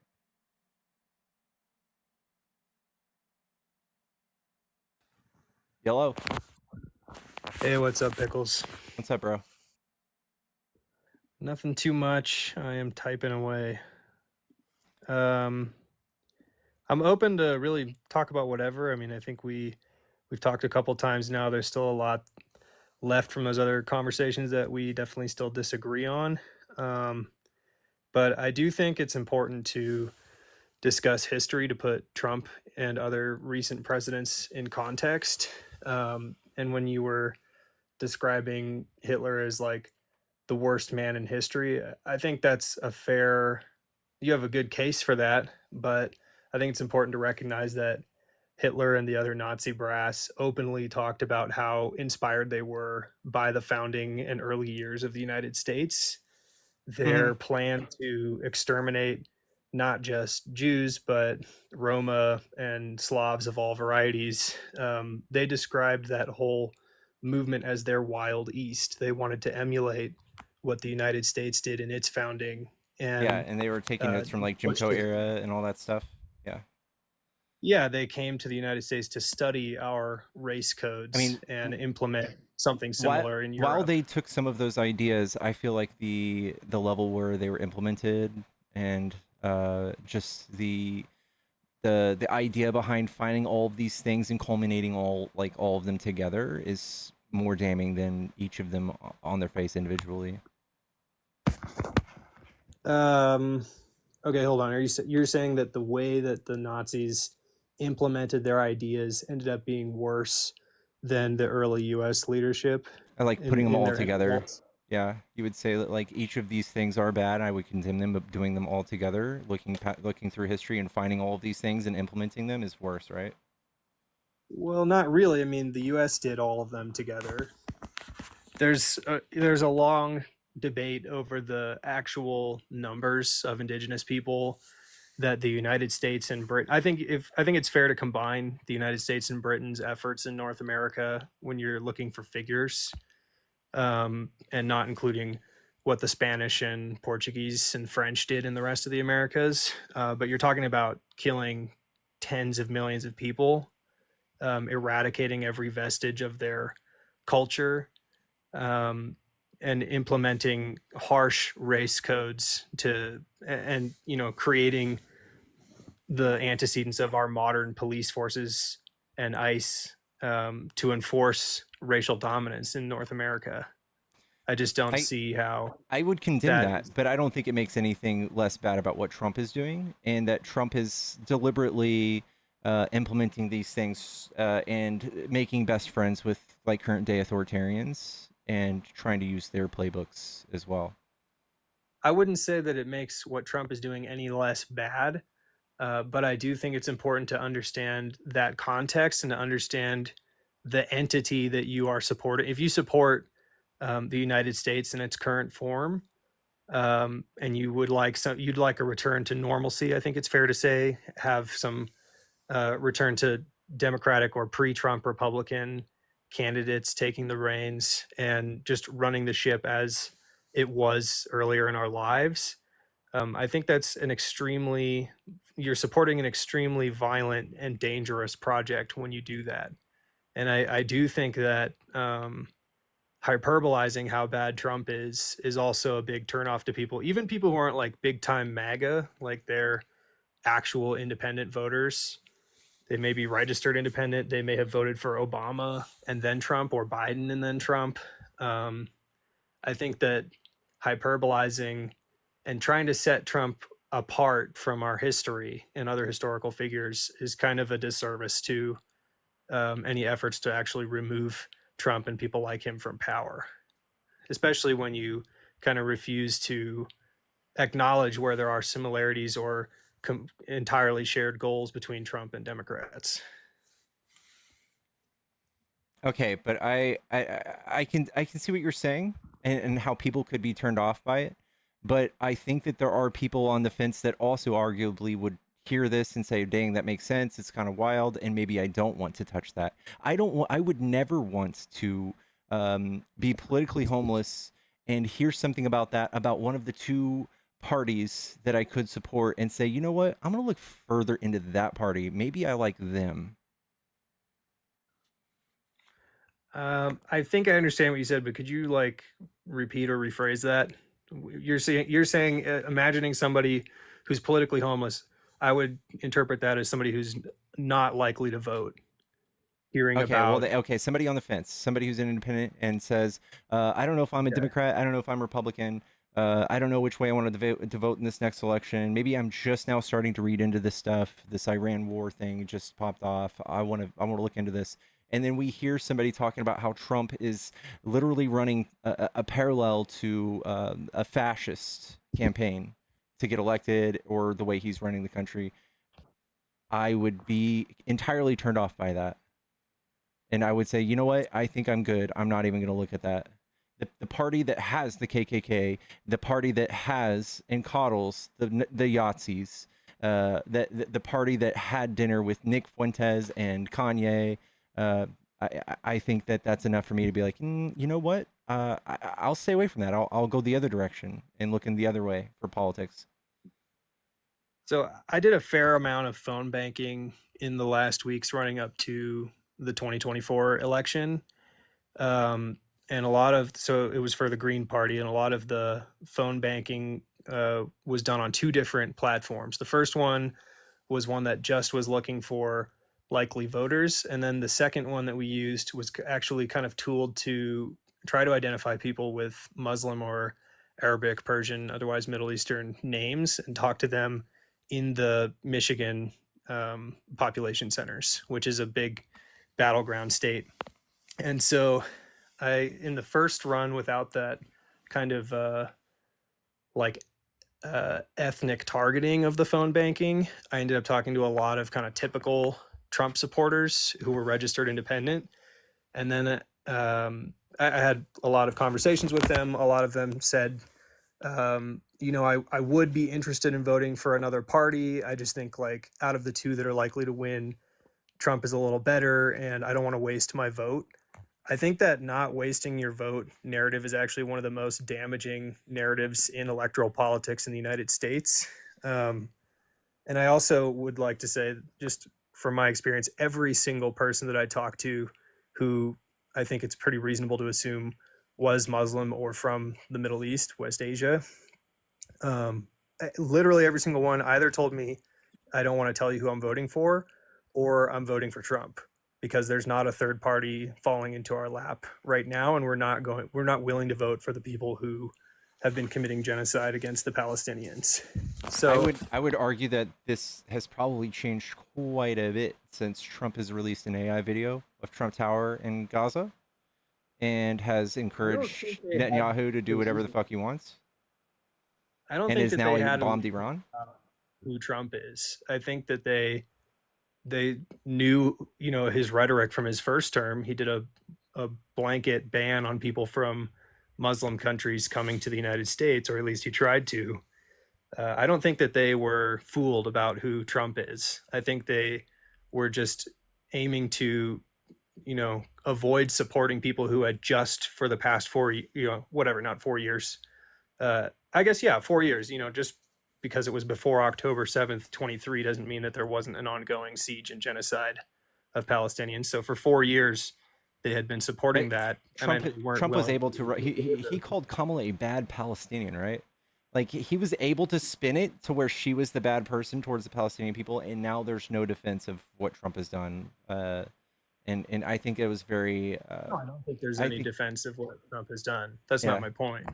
Well, My I'm just point saying. is that I think talked that to Go we ahead. could use that same rhetoric against him this time around, and those same people might vote the other direction. Right, but then you're funneling them back into a party that, based off of the past 4 to 5 decades of their track record, are not likely to deliver anything substantial to these people. They're not likely to deliver a change in foreign policy. I mean, I've seen a lot of establishment Democrats were angry with Trump while he was negotiating with Iran and saying that he wasn't being tough enough. And a lot of them are openly saying that it's good that he's striking these nuclear facilities in Iran. So if you're just focusing on this particular foreign policy arena where Muslim voters are more heavily invested than your average American, I'm just telling my experience from talking to people who are in the sort of demographic we were just discussing, where they're on the fence. They don't really like either of the parties. They weren't really dissuaded from voting for Trump because they heard he was a fascist or that he's a felon or whatever. I mean, that was all You in the think maybe news. there's like some 24/7 misogyny there too? for several years. I don't really think so. No, I don't think that misogyny played a very large role in Kamala Harris's loss. I think that I'm just saying, particular with Muslims. I don't know, man. It's interesting to say. I've had a lot of, so I teach sometimes middle and high schoolers, and I've had a very large number of Somali students in the last couple of years. I've had Muslim friends for years. One of the teachers who had the largest influence on me was a Palestinian woman while I was in college.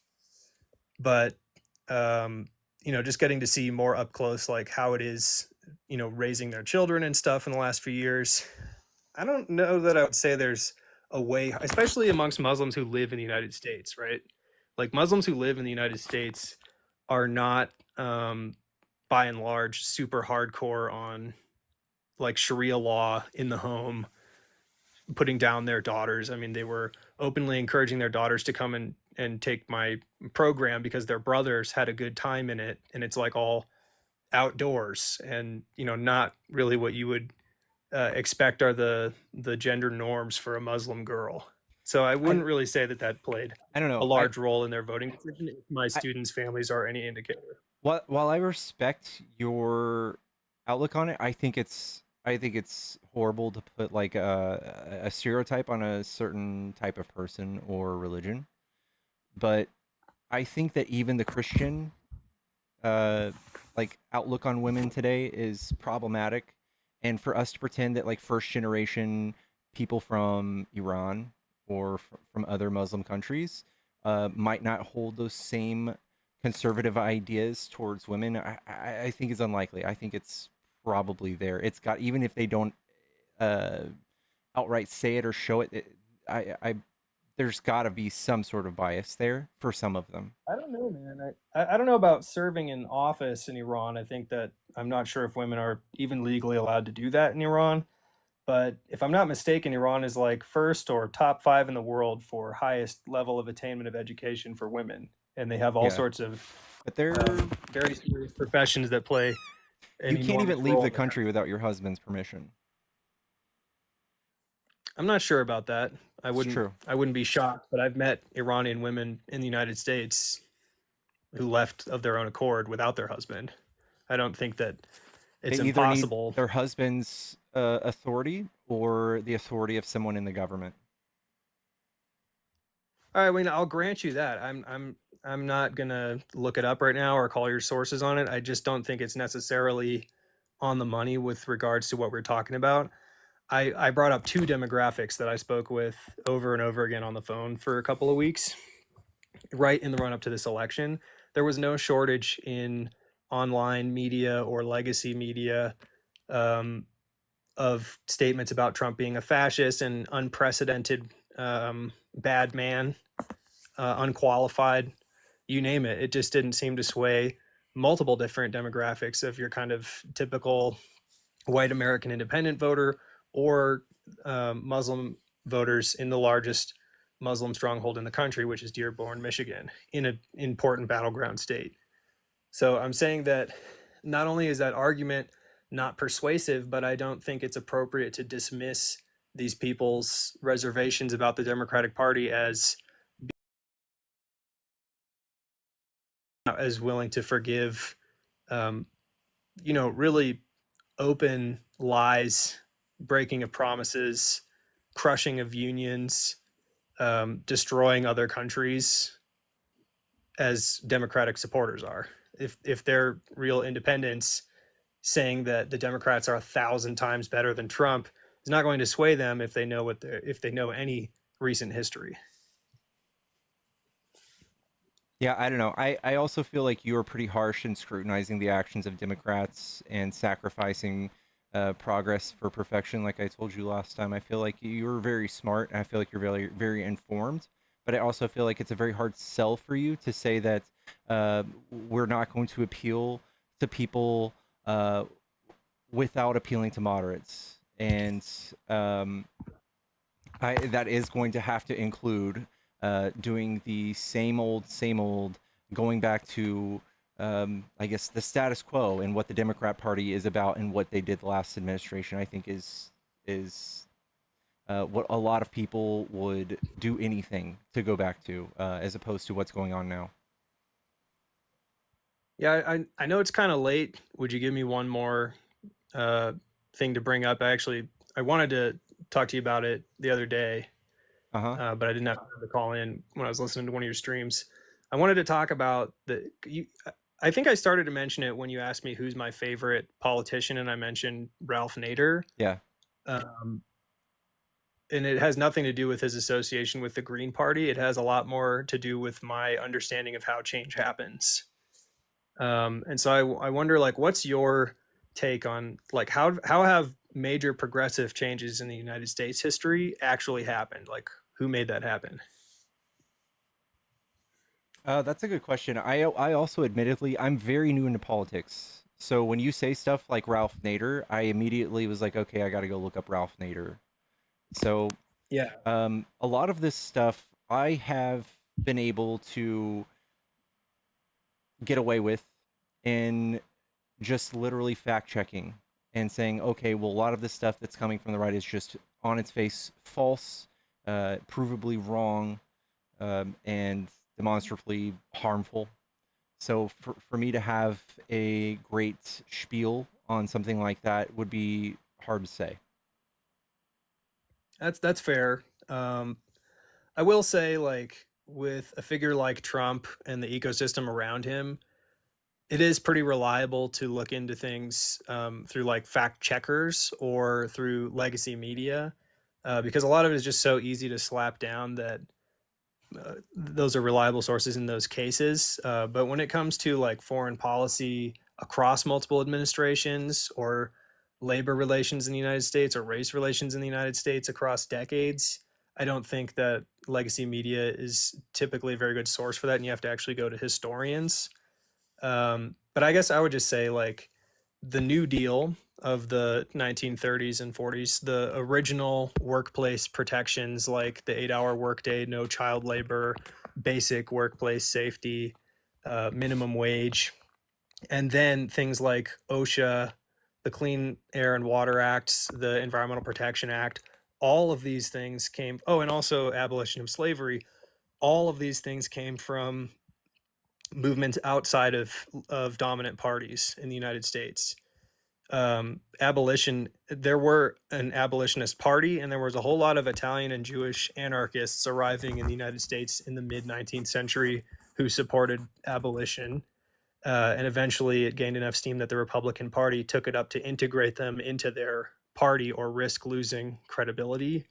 All of the major work safety and workers' rights that we have came from non-partisan unions operating forming unions, holding strikes, doing all these things. And then Ralph Nader put together a group of lawyers called Nader's Raiders, and passed auto safety, environmental protections, clean air and water, OSHA. All of these things came from outside of the major parties. The major parties, you can go as far back as you want in the United States, even before the Republican Party existed, they only adopt progressive positions when it would cost them too much not to. And I would just say that before you continue down the path of doing it yourself or convincing other people to put a lot of stock into the Democratic Party, I think you should go back and read how these wins were actually accomplished and read about how they were dismantled. I saw I was paid to be kicked, but I appreciate you giving me a lot of time repeatedly. I do actually enjoy talking to you and listening to your stream, even when we disagree. Yeah, I appreciate you too. I respect you, and yeah, I apologize in advance for if you're ever in the box and I don't let you up, because I know it's probably going to be long-winded conversation that's not too controversial when it comes to like people who want to hear about like. That's why I bring you up very seldomly. But yeah, thanks, and yeah, big shout out to Jennifer and Jason who paid to kick. Have a good night, bub. You too. All right.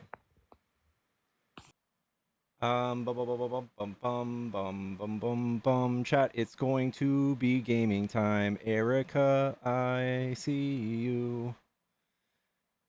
Chat. Follow the stream. Follow my channel. Stop being stupid.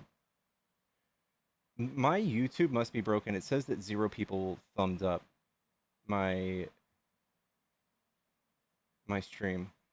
Guys, we're gonna play Last of Us 2. If you guys want to watch me play Last of Us 2, bum bum bum bum bum bum bum bum. I'm gonna join the stream with the account that's gonna play Last of Us. Request.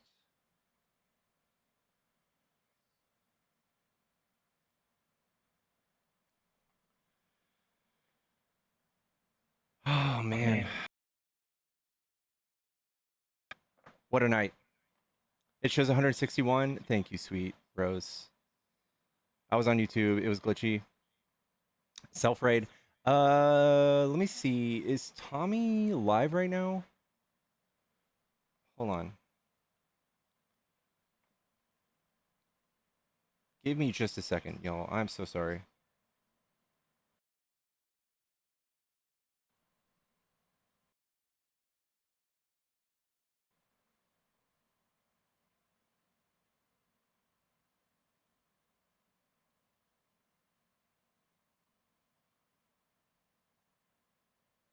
Okay. My dude. And then shorts. Where you at? News dude.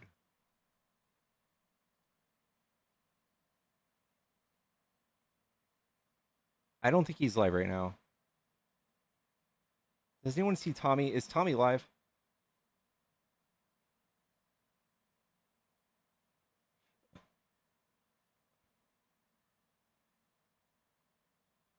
Tommy's not live? Okay. Okay. All right. I was going to try to rate him, but he's not live. Chat, I love yous. I will see you guys on the other side. Give this account a follow. Give this right here a follow. And I'm going to be live on there playing some Last of Us 2 and chugging coffee. So